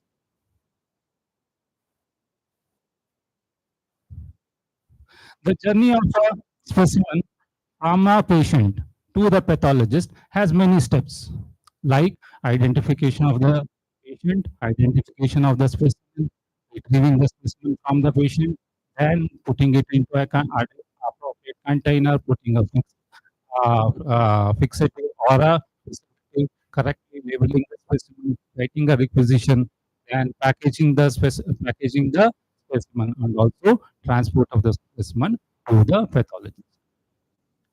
During this journey or the process, there are many healthcare workers who are involved, and any mistake from any of these healthcare workers can lead to a issue. So, if errors have to be minimized, then all the healthcare workers who are involved in the delivery process should be aware of the consequences if there are any errors. So, as a surgeon, what are our concerns? As a surgeon, my concern is specimen and also the treatment of the patient. So, a good specimen and a proper reporting from the pathologist will help me to treat the patient properly in a timely manner. So, as I told you before, the phase of the journey of a specimen from the patient to the pathologist is called the pre-analytic phase. We as surgeons are involved only in the pre-analytic phase and later at the end for the treatment. As many healthcare workers are involved, the risk of mistakes or errors are very high. Pathologists are the microscopic eyes of the surgeons. What we are not able to see on a glass specimen, pathologists are definitely going to help us with their reports. So, a good report in a timely manner will help to make a clinical diagnosis, sometimes making a diagnosis itself, confirming the clinical diagnosis, making a diagnosis itself, planning a treatment. All these things depend upon the report of the pathologist. Surgical pathologists have definitely role in tumor diagnosis. If a good report in a timely manner is given, then it will help us to make a decision regarding the treatment, whether we want to do a surgery, we want to send a patient for chemo, radiotherapy, or a hormonal therapy, or a immunotherapy. Now, after understanding what are our concerns, how can we address these issues and minimize the errors? There are some issues regarding the specimens. The specimens what we send could be a brush biopsy, it could be a true cut, core cut, or a drill biopsy. Sometimes a frozen section, incisional biopsy, or a excisional biopsy to the pathology. The journey of the specimens are divided into three parts. That is the preoperative planning and also handling of the specimen in the OT and transport to the pathology department. This includes 10 steps, what we call as a 10 steps procedure for a delivery of a specimen from OT to the pathology department. Usually, the notion is that the preparation for a specimen is only in the OT. Do a surgery, take out the specimen and send it to the lab.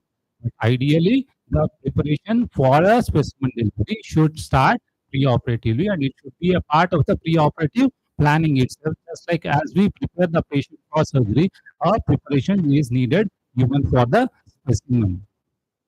So, whatever things we need to prepare for, we need to discuss with the pathologist regarding what's the type of specimen we are going to send, the type of container needed for it, and what type of the fixator or the solution we need to use. For example, if I need to send a tubercular lymph node for a CBNAT, then we need to discuss, we need to get a Falcon tube, see to it that it's only saline is added, not a formalin as is generally used. That is the preparation what we need to have, and also the OT staff or the people who are involved should also be communicated regarding number of specimens that are going to be harvested or taken out, and the container size of the containers that are needed, and the discussion regarding the any special tests needed for the specimen also needs to be discussed with the pathologist before, so that it can be asked in the requisition form in the beginning itself, so that the reporting does not get delayed. Suppose we are sending the specimen for a frozen section, and the discussion with the pathologist about the timing of the surgery and also the time at which we are going to send the specimen to the pathology department is to be intimated so that the pathologist is ready and we get the report early, because we would have paused the surgery and the patient is anesthetized and we are waiting for the report. So an early report during the frozen section will be very helpful for the patient, also the operating. Preoperatively, a discussion regarding the time duration needed for the final report also has to be done. The reason is the patient is anxious regarding the report and the proper planning for the further treatment. Either it could be for either surgery for the further adjuvant treatment, and also sometimes the financial constraints for the patient for the further treatment also can be taken care of if the patient knows what time he's going to get the report and what could be the further treatment. Sometimes there are a few cultural preferences of the patient also. Some of the communities ask for the specimen after the surgery so that they can take it and bury it. So in such cases also, uh, the issue has to be discussed with the pathologist so that after the examination, the whole specimen with the slides and also the log have to be returned to the patient so that they can continue with the cultural practice.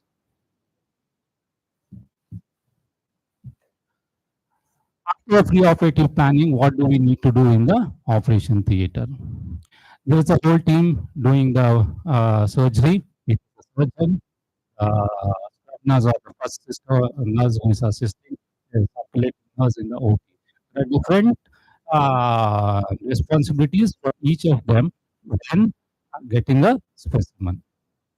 For a surgeon, identification of the specimen is the first thing. Next is to handle the specimen gently. Third, the thermal damage to the specimen has to be avoided. How to do it? You have to avoid using a cautery or a laser during the surgery. For example, if you're doing a surgery for a carcinoma of the breast and you use a cautery, then the estrogen receptors and the progesterone receptors can destroy it and the report can be wrong. Suppose surgery is done, or for example, a laser prostatectomy is done. When a laser is used, the tissues get closed. Again, the reports can be wrong. And whenever surgery is done for a malignancy, markers are usually put, either it could be non-absorbable sutures or clips, so that it helps the pathologist who is going to report that specimen. And as soon as the specimen is taken out, ideally, if it is a malignancy, the margins have to be marked with the ink so that even though if it is kept outside without putting it in a fixator, even though it contracts after some time, the surgical margins can be clearly made out by the pathologist. What's the role of a scrub nurse? Scrub nurse has to receive the specimen in a tray, keep it moist, either putting a saline or covering it with a tray. All the specimens that are removed should be sent to the pathologist. And if more than one specimen removed, suppose you are removing the right ovary and the left ovary, it has to be the right ovary has to be placed on the right side of the table, left to be placed on the left side of the table, so that the orientation and the side is not mistaken later, and it has to be immediately put into a container with a side marked on the container. And orientation of the specimens and the markers has to be intact when the scrub nurse is handing over the specimen to the circulating. Now the specimen is out. Now it has to be put in a container. What's the type of container? The container has to be rigid, impermeable, unbreakable, and non-reactive to a solution. And it should be big enough to hold the specimen that has been taken out. And the lid has to be tight and secure so that there is no spillage of the formalin or whatever solution that has been used. And the lid has to be sufficiently big enough for the pathologist also to take out the specimen later in the lab without crushing it or mishandling. container ideally should not be transparent, should be opaque, so that during the transport, the specimen is not seen. Once it is put, once the specimen is put into a container, the next thing is you have to put a fixator. The fixator, what we commonly use is 10% formalin. Careful handling of the formalin should also be done. The fumes can be toxic to the healthcare worker who is handling it. And also, the specimen should be completely immersed in the formalin solution so that any part, if it is not immersed, can get necrosed and the can be the lid of the container should be closed immediately once the fixator or formalin is put. Once the formalin is put, the lid is closed. The next thing is about the labeling of the content of the specimen. The things you need to be written on the label, that is type of specimen, site from which it has been taken out, two identifying unique identifiers of the patient, that is the patient name and also the hospital number, date and time of the specimen, that the circulating nurse received, type of the preservative, surgeon's name, and also the switch tag if there are any. The label has to be placed on the side of the container and not on the lid, because once the lid is removed and it can be messed and the patient's identification can go.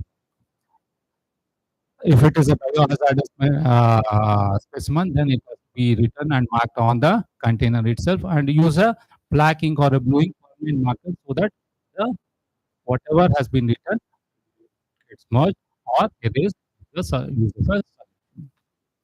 If the specimen is being sent to the frozen section, then it has to be delivered to the pathology department as early as possible. Preservative is not usually used. Proper labeling and transportation of specimen to the pathology department has to be done in time. So the pathologist has to communicate the report to the operating surgeon verbally, so because the surgery has to continue, and later a written report with a signature has to be sent. Once the specimen is labeled, next is the requisition that is to be sent to the pathology department. Every specimen should have a accompanying requisition. The things that are written in a requisition form, one is the patient's name, the healthcare facility, that is the patient's IP number, patient's unit or the room number, the clinical diagnosis, and any investigation that has been done previously that could help the pathologist to give a report. Then the surgeon's name, source of specimen, type of tissue, date, time of collection of the specimen in the operating rooms, the study requested, and also the pertinent information which is relevant to the pathologist. So once a requisition is written, then a checklist has to be there in OT to see that all the steps for the delivery of the specimen has been followed, and that has to be. So once the checklist is also correct, is also filled or completed, then the specimen details have to be entered in a logbook that is there in the OT, specimen logbook that is there in OT before sending the specimen to the pathologist.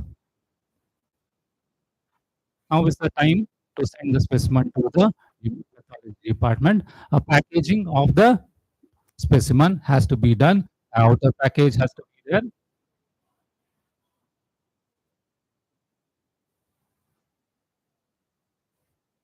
Outer package has to be there, then a sponge, then a specimen with a tight fitting container with all the patient details.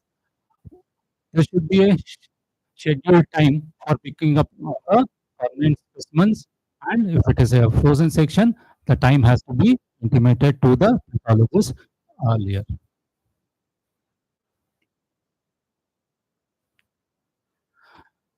So there are so many steps in delivering a specimen from the patient to the pathologist. If you want an uneventful specimen delivery, ownership of the process of handling specimen has to be created. Usually, it should be the pathology department or the pathologist who should be designated. So uh, as the person who is overseeing the system, can also develop and revise the policies. Periodic training of the healthcare workers need to be done so that the errors are minimized. Training should also involve reviewing of the policies, procedures, as well as receiving a feedback from the healthcare workers for the improvement of the system. What was about the specimens where the surgeons are involved? So my half job is over. I have handed over the specimen to the pathologist. What do I expect from the pathologist? Usually, we want what's the type of specimen, what's the type and origin of the tumor, that is the tissue of origin, because many times clinically it will be very difficult to tell from where the tumor has arisen, the differentiation level of invasion, number of lymph nodes with or without metastatic tumor, the presence or absence of hormone receptors, the type of activity of the specific enzymes, frequency of mitosis, percentage of cells in it. Each of these points will help the surgeon to make a diagnosis and also to plan the treatment. So finally, what do we want from the pathologist? We want accurate, specific, a comprehensive diagnosis that will help the clinician to develop an optimal plan of treatment and also to estimate the prognosis of the disease.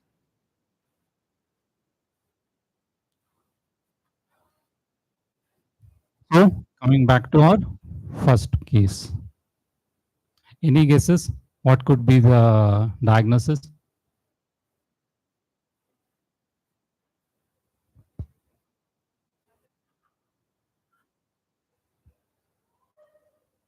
Yes. The histopathology report from the pathologist was a rudimentary uterus with semi-amorphous. So this was a young male patient, 23-year-old, married just 2 months back. The patient went to Kidwai Memorial Institute of Oncology. He had a radiotherapy for the retroperitoneal lymph node. Patient is doing fine even now.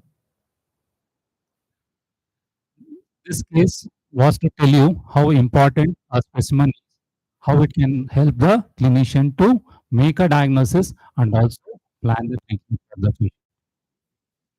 About the other two cases, we think everyone should sit back and think over, because the senior surgeon who did the prostatectomy where the specimen was lost stopped doing prostatectomy after that. He was a surgeon who had nearly 35 to 40 years of experience in the surgery department, a former HOD from a prestigious medical college, stopped doing surgery because of the stress and he had after losing that.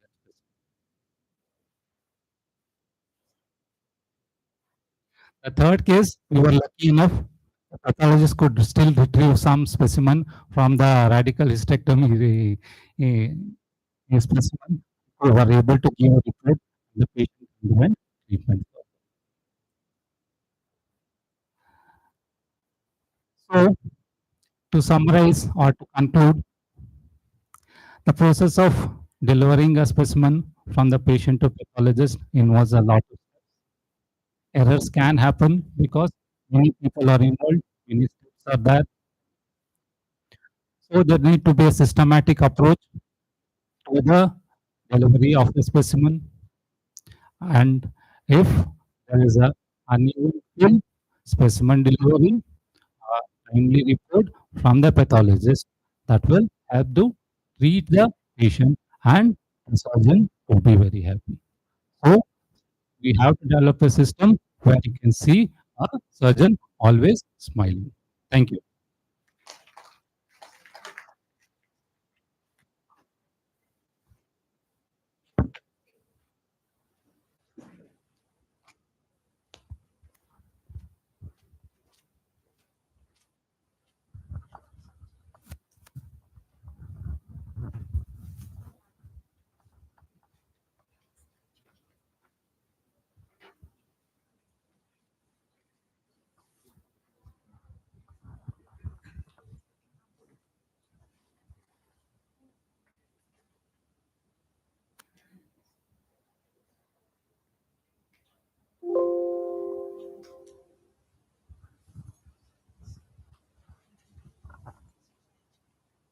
Good afternoon, everybody. Respected chairpersons and senior members of the faculty.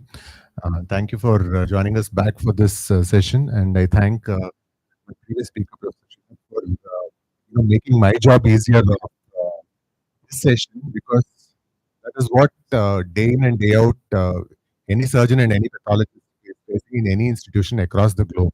It's not restricted to one location.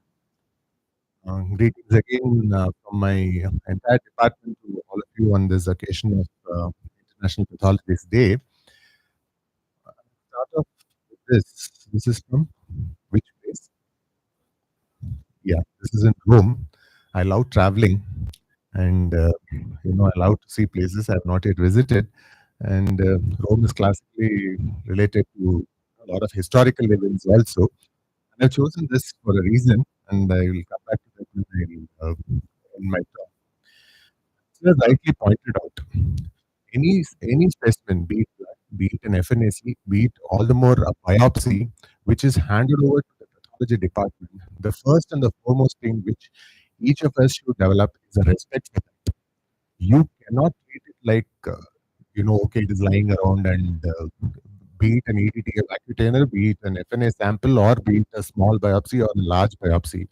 The first and the foremost attitude any resident, either in surgery or in pathology, has to develop is a respect for that specimen, which would solve, half our troubles in whatever we are dealing with.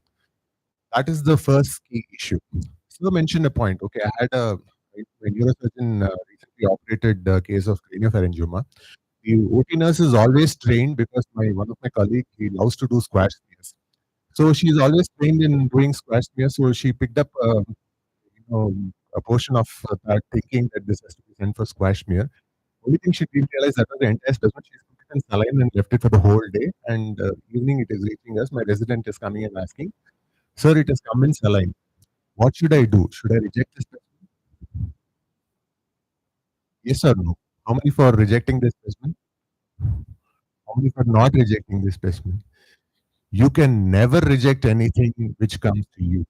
There is no place of, you can reject a blood sample, but you can never reject a biopsy sample. All the more if it has been a resection, then you don't even have a choice. At least, in an endoscopic biopsy, maybe the surgeon would like to do another biopsy.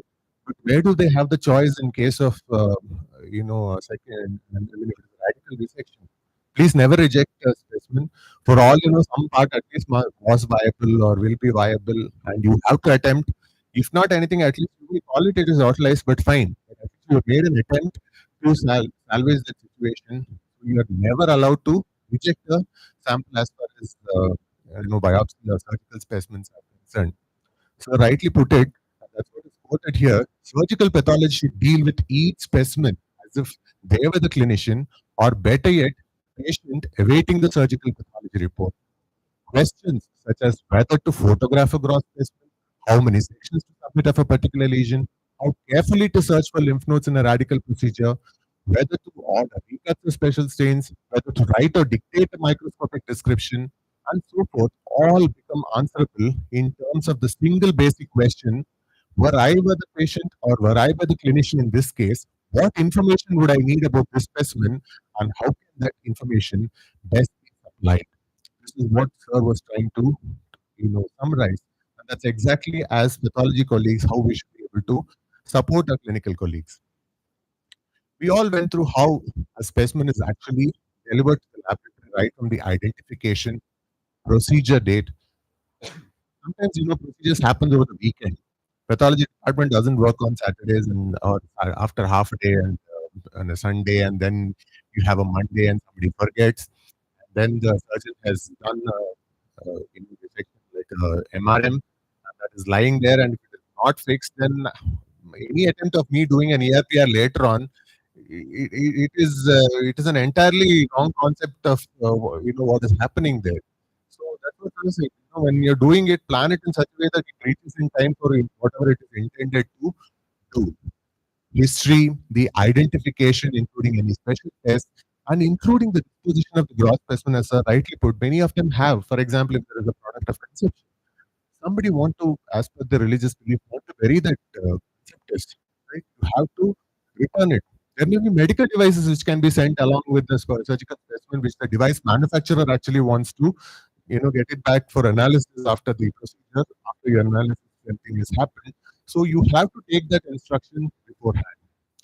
Why is the specimen sent? One, it could be for a diagnostic process, it could be for a section of a tumor, or it could be a re-excision of a tumor site. It could be surgery for a therapeutic purpose. For example, a colostomy has been done, or a colostomy is taken down, or a joint replacement. Once they do the procedure, you will also have to figure out that a patient may be having a single lesion, or the patient may be having a multiple lesion. And again, when it is multiple lesion, you will have to know by their anatomic site, you will have to locate with the help of either a suture or a staple. Many times we do have to be careful because this is the era where patients get treatment before they are even getting operated. There may be radioactive needles which are there, which has to be handled by us, and the surgeon would duly intimate us, look, there is a clip or a needle inside this lesion. So prior diagnosis is very, very important, especially if it is a known tumor, which includes the type, the site, and the date of the removal or the stage of the disease. As simple as pregnancy. Many times pregnancy may make us look issues look alarming diagnosis which may end up overcalling something. But a simple history that this was removed from a pregnant lady makes all the difference. Immune status. We I think all of us went through COVID pandemic and we knew how the sudden outburst of the fungal infections were started noticing in our specimens. All the more it is important if you know whether this patient was in a ventilator or a patient of sinusitis or a burns patient or a HIV patient or somebody is having an indwelling catheter. Every single information makes a lot of difference. For example, if the surgeon is sending a bladder biopsy, and if you didn't know that this is a catheterized patient, a simple catheter can irritate the bladder, which you may end up overcalling as papilloma or a pun lump, but it could be just a natural change with an existing catheter in place. History, like radiation or chemotherapy, most of the patients undergo neoadjuvant procedures before they actually get operated. You have to know more or less nowadays reports, the surgeon already knows that this is a breast cancer. Or they already know this is an osteosarcoma. They are looking at you to tell us, look, I have already given the therapy. Please tell me whether the therapy has worked or not and how much has it worked. So it is very important for you to know that. Drugs that can alter the histology. Half the time, or endometriums which the gynecologist send, they would not even mention whether the patient has on their own taken an over-the-counter progesterone drug, or the clinician herself has put the patient on hormone therapy, which can alter the histology, or drugs that can make the patient susceptible for unusual infection. They may be on a steroid for a very long time, which may make them prone for a fungal infection. And as Sir said, most of them will know that you will have to send in a 10% neutral buffered formalin is the ideal fixative for most of the species. But there are scenarios where you may have to educate the surgeon on special needs. For example, if you have to do a bone marrow biopsy, sometimes a thickest fixative may be ideal. If you're sending a specimen of gout, you don't have to send it in formalin. Formalin will actually dissolve out.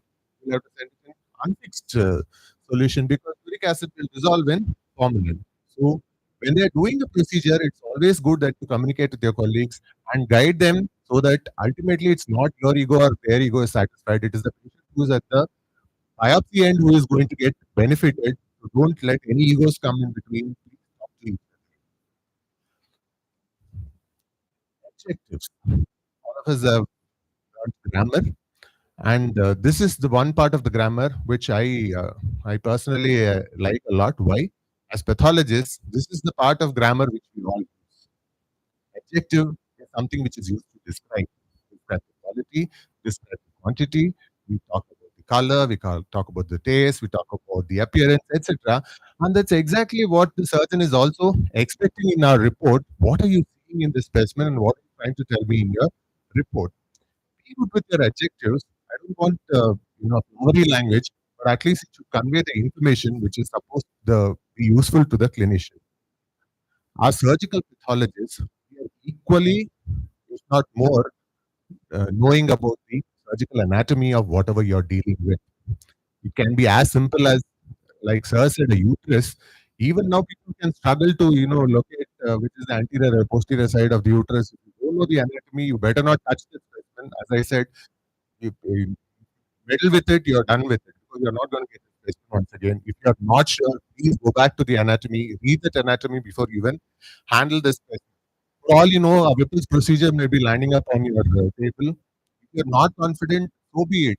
At least leave that, go read about it, look at regional anatomy before you even try to sample. What is written in text? I'm sorry. What is written in a textbook might look like a neat diagram, but when you're actually handling a specimen, you will have to figure out which is the gallbladder from the intestine to the margins. And if you don't know your anatomy, then you are in trouble, and you're putting your surgeon also in trouble who has done such a radical procedure. So make sure you know the local regional anatomy very, very well before you even start handling these specimens, let alone cutting it. As Sir rightly pointed out, orientation of the specimen is another important aspect when we are actually dealing with surgical biopsy specimens. Many times the surgeons would help us. Sometimes the surgeons might not actually help us and even confuse us also. But most surgeons, for example, if this is a suture, if there are two sutures, one on lateral side and one on medial side, I don't know which is the superior and inferior. If there is a suture which is saying this is the lateral and this says this is towards the nipple, again I don't know which is the anterior and posterior. Ideally, the surgeon always does one suture for the superior and one for the lateral, so you know the opposite. So speak to your surgeon, even if it is not oriented, they will definitely come down and orientate for you before you even put your knife to roast the specimen. The next important aspect, what any surgeon would expect, is on the margins. Margins are basically taken on all resections to document either the presence or absence of a tumor. That is what we learn most often. Margins are equally important in resections like a bowel resection, where the surgeon is interested to know whether there is any viability left at the resection margins because the anastomosis should not give way. What do you mean by resection margin? Resection margin or a surgical margin, as defined by Hini et al., is any tissue plane where the surgeon's knife meets the patient. Wherever the surgeon has cut through the patient, that becomes a margin. Because anything happening at that zone can come back, or it may, hamper the treatment outcome. So you may get a tumor, and you may get a margin all around it. And if you see the tumor from this side, you'll see one end may be a mucosal margin, other end may be a deep tissue margin or a soft tissue margin, and there will be a tumor overlying. If you don't know, please orient, speak to your consultant, and try to give margins appropriately, because you cannot keep doing it again and again, because the surgeon already knows I'm having a tumor. They're expecting you whether a particular margin is free or involved by a particular margin. So you may have to measure how far it is or how close it is to any particular margin, and whether it is involved or uninvolved. Imagine a patient is undergoing a hemiglossectomy or a glossectomy, and there is a tumor. They would have given initially. Then at the frozen, you will say the margin is involved. Then again, he'll give you another bed. Then he will give you another bed. If you clear that the margins are clear, the surgeon is waiting for you on the table. You may give you a margin in this way, which may involve the tumor, and the margin end, which may be inked. And that ink is what you see accurately in your slide, and you tell it whether it is involved or reaching the tumor or not involving the tumor. Or you may just give it, leaving the tumor far away, just a bit to analyze it. So you may even choose colors to identify which margins. The color coding can be decided at your institutional level, which color you're going to use for which margin. Say, for example, they have a mucosal margin here in a red color, another one they have given in a black color. But be consistent with it. Today you do in black, and tomorrow you do it in green, and you confuse your consultant. Not be a problem. The report. The pathology report should not look like or read like an operative note. As Jack Webb says, it should just state the facts and just the facts. You cannot do anything beyond that. So, as Sir rightly pointed out, you have to have your checklist. Pathology residents, especially who are involved in grossing, every organ system has its own checklist. As I said, respect the specimen. Once you mutilate it, you cannot get a way back to it.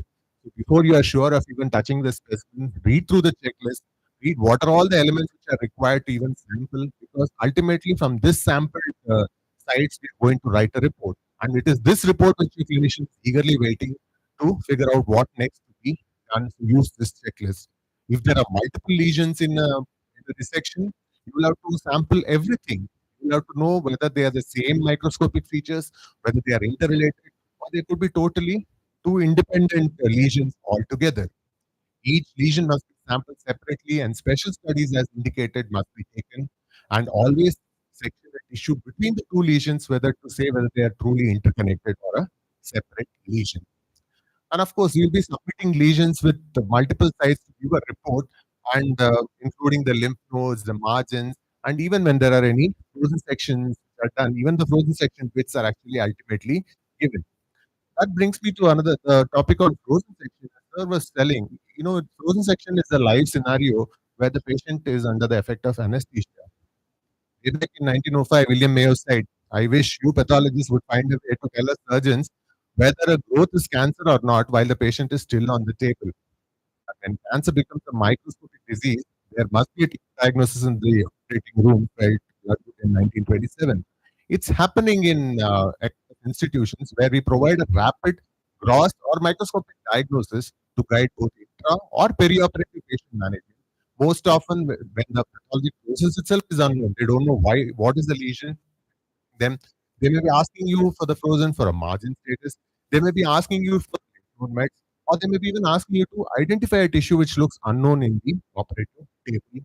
And we should optimally process these for diagnosis, treatment, and research. For example, frozen tissue which is available, say a surgeon is operating for a case of Hirschsprung, they would expect you to do appropriate enzyme studies or special studies as required. But every case will not also be fit for a frozen case. So you may have to educate or you may have to collaborate with the surgeon and tell them that this would not benefit if I'm doing the frozen section, rather it would actually benefit from doing the proper histopathological examination.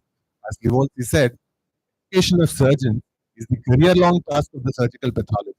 It must be a collegial process, never confrontational, and never attempted when a patient is under anesthesia. You cannot be fighting with your surgeon and telling, no, I will not do this, especially when the patient is going on the table, but you should plan it well in advance. You may get objects from the surgical specimens which may be received as part of the biopsies, but you may not actually examine it microscopically. For example, gallstones, we don't examine it microscopically. Implants, we don't examine it microscopically. Tissue around implants may be examined. Likewise, some tissues are examined only grossly, but not microscopically. For example, a nasal septum may be examined grossly. Our skin from the plastic surgery reconstruction may be examined grossly unless there are no lesions visible, or a tonsil. Many institutions don't even sample tonsils unless there is an asymmetric tonsils between two tonsils are totally of a different size. So all this has to be institutionally discussed and planned that, look, I'm not going to give you a microscopic report on such tissues. That has to be an institutional policy and they can be excluded. So you may have an institution which exclude from mandatory submission. For example, if it's a dental appliance, you need not submit to histopathology. A cataract need not be submitted to histopathology. IUDs without the soft tissues may not be submitted for histological examination. Medical devices like catheters or sutures or gastro tubes or orthopedic hardware may not be submitted for histopathological evaluation or analysis based on your institutional policy. So rightly pointed out, missing specimens are a big problem. Being also part of the patient safety committee as part of our NABH hospital initiative, realize that there are many sources which are actually involved as far as such incidents happen. But I think as an institution, we should build up a culture of safety. Nobody should hide anything. Sometimes inadvertently somebody might have forgotten to put something or send something, and they may hide. You should actually encourage them to bring, and you should not penalize them for doing that, because once they hide, then there are chances that they'll be doing again and again rather than we not knowing the issue at all. So there is no blame game involved. We should try to find out what is the root cause and try to address such issues as Sir rightly pointed out of the missing specimens.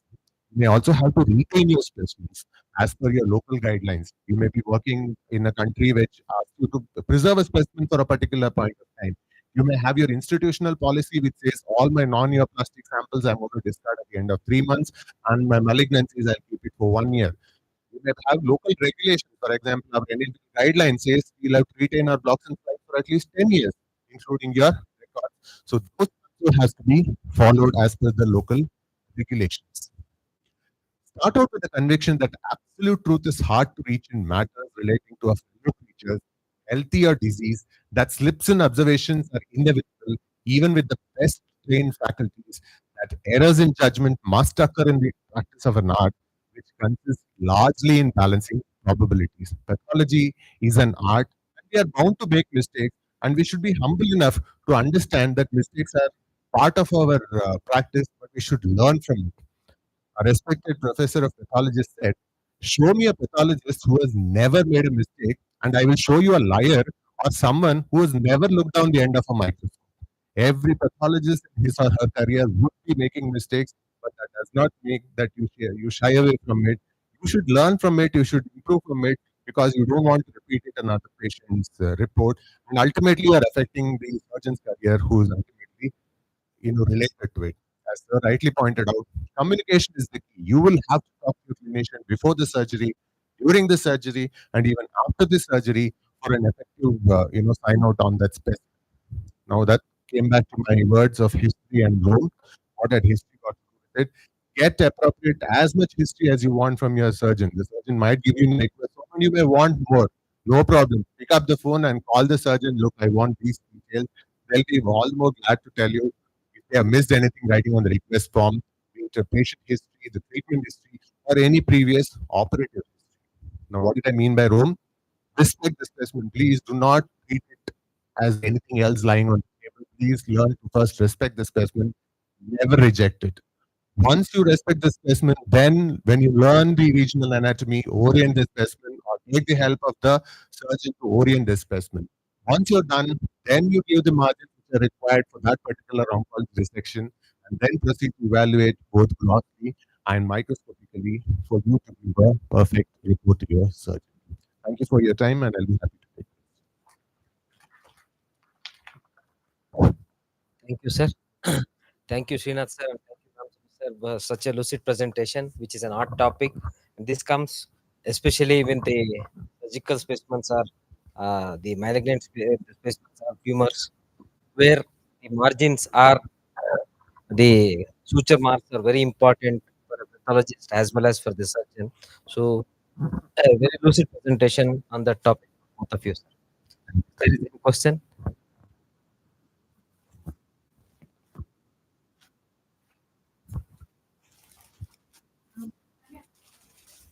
I would like to thank both Dr. Ramaswamy sir and Dr. Srinath sir for addressing the key issues in a surgical specimen that we received.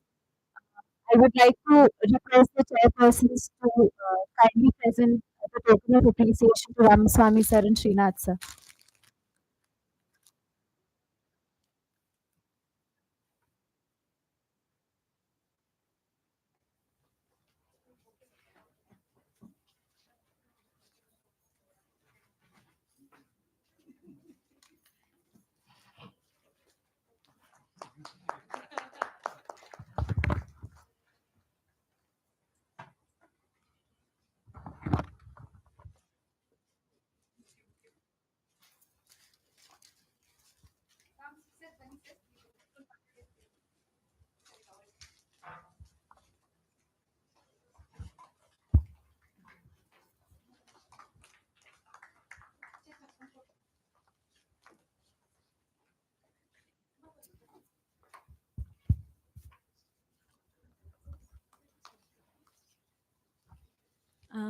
I would like to request Dr. Natraj sir, Professor and Head Department of Medicine, to kindly felicitate the chairpersons.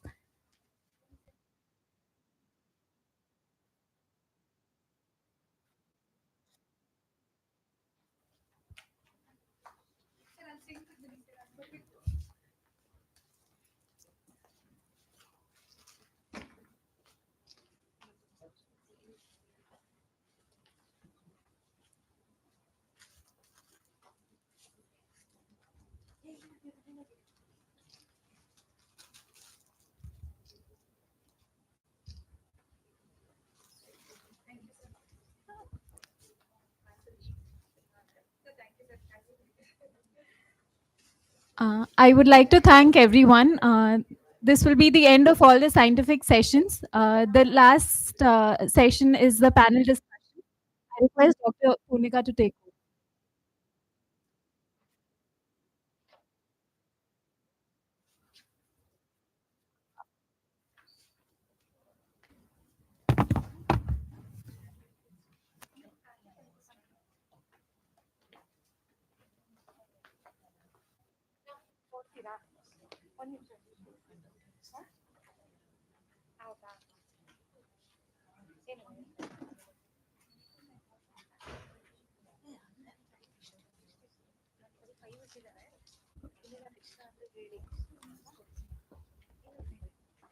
Good afternoon, one and all.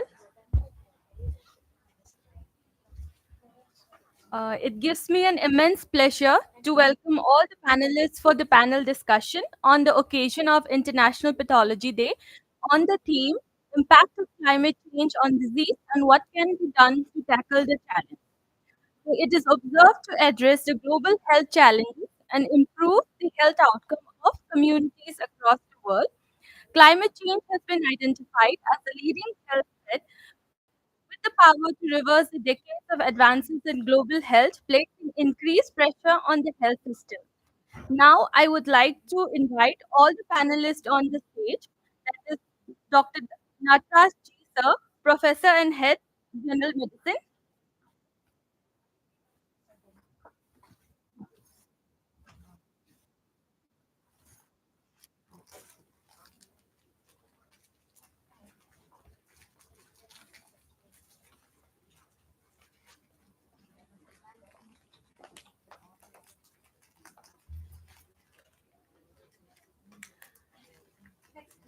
Dr. Prashant H.V. Sir, Professor and Head, Microbiology.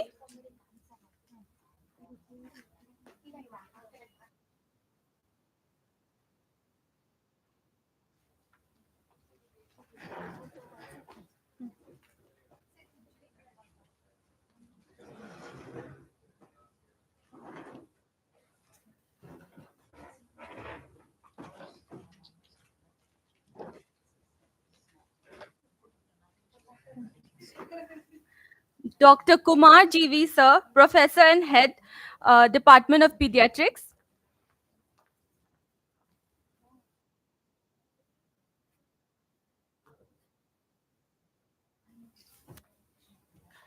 Dr. Indra H. Ma'am, Professor and Head, Department of OBG.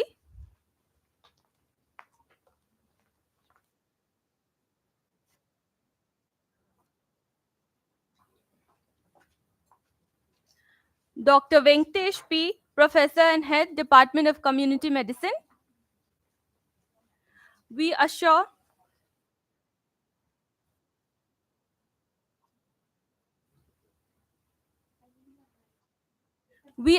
this discussion will throw light on the vexing problems on the impact of climate change on the discussion. The moderator for this panel discussion is Dr. Geeta J.P. Ma'am, Organizing Chairman and Head of Department, Department of Pathology. Over to you, ma'am. Thank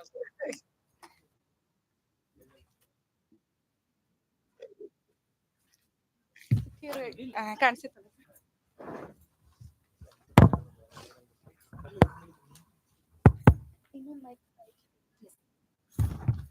So I welcome all the panelists onto the panel discussion.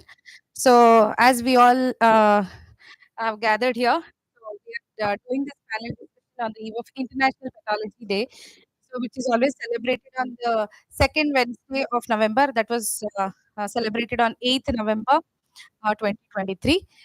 So the theme of this year is impact of climate change on the disease and how to tackle the challenges. So this is the theme of this year's International Pathology Day.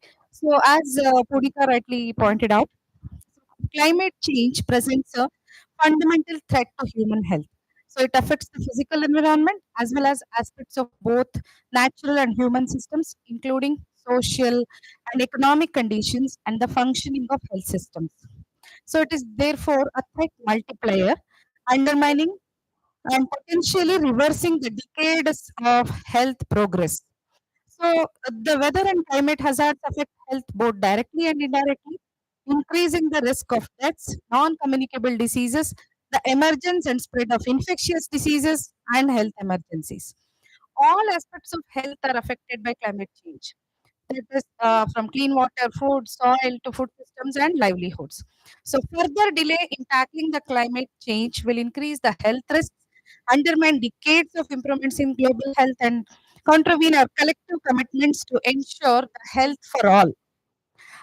Okay. So, as I told, so these climate sensitive health risks are disproportionately felt by the most vulnerable and disadvantaged, including women, children, ethnic minorities, poor communities, migrants, displaced persons, older persons, and those with underlying health conditions. So there is so much of global burden.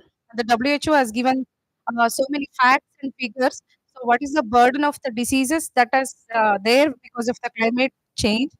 So too much data is there. I'll just say in one word. 2 billion people lack safe drinking water. 600 million suffer from foodborne illness annually. Like this, the data is more. So I just want to quote here one of the former WHO Director General. They said the evidence is overwhelming. Climate change endangers human health. Solutions exist. Need to act decisively to change this trajectory. So this is what one of the former Director General has said. So WHO has told so what are all the climate change, what is its impact and all these. So let us start our discussion.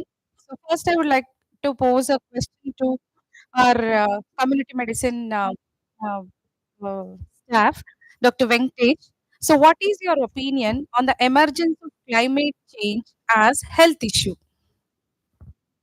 Okay, first, I thank the Department of Pathology for inviting me to be in this panelist, as well as to our esteemed institution to have this opportunity to speak on this dais. Climate change is well known to all of us. Now, Madam has also spoken about how it acts as a multiplier. What it actually does, what is it as a problem? It's not only that it influences the determinants of health, like livelihood, food, as well as availability, it also affects the health system too. We are the key harbingers of the health system. We are also getting affected by as a result of this climate change too. Whenever we look at various aspects of different diseases, be it communicable and non-communicable, as already has been said, we will become the key points or sentinels to look at it and how we can contribute towards the health system to respond to this challenge, which this climate change multiplier acts on. So that way, the role of us, all of us here, panelists, becomes more crucial in that scenario. And climate change do affect us also. It's not that we are not dropped from any other place from Mars on this earth. We are a part and parcel of it. We are also exposed to the challenge that the challenge climate change affords us, even when it gets into our food chain, as well as the kind of body that it gets manifested from the food that we consume and subsequently down the other. Okay. Sir, I request the microbiology sir, Dr. Prashant H.V. sir, to add a few words regarding the topic. Yeah, good afternoon. I thank Pathology Department for giving me this opportunity. It is known that you can relate every diseases to climate change. It is not a particular infectious disease or communicable or non-communicable. If you just go in depth of every disease, finally it is related to climate change. I think that we are observing infectious disease. In the last 20 years, if you observe, from almost 2000 till now, we have come,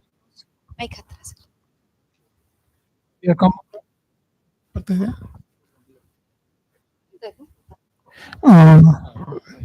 so we are seeing so many new viruses emerging. For example, in 2003, if you see, there was of SARS. 2009, we came across influenza virus, which is swine flu. In 2012, we came across MERS. In 2015, we came across Zika virus. Then came COVID virus, isn't it? In between 2012 and 2015, there was again a lot of outbreak of Ebola virus. See, if you see all these things, these are occurring in the last 20 years. And if you see the background of this, someday it is related to climate change. That means we are coming in contact with these pathogens. How we are coming in contact with pathogen means the cause for is one of the causes is deforestation. And you know, deforestation is one of the reason for climate change. Whenever there is a deforestation, what happens? We are exposing ourselves to the microorganisms which are found in deep forest areas. See, there is something called a sylvatic cycle. which is going on within the forest. And because of deforestation, what happens? The wild animals are entering into the human territory. Only wild animals, along with the wild organisms, like viruses, even the vectors, they are entering into the human. So we are ourselves getting exposed. Not only this, even urbanization, increased agricultural activities, okay, the encroachment into the forest area. So somewhere we are getting exposed to these organisms. Remember, these organisms, what you are coming across, they are there since millions of years, and they can adapt to any new host. Okay. Another thing is the global warming. What is so the global warming? What has happened is, which finally leads to number of floods and the melting of the ice in the snow area. And so recently there was an outbreak of anthrax disease. When they tried to find what is the source of this, and they found that it was the dead carcass of the animal which were freezed in the ice. Because of the global temperature, these organisms are coming into contact.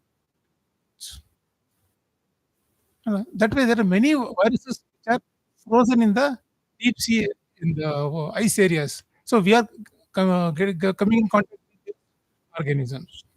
And we are all familiar with the Vibrio virus, Vibrio organism. Isn't it? Actually, the natural source of this is deep ocean sea. They are found in the deep sea areas. Because of increase in the temperature, sea temperature, these organisms they become active, and because of that, they are coming into the human beings. So many areas where there were no case of cholera, now we are facing these infections because of these Vibrio organisms. So that's why I think climate has got a very good influence on the occurrence of new infectious diseases. Okay. Thank you so much, sir. So you just took us from what are all the things which are there from older days to the present scenario, what are all the changes we have observed that you told us. So the next question I want to pose is what are all the health issues at stake today because of the climate change? So I'll start with the physician, sir. Good afternoon, all. Thank you for giving an opportunity in this regard. Uh, I think every day probably you will come across regarding this climate change. Classic example today, probably for the past few days, you are seeing in TV. Every day you see Delhi is choked. Usually every year you come across this classic news like around Deepavali season. So Delhi has been choked, because of this the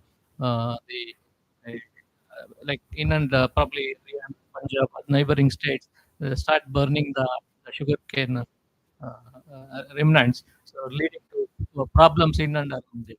So this is not limited to Delhi alone. So this is spread across the many cities, even many cities, not only in India, maybe in all developing or even developed nations also.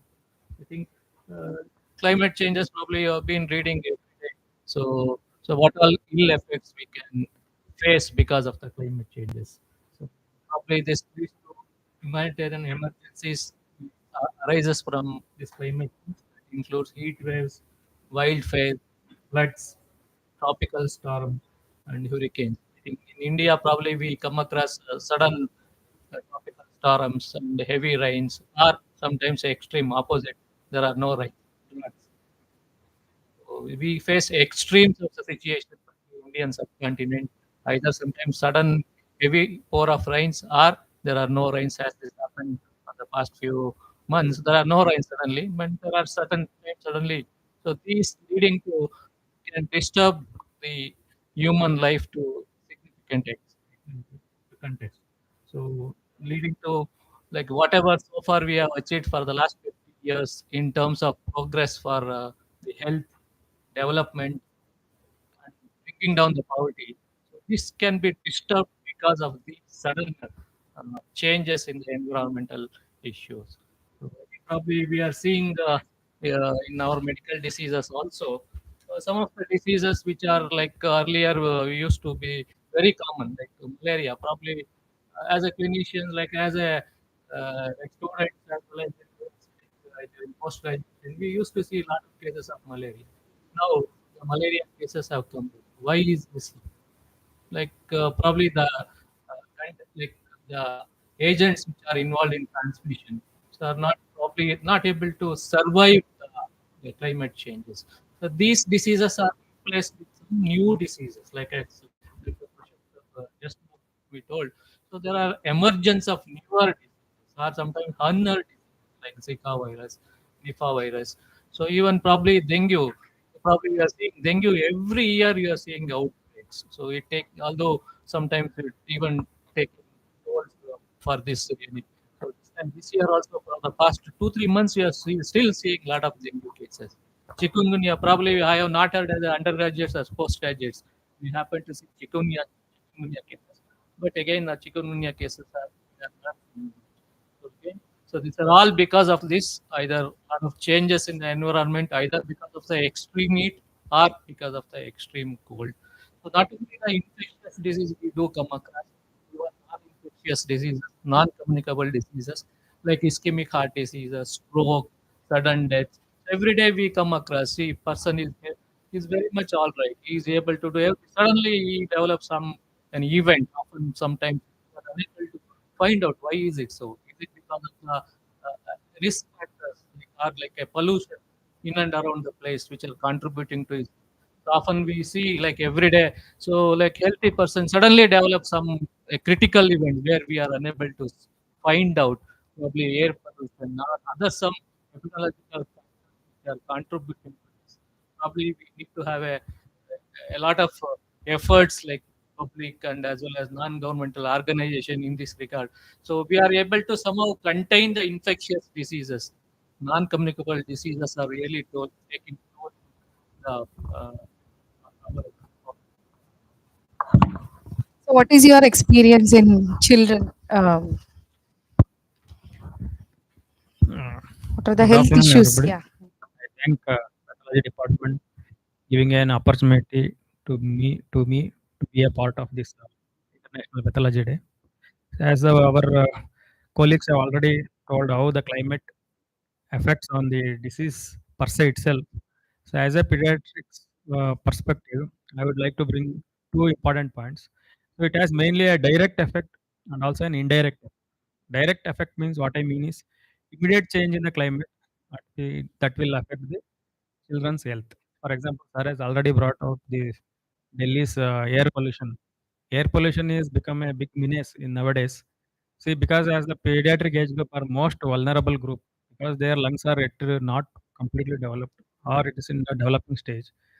They are getting insulted every day. They can have a lot of respiratory problems because of this air pollution. And one more thing is, suppose there is a natural calamities changes like climate change. Now that this year there is no rain, and the previous year there were heavy rain. This is mainly because of the climate change. Why this climate change has happened is because of the increased green gases, and that has altered the temperature on the Pacific Ocean. So what do you call it as La Nina and El Nino? This year is a El Nino, so it runs for almost 4 years, and it will be lot of drought or there is no rains. Because of no rains and there is no drought, there is lot of problems in the community. For example, there is no rain, so the agricultural income as such decreases because of this. Many uh, farmers or the people are affected because of the no income, and there will be lot of family burdens, and this leads to malnutrition. Even the food products are also reduced, and because of this, they'll have problems of like malnutrition, and again it affects the child growth. And the other way around, if it takes floods, excessive rain, lot of floods, so most of the organisms, as Prashant sir also told, they will get contaminated in the water, drinking water. Again, that leads to another big problem of spreading of the diseases. That is one aspect. These are all the direct effects of climate change. So, what are the coming to the indirect effects? See, suppose there is a drought, and because of there is no income, and the family tries to shift from one place to other. So, what happens in the mean process? They along with the family, the children are also be shifted. Their schooling is lost, and their psychological problems are also arises. And in the new place, they may not get shelter, food, and they may not acclimatize to the new position. There again, they'll have a lot of problems. These are also the indirect effects. Like this, there are a lot of uh, problems because of the climate. So now the same question to Dr. Indra ma'am. So what are the health issues at stake today because of the climate change as a in pregnancy? obstetrician and Okay. gynecology? Thank you, ma'am, for the opportunity. We are facing a lot of environmental shifts. Who are the drivers? Ourselves. We are the drivers of these environmental shifts. Is we as obstetricians, we do fetal programming. Fetal programming means throughout ninth month, we are not only our care is not only directed to these 9 months till delivery. We also give care. We take care to prevent the diseases when this fetus becomes adults. We want to prevent these diseases. So through this course, when mothers are subjected to natural disasters, it has got an impact on the mental health, anxiety, depression. The study conducted in a systematic review in 2015 found the significant association or relationship between climate change and some of the pregnancy outcomes like uh, low birth weight, preterm births, and then stillbirths, IUD, and then preeclampsia, eclampsia, and hypertension and cataract also. So, to my surprise, when I was going in reading literature, there is one study which shows that the fertilization, if it happens in summer, these mothers are prone for preeclampsia, eclampsia when they deliver in winter. So these are the some of the changes or impact which affects the pregnancy outcomes. And some of the pollutants, because of the air pollution, they are causing placental barrier, and it is causing significant retardation in the growth of lung development, and it is causing cardiac diseases as well. So you all say that so there are emergence of some new diseases which were not heard of earlier, or some atypical presentations of the present diseases, and we are all seeing something impact by some other environmental factors on the uh, patients. So that is what I think Yes. you wanted to say. Uh, Now, seasonal variations are well known to us all of in medical faculty, but what matters the most, especially in light of climate change, is that occurrences of diseases which are restricted to a particular age group. For example, measles. All of us know it affects younger age below 5 years. Now, we do have documented evidence in the last 10 years of measles affecting the adults, warranting for an adult immunization program. Likewise, there are many other diseases which used to be holding at the level of below 5 years.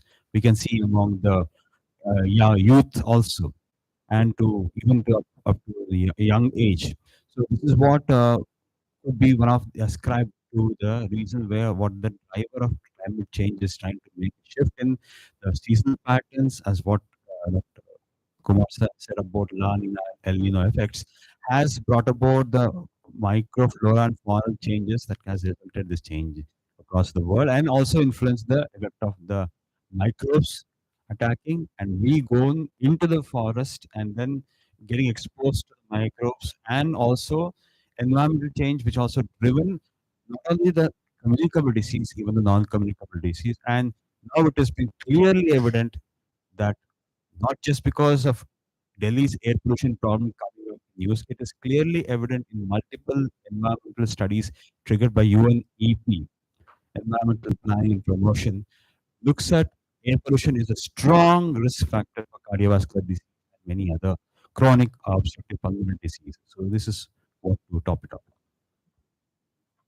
So even when I was going in the literature, there are they say that there are so many vulnerability factors. For example, demographic factors, geographic factors, biological factors, socio-political factors, and socio-economic factors, which you all explain. So that may be the cause for the health issues which are happening because of the climate change. And there are so many exposure pathways, so which are also affecting and causing the diseases. I want to ask the microbiologist, sir, so what are the changing trends you have observed with biological factors, that is disease causing agents, you already told, and the diagnostic aspect? Uh, compared to earlier. Okay. See, as sir mentioned that we are seeing more cases of dengue, chikungunya, and less cases of malaria. Probably this is because the agents vector which are involved, Aedes aegypti, it is more gets adopted in the urban areas. Anopheles mosquito cannot survive in the urban areas. That is probably because that's the reason why we are seeing more cases of dengue which are transmitted by Aedes aegypti. And we are seeing less cases of malaria because Anopheles mosquitoes have moved to the rural areas. That means what I am to do is the climate change has got an effect on the habitat of these vectors and organisms. So I think in southern Australia, there is something called the flying fox, which is a actual source for enterovirus. So now they have done a study and they have found that these foxes have changed their habitat from one place to another almost 100 kilometers apart. And there they are spreading the infection. That means the climate change has made the vectors to change their habitats. Even for example, if you take these microorganisms, see the changing climate has got a very good influence on these microorganisms. Actually, in fact, the virulence factor is increased. For example, this malaria parasite, so it has got an extensive incubation period in the mosquito. If there is any increase in the temperature, warmer, the incubation period has components. Incubation period has reduced. It has been improved. So that's why these organisms which are there, okay. See, we cannot get rid of these organisms. You know, for example, the smallpox, which we eradicated in 1978. We thought we eradicated. Now his brother has come up, monkeypox, isn't it? So we cannot come out of any diseases. See, I remember these organisms can adapt to any change. Only for few days they will get suppressed. Again, they will come out with a new one. So that's why the climate change will have influence on these biological factors, and we will never be able to eradicate any diseases because definitely they're going to come back again. That is sure. Yes, I think our discussion will be incomplete without a word on COVID. Actually, sir told, don't ask COVID, madam, because everybody, I think even layman knows everything about COVID. But still, the challenges faced, that was one of the biggest impact we saw in our lifetime, the COVID, which uh, we had just read pandemic. What is this definition of pandemic in community medicine? We never thought that we will face that in our lifetime. I think we faced it. So, as a physician, sir, briefly, I just the so many problems you faced. So, as a gynecologist, sorry, as an obstetrician, so how did you manage? How what was the preparedness? So, a brief talk. Like, I think we have probably somehow we are able to contain the COVID and also we have come out of that pandemic. That doesn't mean the COVID will go away. So like, it has taken so many almost years and so many research and so many goals. Probably we have never heard. Probably this will be remembered for decades, centuries. So we had this kind of problems. Probably after smallpox and other things, we have not had such a uh, catastrophic illness like compared to COVID. So somehow with probably with so many uh, research as well as vaccines and other things, we are able to control the COVID. But that doesn't mean we will be out of again this COVID. So probably this will continue to occur in terms of probably smaller outbreaks. But as probably able to contain and probably with immunity, herd immunity, probably make us to recover also. Uh, this kind of illness will come definitely. As we are discussing, new strains are coming, wilder strains, like or even newer other viruses we will be exposing. So this wilder strains, so far human people like we don't have exposure to this kind of strains like Nipah or even this. Probably we have, definitely will have problems. Like some of the countries they have predicted dengue, chikungunya, still they can trouble. Even today, Africa is troubled with the malaria.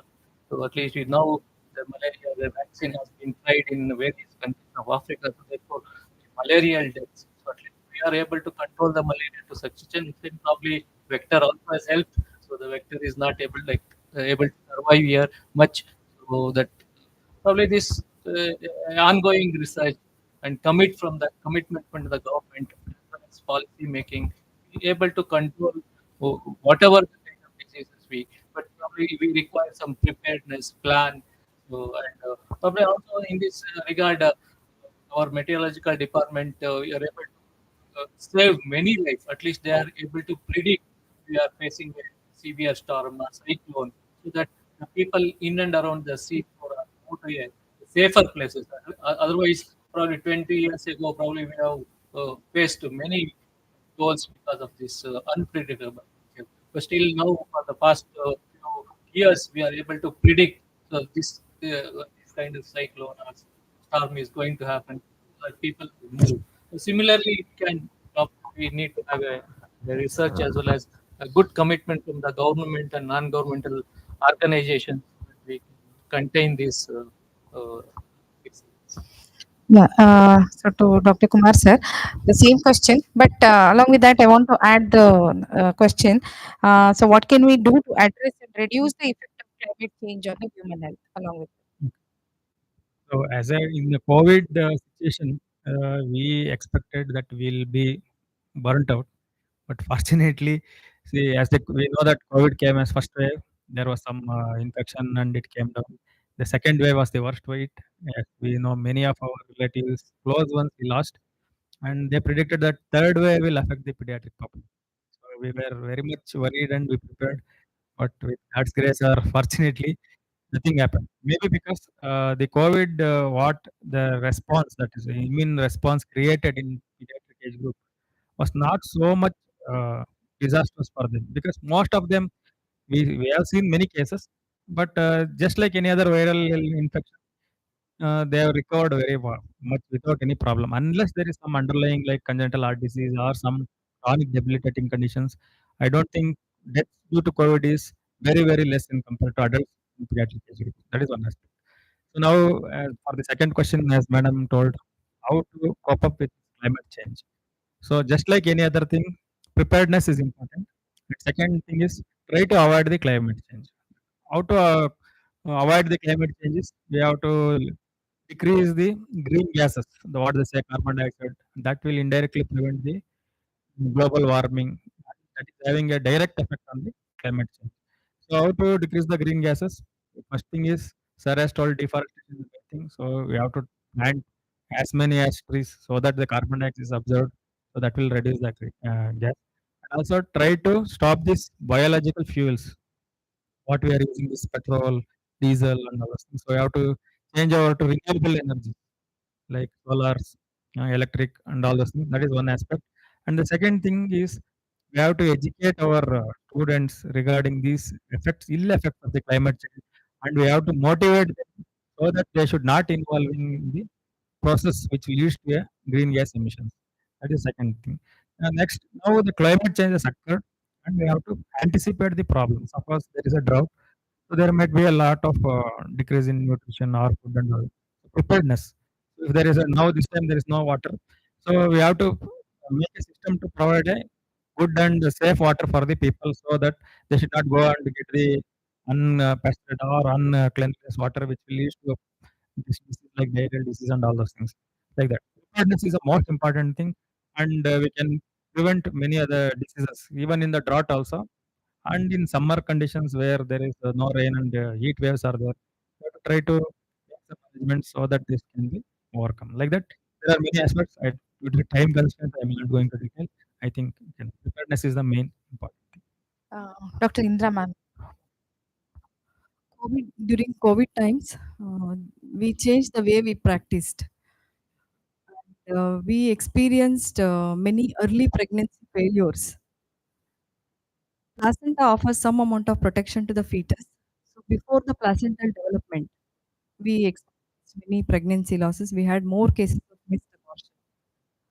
And many patients came and the pathophysiology, pregnancy is a traumatic state. coincided with the pathophysiology of COVID also. And many patients came for MTPs because they were inevitably they were exposed to CT scans. And iatrogenic preterms, we did preterm deliveries, anticipating the sudden decompensation of the mother. So these were the challenges, and we had to change the way we prescribed drugs. Also, we didn't have much freedom. So many mothers, those with respiratory morbidity, we lost so many mothers also. So how to cope up with this climate change? Important is we cannot change much, but early diagnosis and treatment again, pathologists will come into the picture, and community engagement and the sensitization of the patients, especially focusing on the vulnerable groups, how to avoid these infections because of the climate change. And it's a great challenge for our generation. It is because of, as sir told, it is because of the harmful gases. So we should focus on the decarbonization and green transition. It's our responsibility for our generation to make this planet habitable. Sir, so the same question to you here. What can we do to address and reduce the effect of climate change on the human health? Well, almost most of the points is what our previous speaker has spoken is true. I reiterate upon the same point to enable us to take actions early to detect them, be it microbiologist or pathologist who would like to identify the changing pattern of the disease in this histopathology sample or FNAC. We need to have first reporting system or disease surveillance mechanism, which is already there in India under IDSP program, and now Government of India has rolled out the testing laboratory not being not is being shifted from the state center to the district centers, and they have plans for bringing it down to the block levels. So, with my recent interactions with the disease surveillance program officers, that's what they have done. Furthermore, in terms of we need to have a strong surveillance mechanisms of disease reporting so that we can predict, prepare, and be ready to face the challenge as well as address the challenge whenever we there. Reiterating upon the previous points of other speakers, we need to be prepared about it through mock drills that we have, and certain things are definitely beyond our control. At individual levels, as practitioners who look at child, adult, or looking at diagnosis, we need to build in the diagnostic capacities, improvise and innovative approaches to bring in better diagnostic capacities, and with Skill India effort from the Government of India, and we can bring up through research and innovation processes more diagnostic processes and products has to become. This there is evidence for that one, and this evidence will try to ensure the reduction in time shortage will enhance the detection and rapid response from our side. Another point is community engagement. With the COVID, we had a lot of infodemic. Many people saying many things. Many of the doctors ourselves were confused about treatment. We started with hydroxychloroquine, then we dumped it, and a lot of things we all went through. So all that is required is we need to have patience because we are the harbingers of the care. So we need to make sure that we rely upon research factors and then keep updated about the treatment regimens, contest the existing regimen, and to bring about new ones, utilize the updated uh, products of detections of either tissue sample testing or serology testing, and also improvise community support to come forward to be the first responders, and to that extent, even the media reports have also been taken as per the ITSP. So everybody has to collectively act upon. There's no that one person will do. It's everybody's requirement at their own working at their own places. Working at their own places, we need to come forward. We need to tie up, and what our previous speakers on the dais who said, we just the way in which surgeon as pathologists, we need to have the loop of transfer a specimen and then get it back. That much stringency we need to see that this disease reporting mechanisms need to be working on that level. That's why we can make sure that we can address the climate change, though it is not yet evident. So you want to add any points to reduce the effect? How we have to be prepared? Here I would like to say two things. Already climate change has occurred. One thing is we need to concentrate and prevent the occurrence of damage. That can be done by with strict surveillance and monitoring system. Of course, government has taken many steps. It has come up with pollution board and surveillance, EDSP, everything is there. Second thing is symptom prevention, the prevention of pollution. Okay, that as Dr. Venkatesh said, it is not only the responsibility of the government, it is individual response. At the individual level, what I can do. At the institution level, what we can do. We need to plan it and we should execute it. Yeah, then only we'll be able to do it. That's all I would like to add to things. Okay, so I think everybody agrees that so the impact of climate change is there on the diseases. So as I earlier said, there are occurrence of new diseases, there are atypical presentations of some old diseases. So what we need to do is there are so many things we can do from an individual approach to, and as we all are sitting from different disciplines, I feel that collaborative approach towards any disease is what is necessary from all of us to tackle the challenge, identify the disease in the early stage, so that so we can prevent it from becoming disastrous. So that's what I think. That's why. So when I first saw the theme, I thought why our pathology, International Pathology Day has given this theme, because last time the theme was AI in pathology. So, but I feel that it is a relevant and the prevailing topic. So where it's all disciplines put together, we need to act together to combat the uh, disease which are happening because of the climate change. So thank you one and all for participating in the panel discussion. Uh, so I request Dr. Swami sir to give a token of appreciation to our panelists. Leave.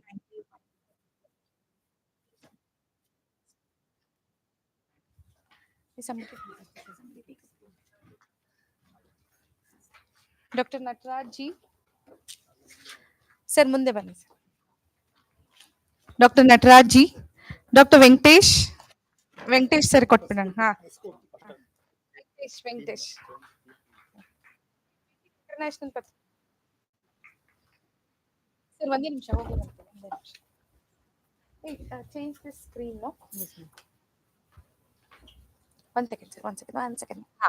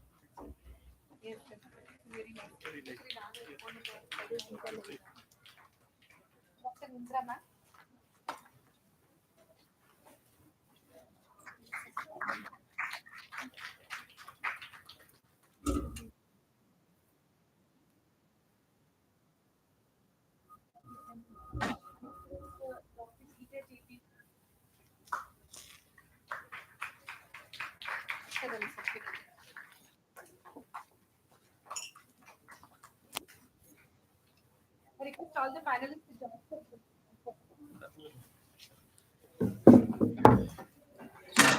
I will read it, sir.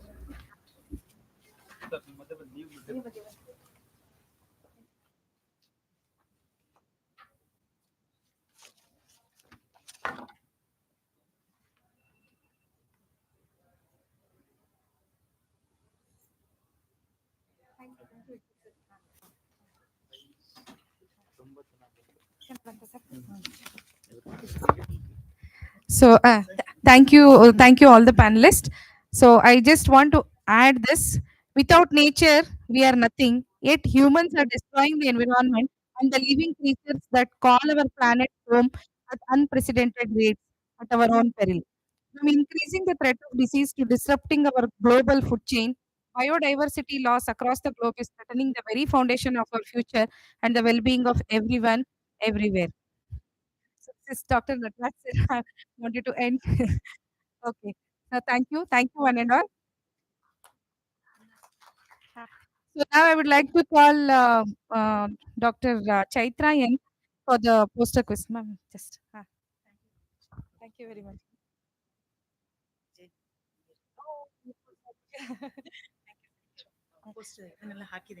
Madam, thank you so much. Ma'am, certificate. Thank you. Your feedback, I will share. So at the end of the session, I will share the feedback. At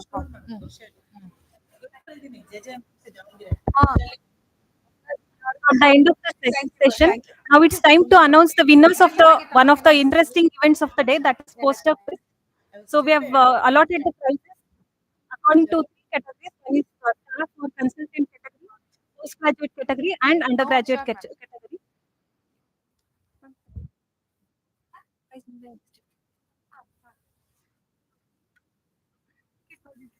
ಇದೆ ma'am.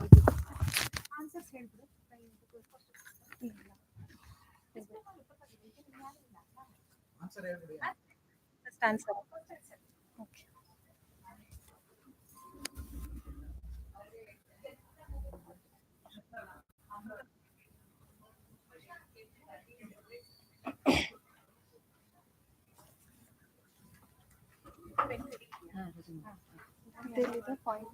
ಯಾರು OBC ಅಂತ ನಾವು ಇಲ್ಲೇ ಇದಾರಂತೆ. ಟಿಬ್ಬು ಕರ್ಸಿದೀವಿ. ಅಲ್ಲಿದೆ ಏನ್ ಹೇಳು.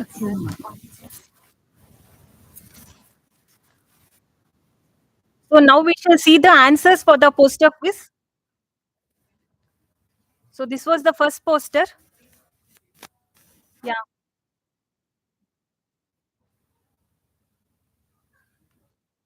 Okay. Tay-Sachs is the correct answer. So this is the second one, vegetation. Yeah. It is the verrucate bodies and then Ascough body and fish mouth appearance of mitral valve, which is rheumatic heart disease. Yeah.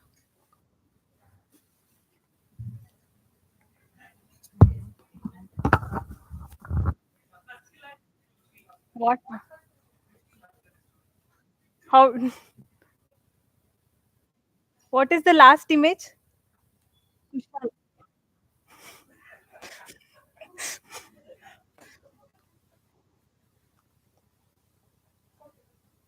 So last image is the immunohistochemistry where there is loss of what gene? Dystrophin gene. Inset is the normal maintained dystrophin gene. Here there is a loss. That is why the brown color has not come. Is the answer?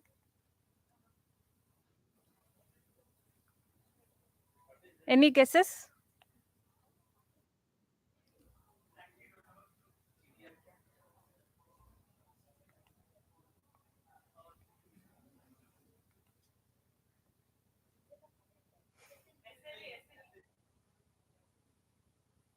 What test is this? Bhumika.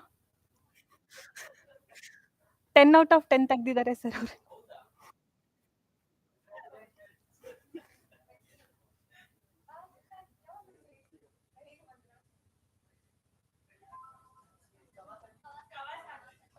So this is the criteria for diagnosis of Kawasaki.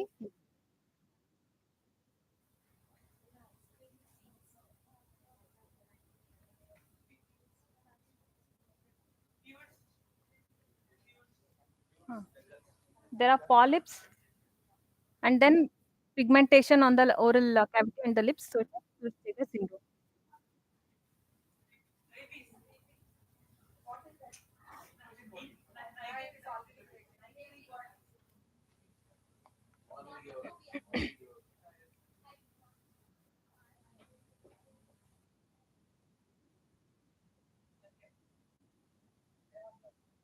It's a vesiculobullous disorder. So it is pemphigus.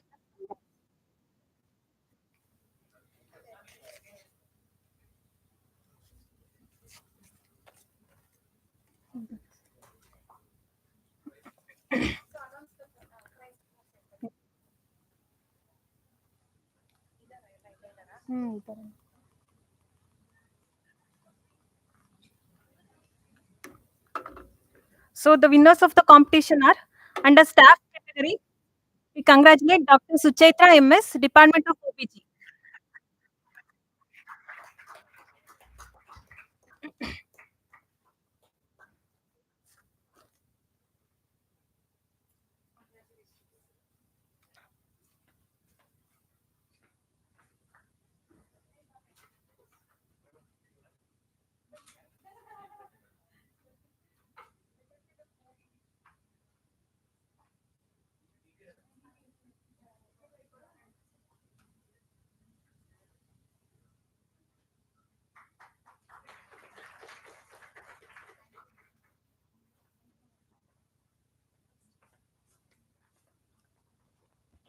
Under postgraduate category, we have Dr. Tibu John Jose from Department of Pediatrics.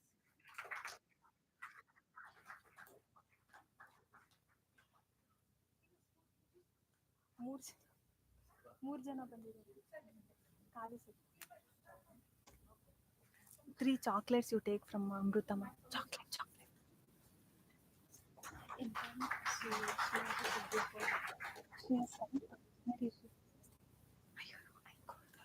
Fine. You just tell Kushal, no?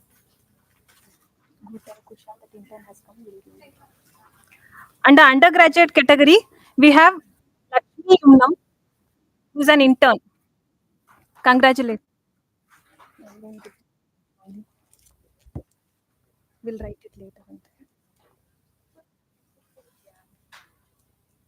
Or a chocolate.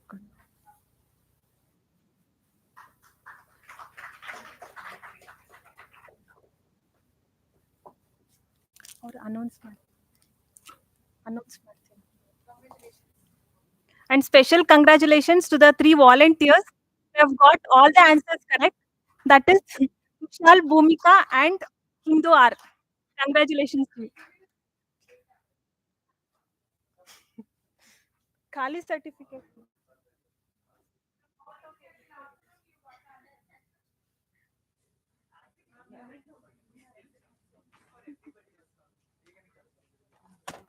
Ramesh.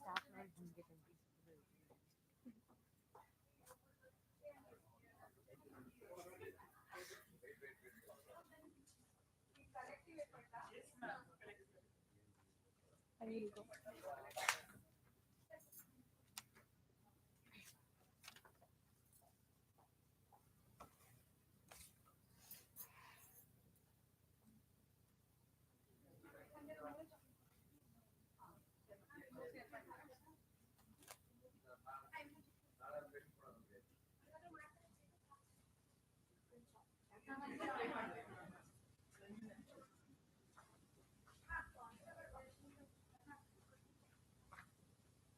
Emoji please ಅಲ್ಲಿ ಅದು ಇಲ್ಲ doctor Chaitra you didn't transfer it's not there in the pen drive. I saved and kept on Pen drive. This is my pen drive only, ma'am. So we have come to the end of all the Specific sessions and panel discussions for SSMC Patho CME today. So hope we have stood up to the mark of what we had promised in the morning. So I think all the academic sessions were very nice. I thank even the online participants who are viewing us. So hope you had wonderful sessions today. So we would lastly we would like to acknowledge our distributors who have helped us, who have supported us in conducting the CME. Dr. Ramesh.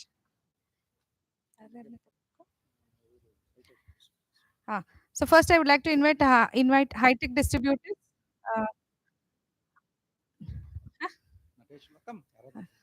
Representative from any representative from high-tech distribution. Bunny, yaru bunny. High-tech distributors, high-tech. Sir, bunny. Bunny, sir.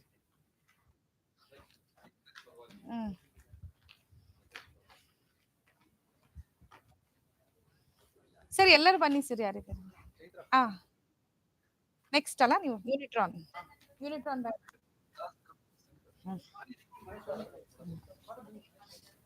Thank you girls So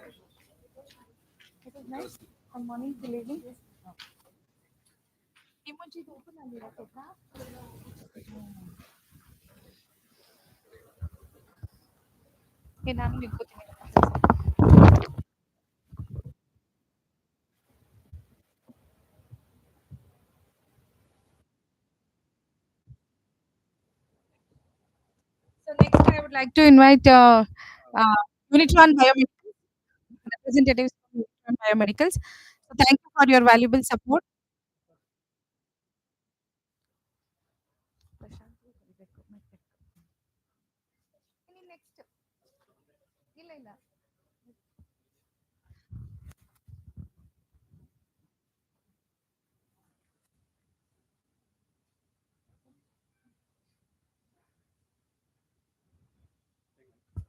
So next, I would like to invite Medtech.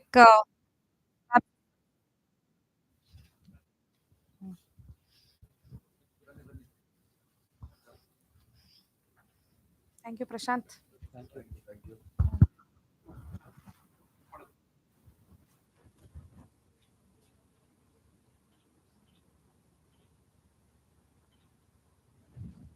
Thank you.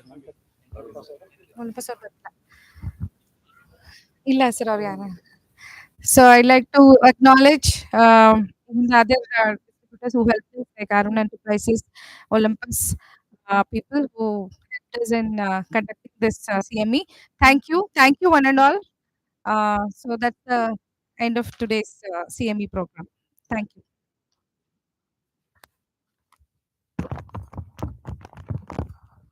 We'll share the feedback Google form in the group. All of you, please fill the feedback Google forms, so then we can post the certificates online.